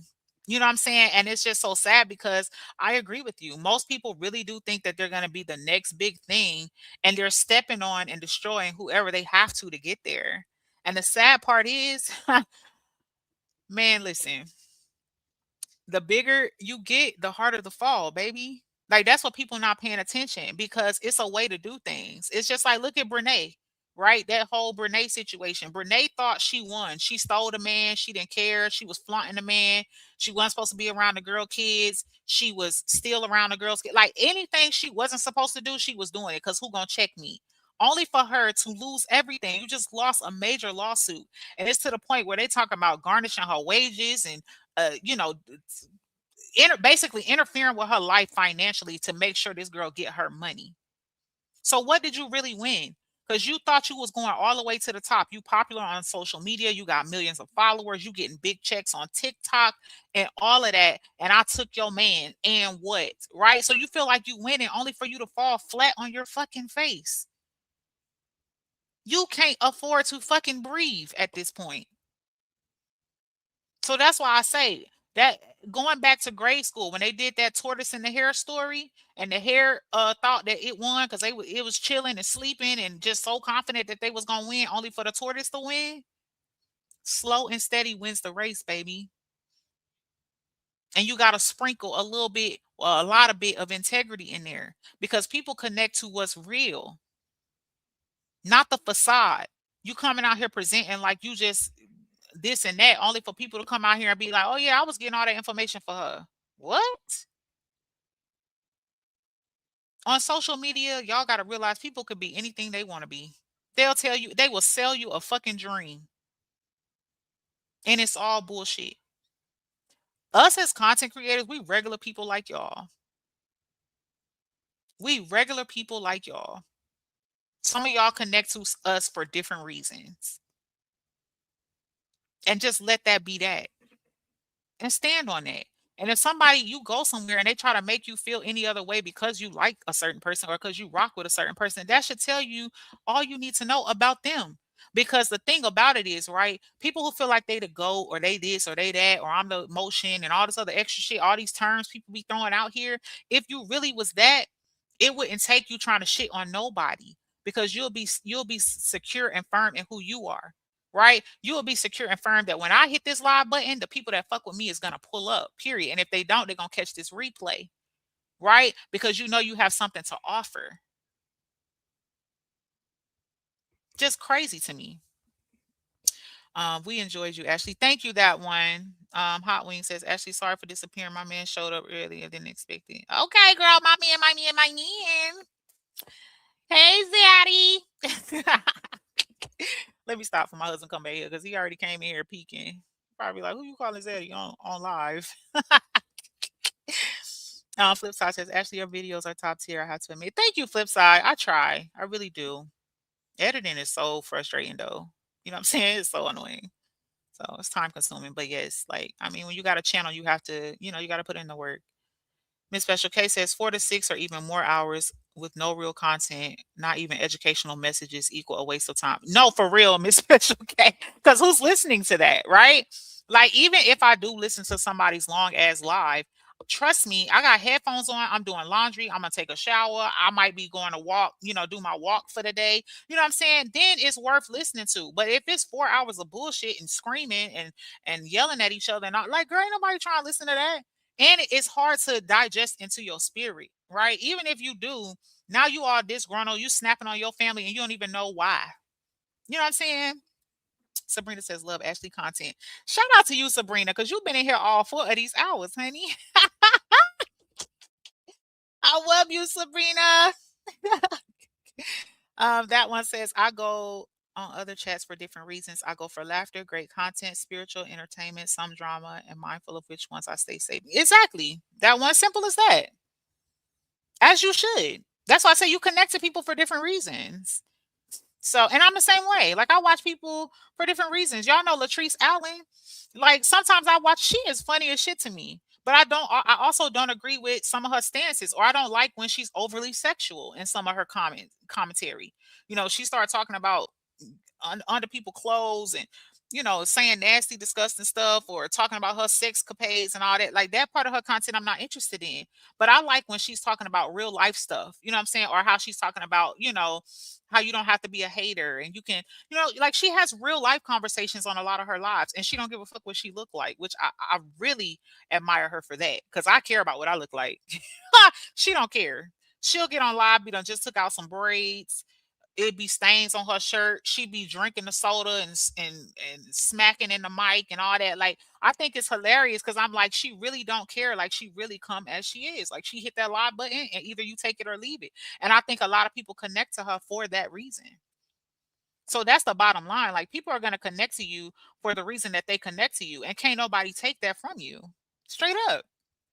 And you ain't got shit on somebody else because it ain't working out like you want. Exactly, Special Case. She's authentic. People like that. She is who she is. She tell people all the time, you can think I'm ugly. People call her fat. They're like, oh, you greedy, you always eating. And no shade, she do always be eating. Because I be like, damn, Latrice, every time I watch a live, you eating, now I'm finna go get me a snack. You know what I'm saying? But she don't care. She's like, oh, well. And she make it look so good, the way she be smacking and, oh, I got some of this. It's like she don't even go live till she finna eat. You know what I'm saying? So, but I like her content. Not all of it, but I like most of her content. I like her messages behind her content. And some people don't like her and don't agree with her because of the fallout of her and her son. I don't know what happened with her son. I know what he said and he alleged, and I know how I feel about the situation of what could have potentially happened, but it still doesn't take away from her as a content creator. And that's what people got to understand, the bottom line to all of this when it comes to stop allowing people to shape your thoughts and opinions on somebody as a content creator based off of one experience that they're alleging or that they are, trying to accuse somebody of. Right? Like, learn to connect with somebody and stand on that for your own reasons. Why would I not support Latrice no more because she got a group of haters over here? I support her for my own reasons. And I'll never see her on there saying, don't support this person, don't watch this person, da da da da. You know what I'm saying? I don't see her wasting no time trying to tell nobody who not to support. Or somebody come in her chat and she be like, no, I saw you over there in my op chat. Why you in here? Is you supposed to be in here? You better get out of here.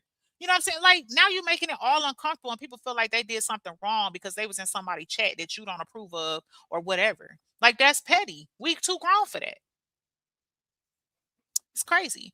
Miss Special K says, I've always loved Ashley's lives and videos. Oh, thank you so much, Miss Special K. Miss Foxy says, great analogy. Free Thinking says, I feel everyone's feelings are valid. I do enjoy your lives, and I wouldn't have gotten a membership. That's why I was really hoping things don't go left. Don't worry, Free Thinking, baby. That's over with as far as I'm concerned. Like, Break Room and Neo can say whatever they want to say. I'm done with it. This is my last and final piece on that. I'm moving forward. So you don't even have to worry over here. Now, I can't speak for their platform, but over here, and that's one thing about me. I don't know how long you've been following me, but I do not harp on things forever. I say my piece and I move on. Like, I'm not gonna just go, be a negative Nancy for a whole week about the same topic or basically cry over spilled milk. It's over. It happened. It's done. I fully understand what happened. I've said my piece. I've given my reaction to what happened, and I'm just gonna move forward. So don't even worry, baby. Sabrina says, and what they gonna do about it, Buki? Flipside says that's how the successful move. They don't even engage with subs. They stay on content. Okay, because no shade, Flipside. Some of them don't even read the comments. I've been in some. Another one I follow, Shira7. I love her. People hate her. Like, she's always giving bad advice, da da da da da, whatever. I just love her. I don't care attitude. She's very matter of fact. She doesn't care how you feel. She don't care if you don't like her response. People come in her chat and ask for advice, and they don't even always like it. She's always like, "Oh, girl, grow up. What do you mean? Why are you asking me that?" Or she'll give some very obvious answer, and I think it's hilarious. I love her. But people are like, "Oh my god, I don't like her. She's a gold digger. She always talks about how to get men's money, da da da da." And that is a part of her platform, but I just like her. I like who she is as a person. She is very confident on who she is, and she doesn't care who likes it and who doesn't. And she doesn't care who talk about her. People talk about her and break her down, all that. She doesn't care. When she goes live, she going live on her topic. And she's cammed up and she's looking gorgeous. And I ain't gonna hold you. I can't wait till we get back to the States because um I'm really looking forward to doing more cammed up lives and interacting with y'all if I can get the setup right. The lighting and all that is just not the best here in Germany, in my opinion. Hell, even the Wi-Fi be getting on my nerves. So, Brittany Tyner says, right, Ashley, see, I listen to the content creators that I follow while I am doing chores and going out because the content creators talk about things that is important in real life situations. Exactly, Brittany. Exactly. Same here. I'm serious. I have so many saved on my watch later. So like when I don't have anything that is grabbing my attention to watch, I go to my watch later list and I just play the list and keep my headphones on and do what I gotta do. So and get through my day. That one says, actually, sometimes I'll be getting mad when your live is 10 minutes. I'll be wanting to hear more. Forgive me, but I love you. I love you too. That one. You know what? I would consider doing more lives and making them a little longer. I can't promise y'all 4 and 5 and 8 hours and stuff like that, but I would really consider that.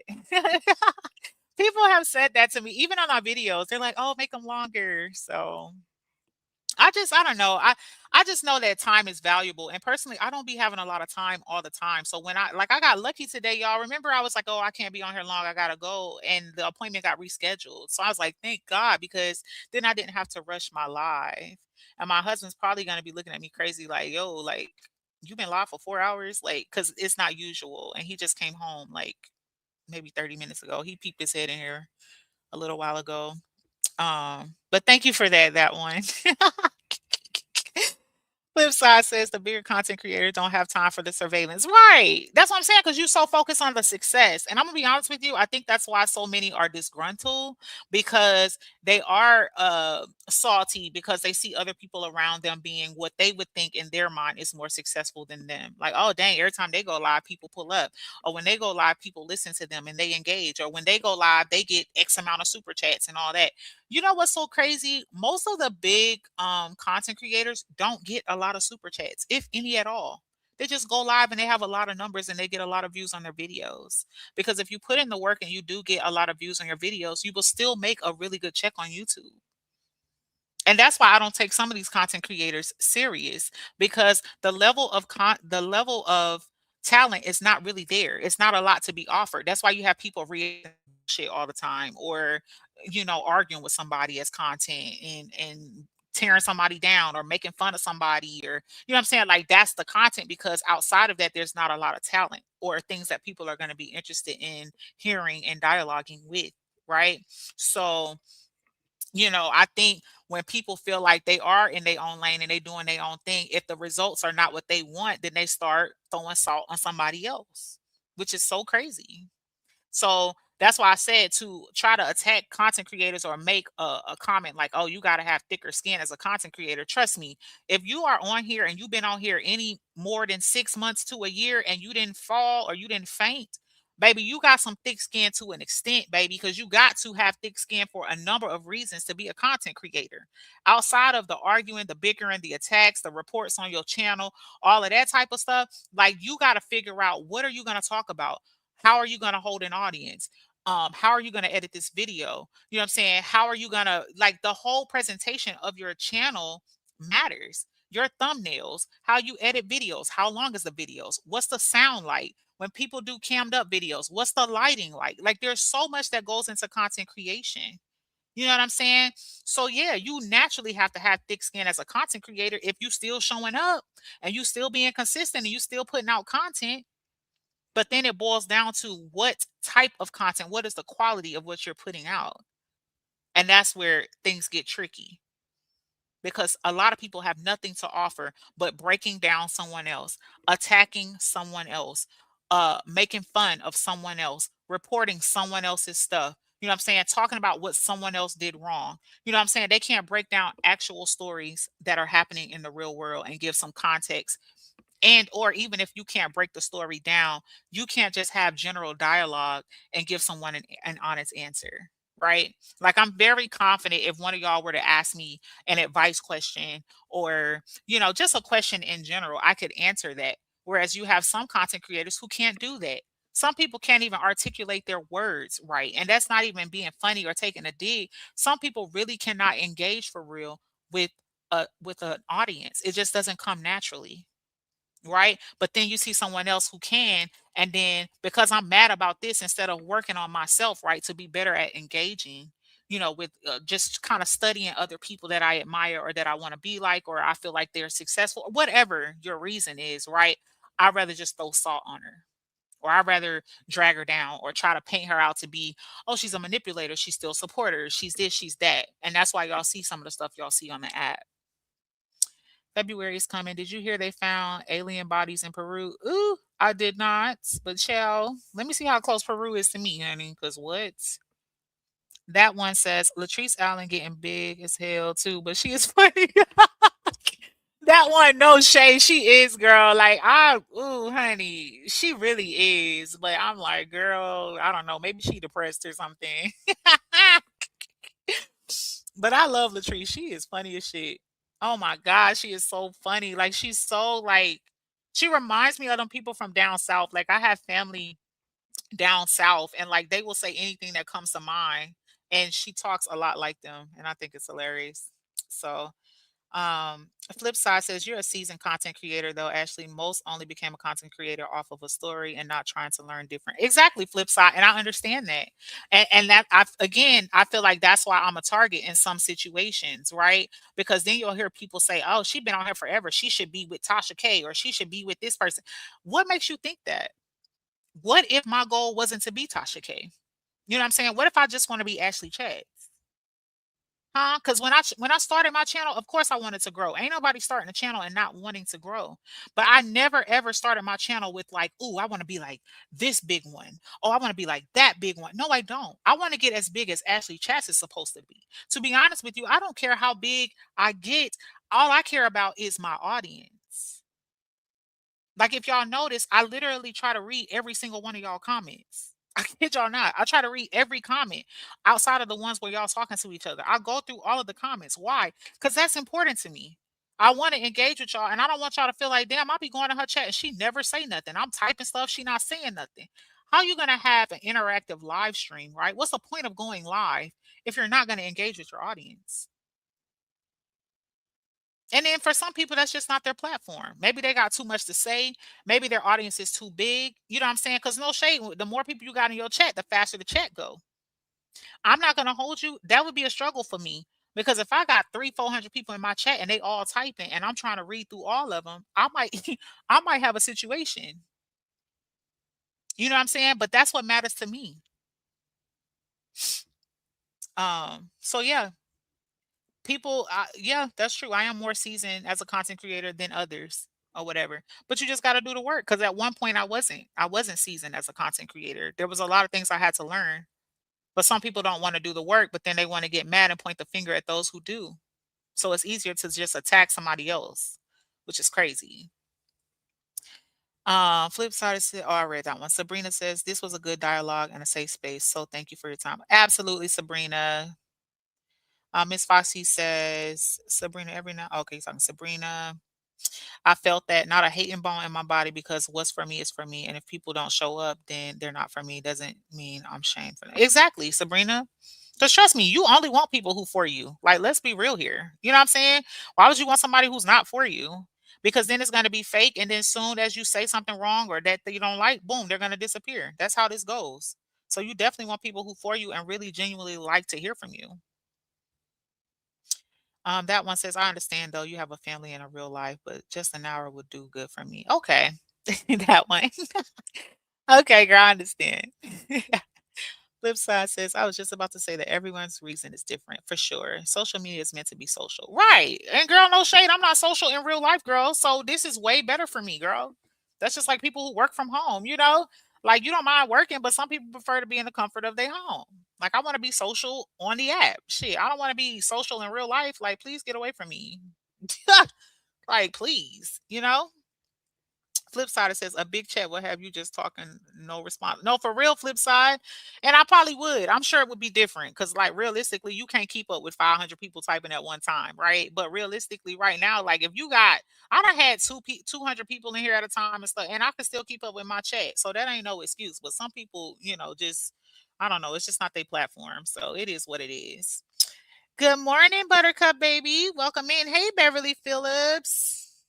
I've seen Sabrina skits. They are epic. Sabrina is hilarious. Okay, her acting skills is insane, and she's so talented. I don't even know how she be doing all them different scenes and shit in her short.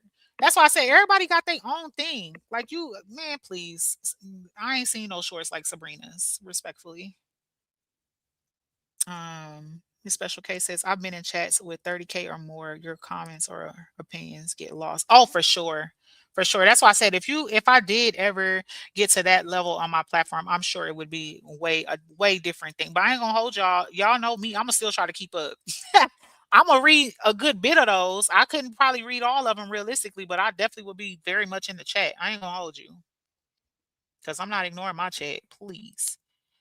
Miss Foxy says, yeah, some don't acknowledge you in there or in their defense, focus on their commentary. Or like you said, the chat is large, so I get it. Yeah, Miss Foxy, for sure. And even sometimes, depending on what I want to talk about, if I feel like I got a lot to get off my chest, I've even said, sorry, y'all, I'm not watching the comments today, da da da da. So, I mean, it is what it is. Free Thinking says, I realized that I did take this more seriously than I should have. I guess I wear my heart on my sleeve, and that's my fault. I really don't like hurting people. And I do too. Free Thinking. And it's I totally understand where you're coming from because it's very hard. It's very hard when you're a person who wears your heart on your sleeve for so many reasons. Like that could be a whole nother live. I'm behind by 1 minute, so if my comments are a little off, that's why. Oh, no problem. I'm blushing, y'all. Stop. Yep. Okay, y'all. So I've caught up on the comments, child. I have been on here way too long. So I love y'all. I'm gonna jump up off of here. I don't want to hog up all of your day. I'm sure there's gonna be other lives that are happening or whatever for those of us that are a part of the same sector. So it is what it is. She says, I'll holler when you call me Spider-Man. I'm like, wait. That video was so funny to me. Flip side says, I don't expect the content creator to acknowledge every comment. It's the deliberate ignoring. Right, flip side. And that is 100% accurate because I feel like in some instances, that is exactly what happens. People intentionally and deliberately ignore. I believe that. Um, which is crazy because it's like, who do you think you are? Like, stop playing. Like, if you ain't got nobody in your chat, girl, how is you even got a platform? Like, let's be for real. Foxy says, I love all Sabrina shorts. Me too, girl. She is so funny. But at any rate, y'all, thank y'all so much for kicking it with me. I didn't expect this live to go this long, but I did enjoy y'all really and truly. Thanks for all of y'all feedback. Like I said, this the topic on this, like that was on this live, is over as far as I'm concerned. I don't see there ever being a reason for me to come back and say anything else unless obviously there was a conversation needed with Tinkerz or something of the sort like that, then I would be open to something like that. I don't foresee that happening. So I'm just gonna move forward and move on with my life and my content as usual. So your support is appreciated. Thank y'all so much for coming through. A few of y'all stuck with me pretty much the whole live. So thank y'all so much. Those of y'all that were in and out, I appreciate y'all. Those of y'all on the replay, thank y'all so much. Hit that like for me. Thank you, Ashley. Have a great day. You too. And yeah, y'all go be great. I will talk to y'all on my next live, whenever that is. I'll talk to y'all later.